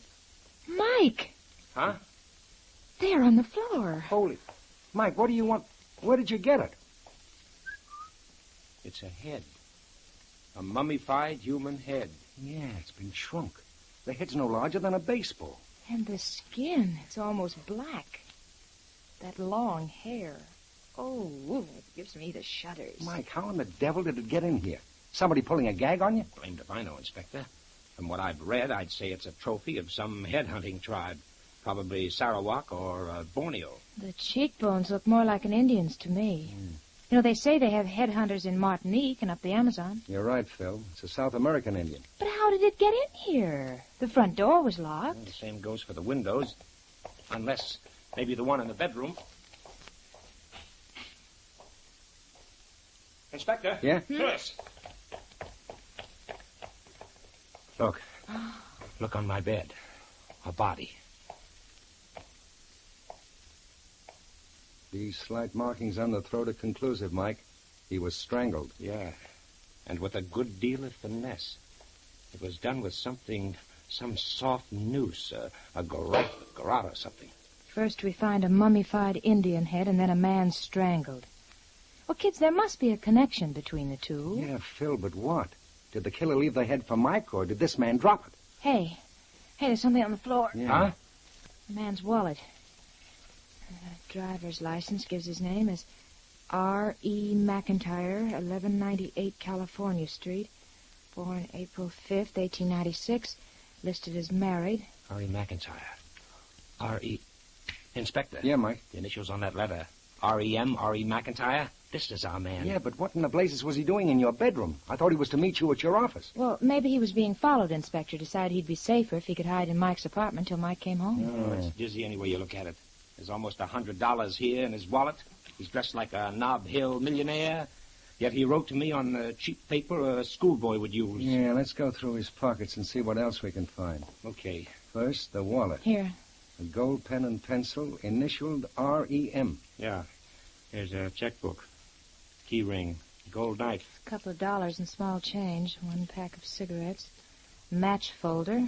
That's all. Yeah, it doesn't tell us anything. Hand me the phone, Mike. I'm going to call headquarters for the squad, and after they get here... We're leaving for 1198 California Street and the lady who is Mrs. McIntyre.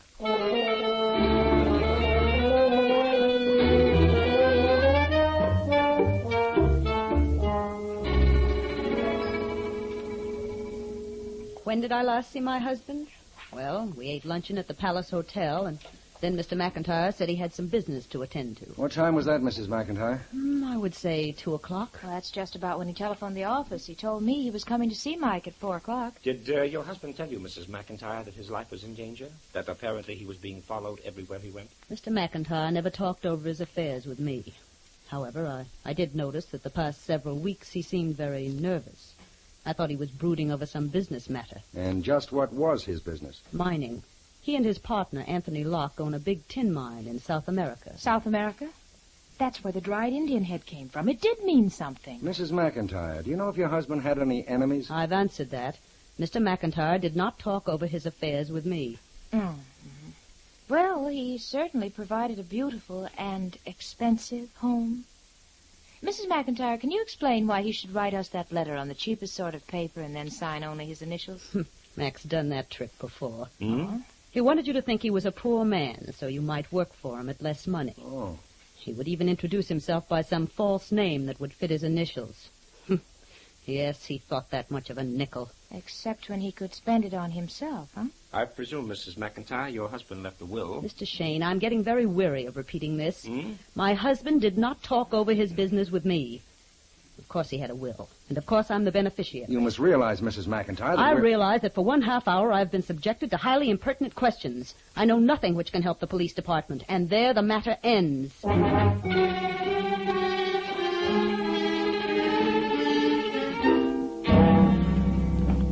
Mike, for 2 cents I'd go back to the house and haul that royal lady down to headquarters. I think she'd decide to answer our question. Look, let's forget her for the time being, Inspector. We've got to talk to McIntyre's business partner, Anthony Locke. Hey, kids, I just saw a man duck behind that front gate. You did? Okay, let's have a look. Hey, he got in that car. Quick, we'll follow him. Here, jump in. Right. Come on. Well, start it, Mike. Start it. He's getting away. He's gotten away, Angel. The wires have been pulled loose from my ignition switch.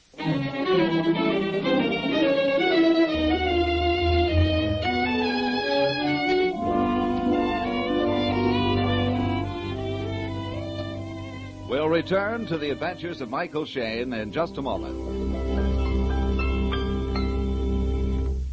Many motorists have been amazed at the way the new 76 gasoline performs in traffic and on hills. Well, the reason is simple. It's because the new 76 contains components of the same 100-octane gasoline Union Oil Company's refineries produce for the Air Forces. That means the new 76 gasoline for your car is packed with extra power, greater than pre-war. You'll notice its instant response as soon as you come down on the accelerator. You'll like its quieter, faster action. And you'll like its price, too. For 76 is a non-premium gasoline and still sells at regular prices everywhere. So for a real thrill in driving, put in a tankful of the powerful new 76 gasoline. Nearly all Union Oil Minuteman stations have the new 76 on hand now. Just look for the sign of the big orange and blue 76. Thank you. Tonight, a triple mystery dogs Mike and Phyllis. Why was a mummified Indian head left in Mike's apartment? Why was a man strangled to death in Mike's bed? Who pulled the ignition wires loose in Mike's automobile? Mike, Phyllis, and the inspector have gone to the home of the murdered man's partner, Anthony Locke. The dining room door opens. Mr. Locke asks if you would please join him in the dining room. Why, certainly. Thank you. Good evening. I was just beginning my dinner. Hope you haven't eaten. I'll have water set extra plates. I'm afraid you don't understand, sir. I'm the inspector of homicide. This is Mr. Shane and Miss Knight, private detectives. Oh, really? Well, I misunderstood, Waters. Bit hard of hearing, you know. Too much quinine, touch of malaria. Sit down, sit down. I despise eating alone. Happy to have your company. Mr. Locke, this is not a social call. No, can't recall inviting you. Don't know what you're doing here. But how about some terrapin soup? It's excellent tonight. Sir, I'm from the police department. Your partner, Mr. McIntyre, has been killed, murdered, strangled to death. When? Tonight, in my apartment. What? And in the next room, we found a dried, mummified human head. Mr. Locke? Mr. Locke, are you all right? The sign of death. You know what it means? Yes. Yes, McIntyre came to me with an anonymous letter. It said he was going to die. When was this? About 10 days ago. I tried to get him to go to the police. He wouldn't. Finally, he said he'd hire a private detective. We both knew who sent the letter, but I didn't think he'd actually kill. That's what that head means. He? Who? Please, Mr. Locke. His name is Ferd Stockel. He lives in Bolivia. McIntyre and I bought our plantation from him about 5 years ago. It was just jungle and bare mountains. Then we dug the tin mine. Stockel said we cheated him out of it. He swore he'd get even. The scar on my cheek. He did that with a machete. Then you think he's in San Francisco? He must be. The letter was postmarked from here. But, gentlemen, this isn't the end. I have received the same letter. The same death threat? Yes. Okay, let's have a look at that letter. Well, that's the strange thing. I had it on my desk, then suddenly it disappeared. Then we better move fast. I want a description of this Ferd Stockel. Well, I can give you that. He's about 5'7". He has black hair, black eyes, very dark skin. He'd be about 40 now. He speaks English with a peculiar hissing accent. Good. Now, Mike, we better get moving. But how can you catch him? What can you do? Plenty. We're going back to headquarters and broadcast a general alarm.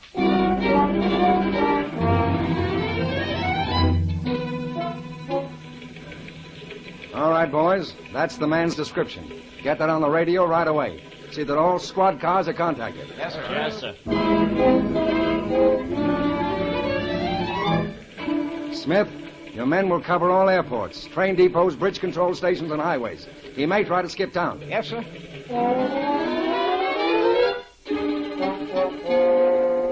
Russell and you boys go over the registrations at all hotels. See if you can get me the immigration authorities. Yes, sir. That's all. Get busy.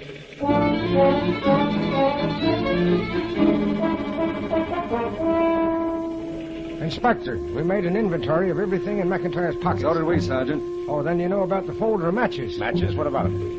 Address on the cover there. That's a third-rate place down in the Embarcadero. Hardly a place for a rich man like McIntyre. You're right, Sergeant. Not only right, Inspector. I suggest we visit that third-rate hotel on the Embarcadero right now.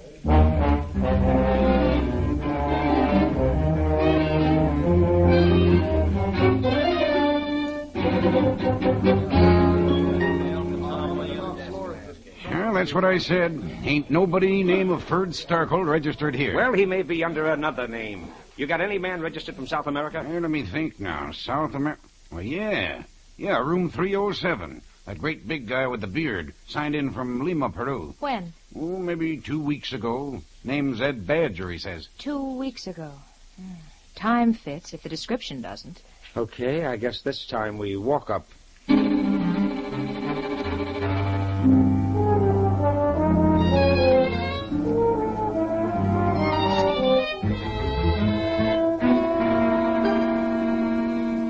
Yes, I come up from Lima. What about it? Before that, Mr. Badger, by any chance were you in Bolivia? Oh, now I'm on. You've been talking to McIntyre. What's Mac doing? Running to the police just because I thought he had some sense. You were going to say just because you what? Well, now, gents, it was a good deal. I figured Mr. McIntyre and Mr. Locke wouldn't mind owning the second tin mine down in old Boliv. I could fix it so they'd get hold of a really big one. Few thousands played in the right place, you know. But if Mac is going to turn Sunday school boy on me... Mr. Badger, you work for McIntyre and Locke? I was boss of the mine, madam, until they were looking for an excuse to get rid of me. But Edge Badger is not one to hold hard feelings. When did you last see McIntyre? Well, he come to the hotel here yesterday. Now, I'm not one to do Mac dirt. He ought to know that. So if you gentlemen will give me an idea what this is all about. Mr. McIntyre has been murdered. Oh, that's not so good. No. Mr. Badger, you mind telling us where you've been for the past 3 hours? Oh, I see what you mean. Well, I've been right here in my room. And, maybe a couple of trips to the bar. Did Mr. McIntyre tell you that he'd received a letter threatening his life? No. A letter, eh? So that's what was worrying old Mac. I figured he was having trouble with his wife. While you were down in Bolivia, Mr. Badger, did you know a man named Stockel? Ferd Stockel? Oh, did I know Ferd? There's a cutthroat for you. Oh? Now, if you were to ask me if Ferd Stockel would kill Mac, I'd say yes. Mac and Locke really crossed him up once. Have you seen him in San Francisco? Here? No. He's down in Bolivia. When did you last see him there? Why, a couple of months ago, I say. Yeah. You mean you think he's in town? I wouldn't like that, gents. He's a bad one. You said a moment ago you thought McIntyre was having trouble with his wife. Where did you get that idea? Well, I only thought. I don't know. Go on, please. Well, I don't know anything. Mac just said something about his wife nagging him. I hope you gentlemen won't tattle that to her. I may have to do business with her in Lock. Hey, you won't say anything, will you? That's for us to decide. Mr. Badger, is there anything further you can tell us? Anything else that comes to your mind? No, I can't think of anything. Mm-hmm. Inspector, Yeah, I Mike? think I've got a slightly different angle on this case. I'd like to go back to McIntyre's house and have a look at his private papers, whether Mrs. McIntyre likes it or not.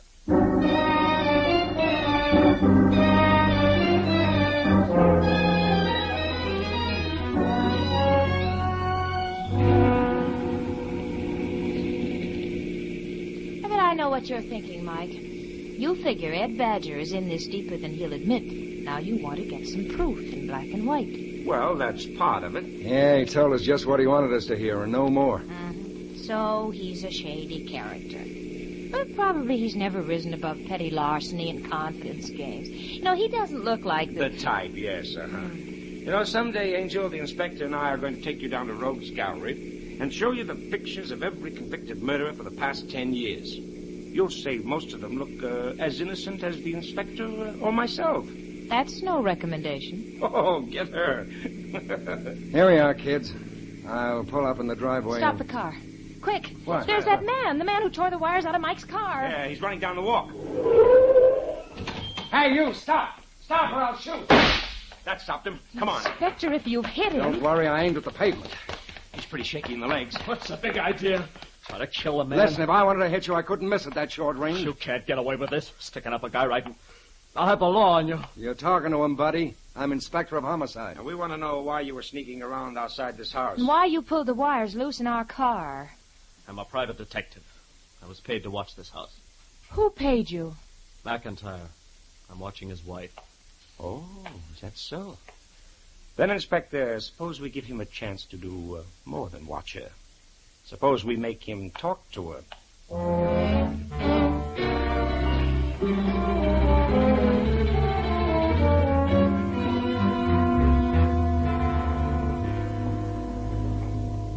The man's lying. Why would my husband hire a detective to watch me? Well, we don't know that he is a detective. I got a license. Here, see if he is so. Mm-hmm. Your name Andy Blackmore? Yeah. License was issued last month. I never heard of him before. So what? I never heard of you before. I'm new in San Francisco. Mr. Blackmore, when did Mr. McIntyre hire you to shadow his wife? Last week. It's preposterous, I tell you. He's lying. My orders were to watch her and a fellow named Locke. Well, get McIntyre. He'll tell you if I'm lying or not. McIntyre was dead. Murdered. He's what? Mr. Blackmore, just what were you supposed to find out about Mrs. McIntyre and Locke? Well, I don't know. I was supposed to keep track of her and everybody she was in contact with, especially Locke. And what happens? I get myself half strangled to death, and then you shoot at me. Wait a minute, hold on. Who strangled you when? Oh, some big guy with a beard. He was leaving here a couple of nights ago, and when I... Hello? Is the inspector there? Yes, he's here. It's for you, Inspector. Thank you. Hello? Inspector? Yes? Mr. Locke just phoned headquarters. Says he's discovered a very important clue. All right, Sergeant. Tell him we'll be right over. You meet us there.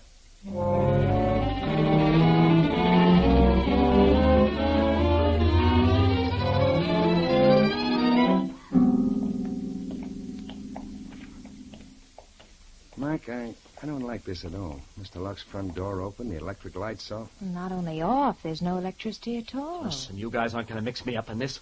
I'm going out and wait in the car. You're staying right here, mister. Mr. Locke. Mr. Locke. Not a sound. Where are the servants? I want to find the telephone. Mike, throw your flashlight around.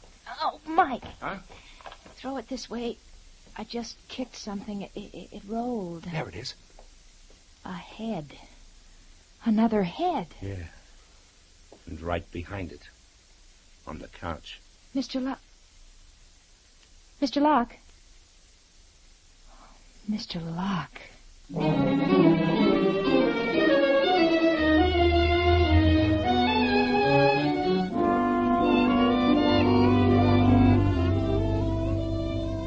In just a moment, we'll return to Mike and Phyllis in their adventures.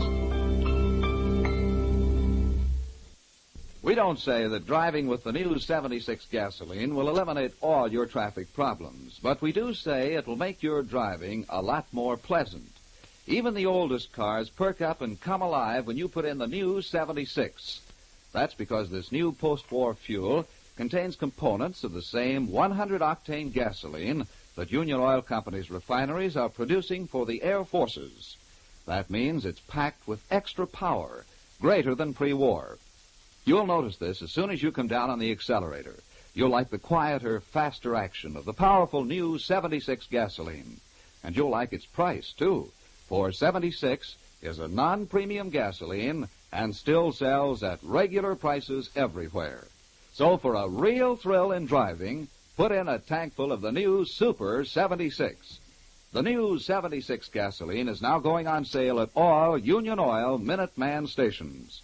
Just look for the sign of the big orange and blue 76. Thank you.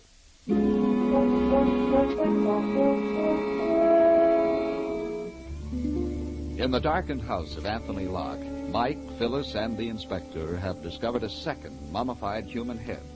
But this time, the murderer has failed. Our trio have arrived just in time. Anthony Locke himself has been revived.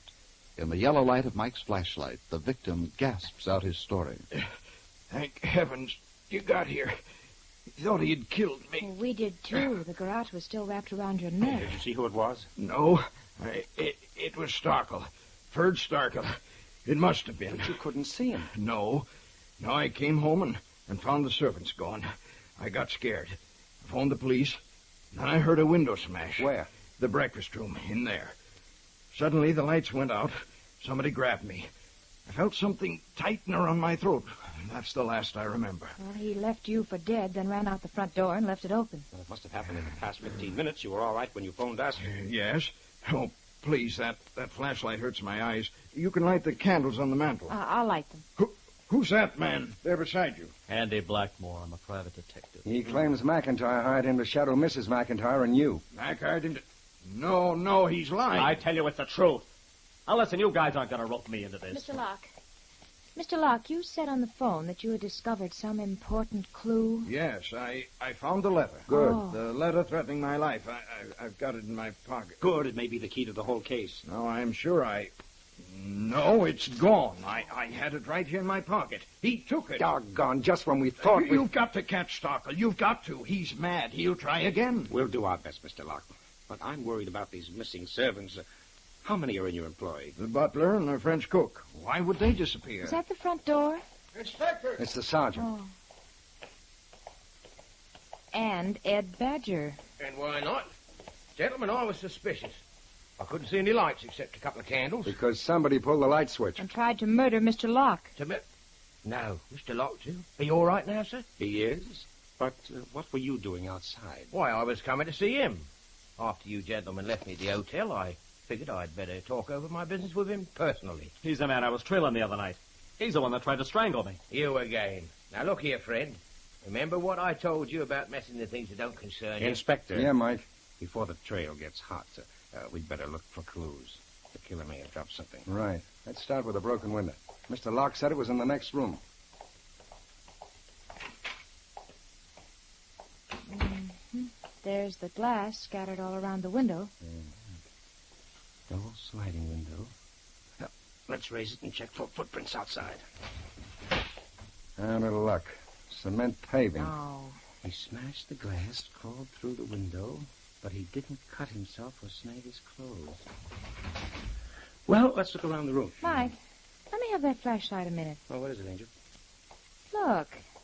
Look, this window has an upper and lower half. Yeah, and the bottom half is smashed. Yeah, but there are little pieces of glass scattered along the wooden frame here on the top of the lower half. Now, how could glass from below the frame get on top of the frame? Angel, you hit it. Hmm? The top half of the window was lowered first. And when it was raised again, the glass was transferred from one frame to the other. Then that window was smashed from the inside. Wait a minute, kids, wait a minute. Remember Mr. Locke said he got a threatening letter just like McIntyre's? Yeah, the one he just said was stolen for the second time. But only McIntyre did anything about it. I see what you mean. Mm-hmm. Oh, Mr. Locke. Yes? Mr. Locke, where is the power switch that turns on the electric lights? Why, down in the basement. And immediately after the window was smashed, the lights went out and somebody grabbed you? Yes. Mr. Locke, it would take several minutes to get from that window down into the basement, then fumble back upstairs in the dark. What? You faked the whole thing. You broke that window yourself. You got rid of the servant. No, it was Ferd Stockel. You built up a dramatic story for us to swallow, but your own partner didn't believe it. That's why McIntyre hired a detective to watch his wife and you. You were the one who insisted on going to the police about McIntyre's threatening letter. But you also got a letter. You never went to the police. You didn't hire a detective. Because you knew there was no danger, Mr. Locke. Because you are the murderer. No. Somebody followed McIntyre to Shane's apartment. Somebody climbed through the window and strangled him. Thank you, Mr. Locke. Thank you. As sweet a confession as I ever heard. None of us told you that the killer got into my apartment through the window, but you're perfectly correct. Well, Inspector, I guess that's all the proof the DA will ask of you.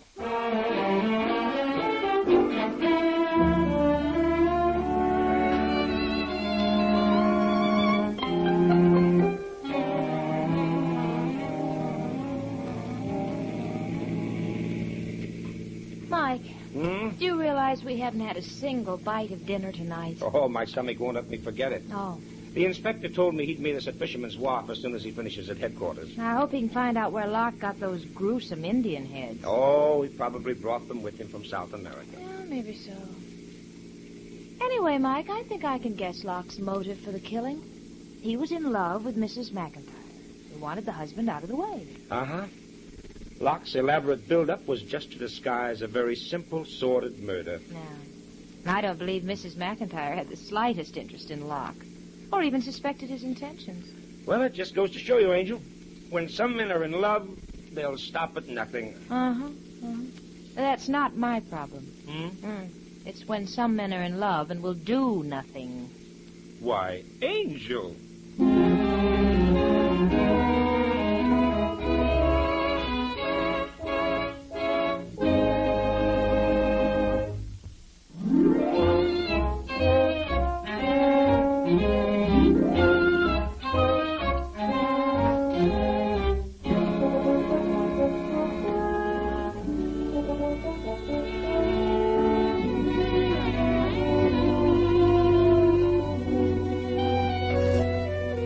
Tune in again next week at 8 o'clock for another adventure with Michael Shane, Private Detective, starring Wally Mayer and Kathy Lewis, with Joe Forte as the inspector. Tonight's story was written by Richard DeGraff and based on the character created by Brett Halliday. Music was composed and directed by Bernard Katz. This is John Lang saying goodnight for the people who make the new 76 gasoline and Triton Motor Oil. Union Oil Company.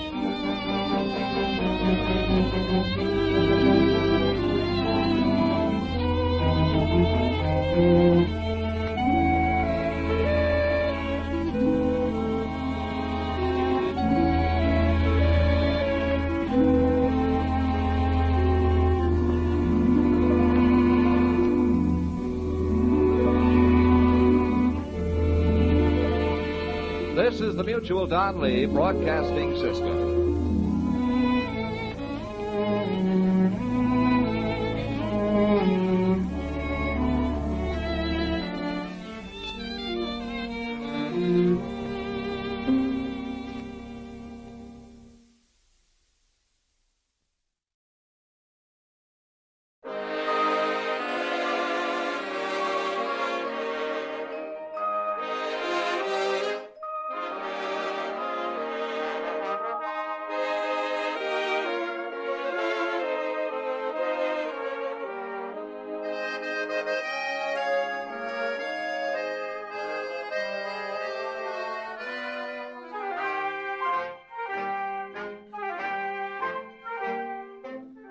Tonight, we again present the famous Mr. Chameleon of Central Headquarters in his most famous cases of crime and murder. Brought to you by the makers of genuine Bayer aspirin. Now let me tell you just who Mr. Chameleon is. A college man, he tried from childhood to live up to the name he bore, Chameleon, by taking on the color of whatever situation in which he found himself, appearing in endless guises, finally entering the police force, where he became known as Chameleon, the man of many faces, the underworld's most dreaded man. The listener invariably knows who Mr. Chameleon is, no matter which disguise he assumes. But the criminal he's tracking down seldom does. Tonight we give you Mr. Chameleon in The Case of the Dance of Death.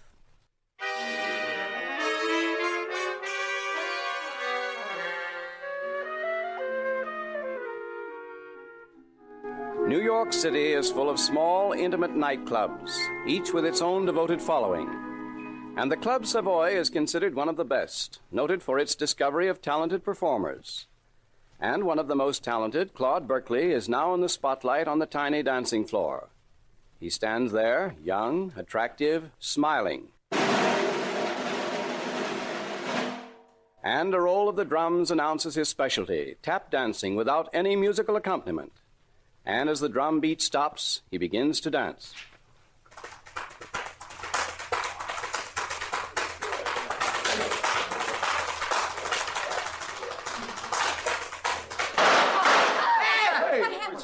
What happened? He's been shot. Someone shot Claude Berkeley. He's dead. He can't be. Yes, he's dead.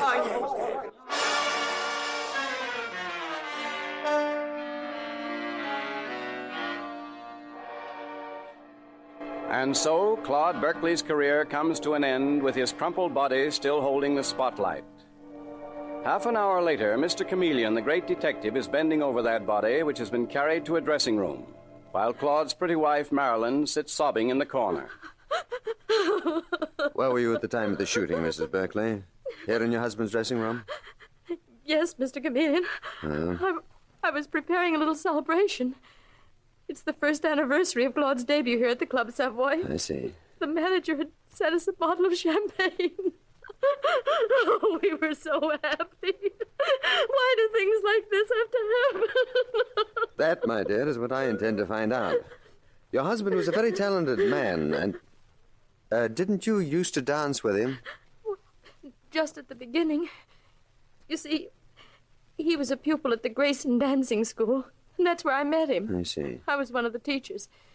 We got married and formed a dance team, but Claude went way beyond me.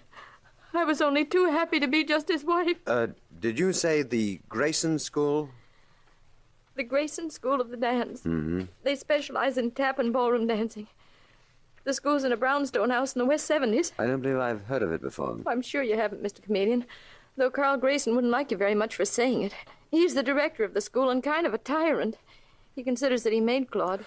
Did your husband agree? Oh, Claude, my husband, was very loyal to the Grayson School. He still studied there. Really out of kindness to Carl Grayson. Oh, if he'd only... Well, go on, Mrs. Berkeley. What were you going to say?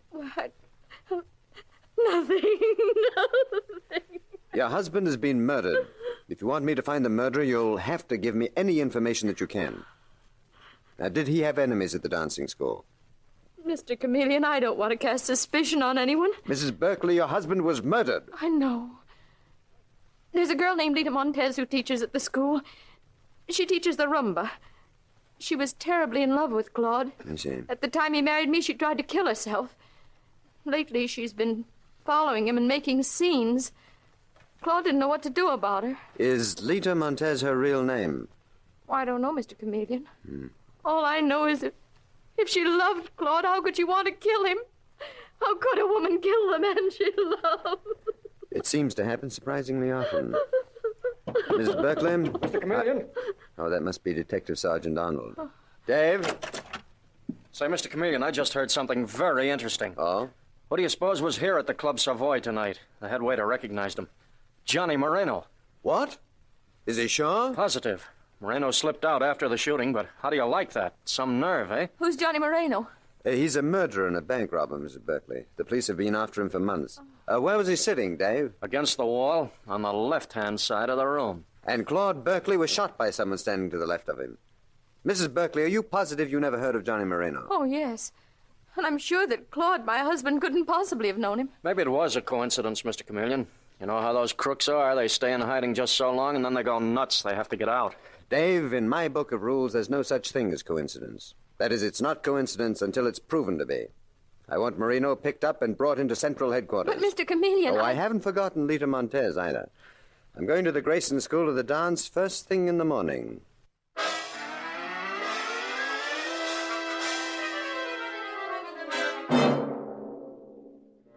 And next morning at the Grayson School of the Dance, Mr. Chameleon is saying to Lita Montez, "Come on now, Miss Montez. Tell me everything you know." Mr. Chameleon, it's unbearable that I should be questioned. I, Lita Montez, I who loved Claude Berkeley. Nevertheless, I am questioning you. Where were you last night, Miss Montez? I was home in bed. My dancing classes ended at 10 o'clock, and I went home to bed. I am a hard-working girl. Do you manage to make a decent living, Miss Montez? This dancing school looks pretty shabby and run down. That is because Carl Grayson, the great Carl Grayson, will not spend money on paint and repairs. And yet he has an apartment on the top floor that... Yes? What about his apartment? Well, I do not know, Mr. Chameleon. I have not been in it. But it is unbearable that I should be questioned when I loved Claude. I loved him. And you were insanely jealous of him. Who told you that? That Marilyn, that little milksop of a wife? So sweet and pretty with the yellow curls. Were you jealous? A lot of people were jealous of Claude. For a lot of reasons, Mr. Chameleon. It was not I alone. What reasons and who? Well, Bert Crane, for one. Hmm? Bert is a tap dancer, too. Very good. But not as good as Claude, and he hated Claude for it. He studies here to school, too, and he always thought that he should have worked at the Club Savoy, not Claude. The Grayson School of the Dance seems to be full of temperament. All except me. I am not temperamental. Oh. But even Carl Grayson, even he was jealous. The other day, Mr. Chameleon... Oh, no, maybe I should not say this. I think you should, Miss Montez. In fact, I insist on it. Well, the other day I heard their quarreling. Claude and Mr. Grayson. They were in Mr. Grayson's apartment, but their voices were so loud we could hear them down here. And Mr. Grayson was saying, "Claude, I will not have it. I will not have you try to take business away from me. It was I who made you. You are an ungrateful wretch." Only my wording was a little bit different, my dear Lita. I said he was an ungrateful puppy, not a wretch. Mr. Grayson? Really, Lita, you do talk too much. Such a pity. Such an unattractive quality in a woman. How do you do, Mr. Chameleon? I'm Carl Grayson. I own the Grayson School of the Dance. Well, I'm very glad to know you. And you. When I heard the great Chameleon, the famous detective, was here in my modest little school, I was delighted. Though heartbroken, of course, at the circumstances which brought you here. The murdered man's widow is heartbroken, too. Oh, yes, poor child. Run along, Lita. Mr. Grayson. Run along. Yes, sir, and I'm sorry I said what I did. Pretty little thing, so full of fire. And she was telling the truth, Mr. Chameleon. It's all true. I did quarrel with Claude. He was planning on starting a dancing school of his own. I felt it was most ungrateful. He'd take all my pupils away from me. Well, have you many pupils, Mr. Grayson? I mean, the place looks so shabby. Do you mind if I look around? Oh, not at all. Come along. I'll show you the rooms where we give our lessons. Well, thank you. As for pupils, I have sufficient to pay my living expenses. That's enough. I'm primarily an artist. But you didn't relish losing what you have. Oh, exactly. And I have an alibi for last night, Mr. Chameleon. Oh. At the time Claude Berkeley was killed in that nightclub, I was working out a routine with another pupil of mine, a very talented young man. No, wait a moment. What is it? That dancing. I want to listen. Oh, it's just someone practicing a tap dance. Be quiet, please. That sounds as if it might be the young man I spoke of, Bert Crane. Well, don't interrupt him. Bert! Mr. Chameleon, the detective, wants to talk to you. Mr. Grayson, I told you not to interrupt him. But why not, Mr. Chameleon? Bert can practice any time. This is important. Bert, my boy, this is the famous Mr. Chameleon. He's here investigating Claude's tragic death. Yeah? Well, I've got an alibi. I was here at the school with you, Mr. Grayson. I was practicing my new routine until after midnight. Yes, I've already been told that, Mr. Crane. Mr. Grayson here was very quick to supply both you and himself with an alibi. And you doubt us, Mr. Chameleon? What suspicious minds you detectives have. Yes, haven't we? Unfortunately for the criminals of this world. Mr. Crane, I am not an authority on tap dancing, but it sounded to me as if you had a brilliant technique. Thanks, pal. It's nice to have someone appreciate me. Well, I do. I wish that you'd repeat those steps. What? That dance that you were doing when I came down the hall. I would like to see it. Well, I'm kind of winded right now. I'd like to see it if you don't mind. Go ahead, Bert. Dance for Mr. Chameleon. Okay, Mr. Grayson.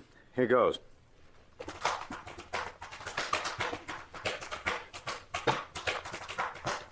Wait a moment. Is that the step you are doing? It doesn't sound quite the same. That's it. That's the routine Mr. Grayson's been teaching me.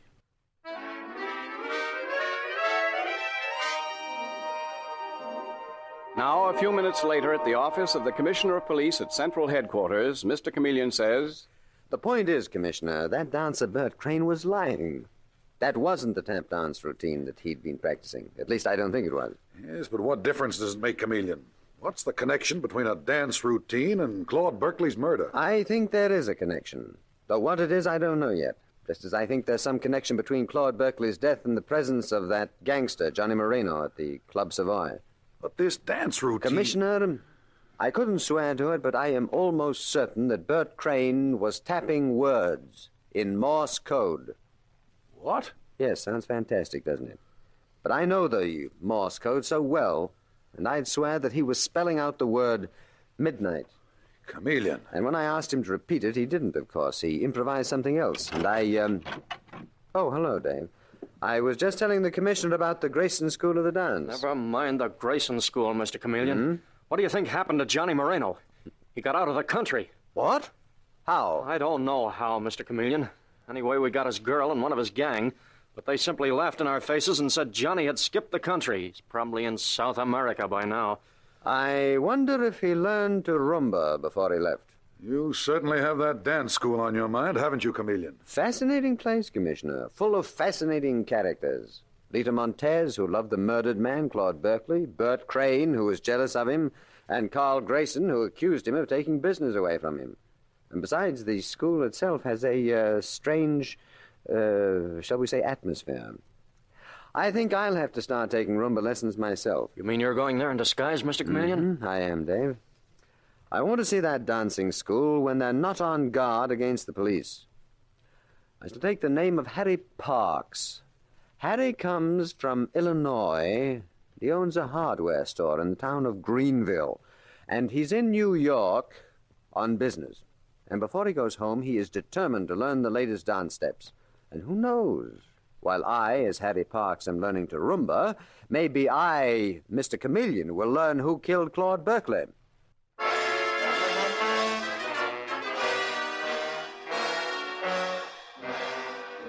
Mr. Chameleon and the case of the Dance of Death continues in just a moment.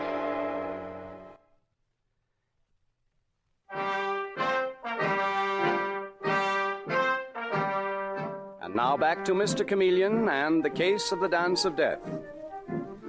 Mr. Chameleon is convinced that the Grayson School of the Dance is a strangely sinister and mysterious place. And he believes that the answer to the mystery of the death of Claude Berkeley, the tap dancer, lies within the walls of the brown stone front which houses the school. And so we find him, in his disguise as Harry Parks, taking rumba lessons from Lita Montez, one of the murder suspects. A very subdued Lita, who mechanically instructs her pupil... 1, 2, 3, 4. 1, 2, 3, 4.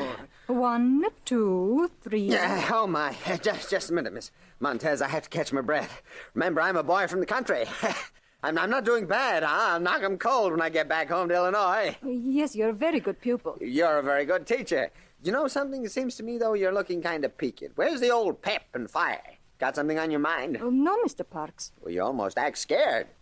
Come on, tell old Harry Parks. You know, everyone in town comes to my hardware store and tells me their troubles. Oh, you're very kind, but... Oh, just a minute. Someone I know just passed the door. The widow of Claude Berkeley. What? You mean the tap dancer that was murdered in that nightclub? Yes, and I want to speak to her. Marilyn! Oh, Marilyn! Yes, Lita? I had to tell you. Oh, this is Mr. Parks, Mr. Harry Parks, a pupil of mine. How do you do? Glad to know you, Mrs. Berkeley. What did you want to tell me, Lita? Well, I heard that you've been very kind to Bert Crane, that you saw to it that he got Claude's old job at the Club Savoy. That's right. Bert's a good dancer. There's no reason why he shouldn't have the chance he needs. Just the same, it was very generous of you, Marilyn, to help him, and I wish... Marilyn, I'm not a bad girl. Please believe me, I had nothing to do with your husband's death. Well, Lita, I know you think so. I do not blame you for thinking so, but soon I may have proof that I did not kill him. Lita, nothing would make me happier than for you to find evidence against Claude's murderer. And I don't think you're bad. You couldn't help loving Claude. But this must be very embarrassing for Mr. Parks. Well, no, I don't Don't mind. You ladies go right ahead. No, I think we've said enough. I'll be seeing you, Lita. Yes, Marilyn. And believe me, dear, I don't think you're bad. Sweet-looking girl. Yes, she is. Mr. Parks, would you like to take another half-hour instruction in the Roomba? Miss Montez, if you don't mind, I think I'll call it a day. You know something? I'd like to see Mr. Grayson. Carl Grayson, the head of this dancing school? Well, he's the only one around here, isn't he?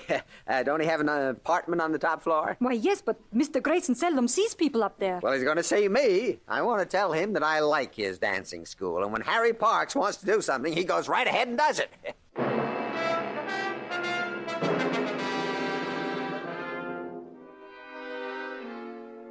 And now, Mr. Chameleon, the famous detective, still in the disguise of Harry Parks, mounts the stairs to Claude Grayson's apartment on the top floor of the dancing school, the apartment to which very few people have been invited. And as he approaches the door, Mr. Chameleon hears someone dancing, tapping out a routine with rhythmic precision.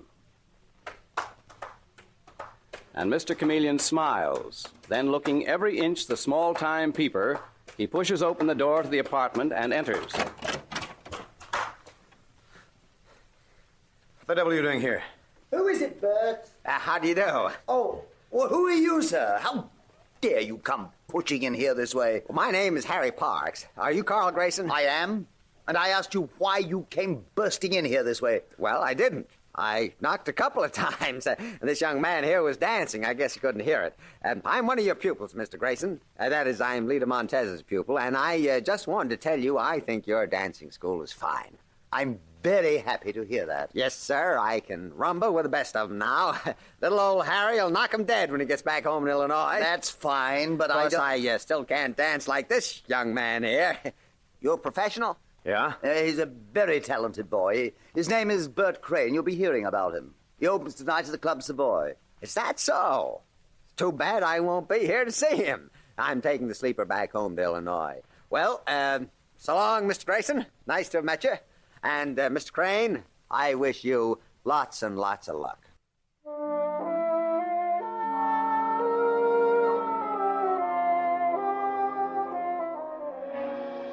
Now, at police headquarters, a short time later, Detective Sergeant Dave Arnold greets Mr. Chameleon. Well, Mr. Chameleon, did you get anything at that dancing school? Dave, unless I am much mistaken, that tap dancer, Bert Crane, will need all kinds of luck tonight when he opens at the Club Savoy. You're sure they didn't see through your disguise, Mr. Chameleon? Quite positive. If they had, I wouldn't have gotten out of that dancing school alive, Dave. Not after what I saw there. What about this Lita Montez? She worries me, Dave. I've sent one of the boys from headquarters to her apartment. I want her kept under constant guard. Oh, well, I could have gone up there, Mr. Chameleon. No, I want you with me at the Club Savoy tonight. I've already reserved a table. Though not in my name, you can be sure. Oh, I'll take that. Hello? Oh, yes, Detective McLean. What? What? Well, how did it happen? I see. No, of course I don't believe it. Leave the body just where it is. What is it, Mr. Chameleon? Lita Montez has been killed. Mr. Chameleon? Detective McLean got no answer at Lita Montez's apartment, Dave. The superintendent let him in, and they found her body shot through the heart. That's a cold-blooded outfit. That is an amazing outfit, Dave. That is one of the strangest criminal organizations I've ever been up against. But tonight, when you and I are at the Club Savoy, I hope to get the whole lot of them, including the murderer of Claude Berkeley and Lita Montez.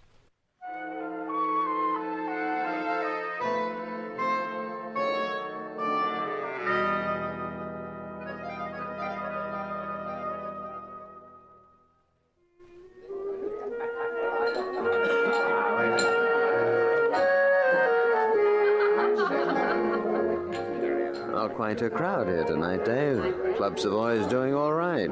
Nothing like a murder to boost business. What time does Bert Crane do his tap dancing act, Mr. Chameleon? Oh, in just a minute now. I imagine his nerves are pretty on edge. I think I'd be pretty nervous if I were in his dancing shoes. Mr. Chameleon, look. Over there to one side. Butch McCarthy. Well, I haven't heard about Butch since he pulled that bank hold up and then went underground. The Club Savoy has an interesting clientele. Yeah, but our boys are right behind Butch. He can't possibly get away.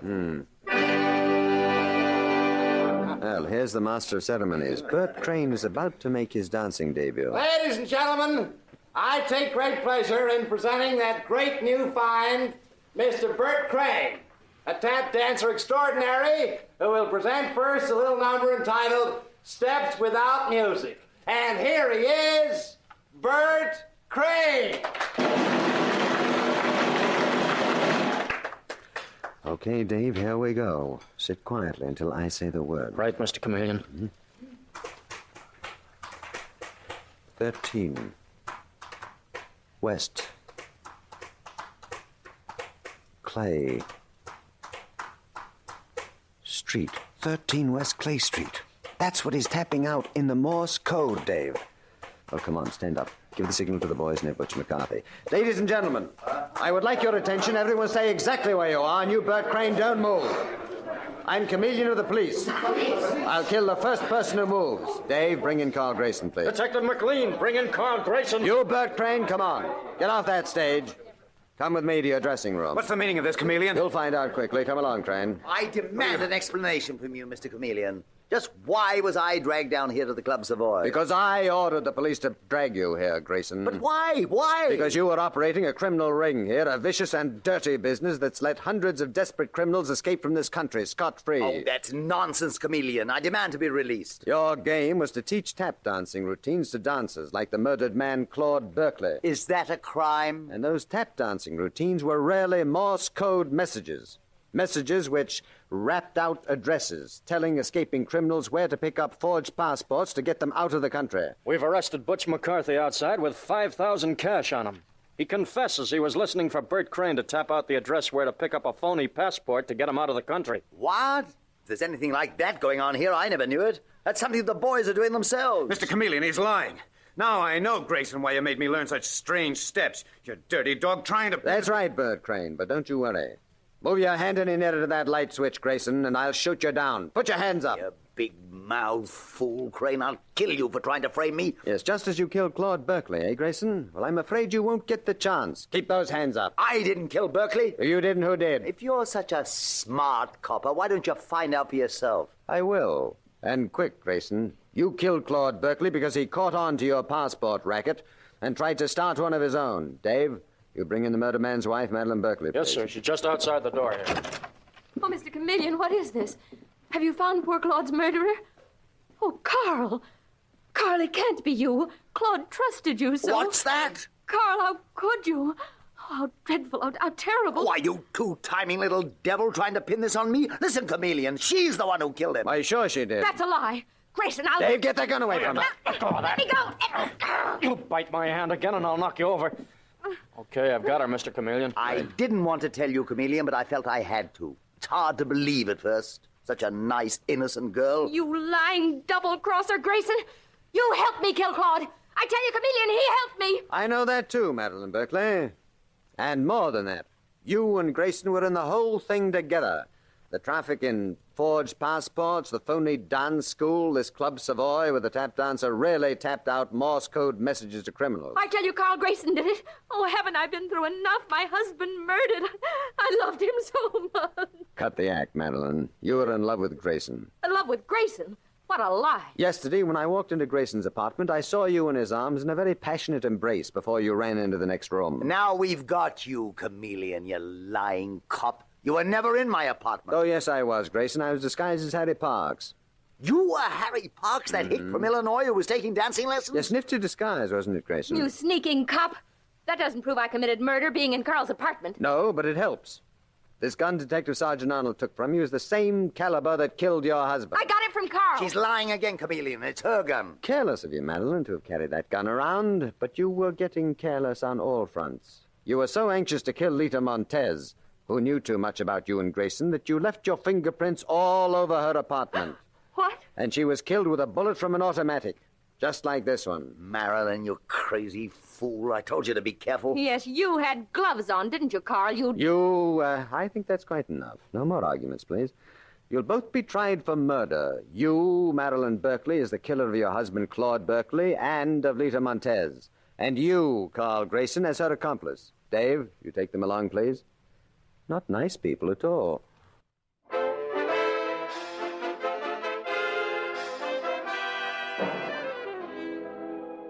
with these words, Mr. Chameleon concludes tonight's murder case.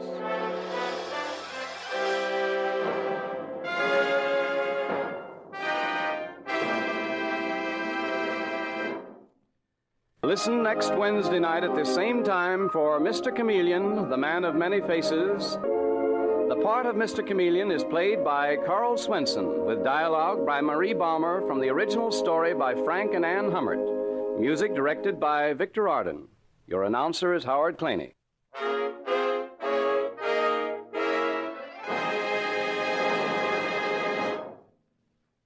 This is CBS, the Columbia Broadcasting System.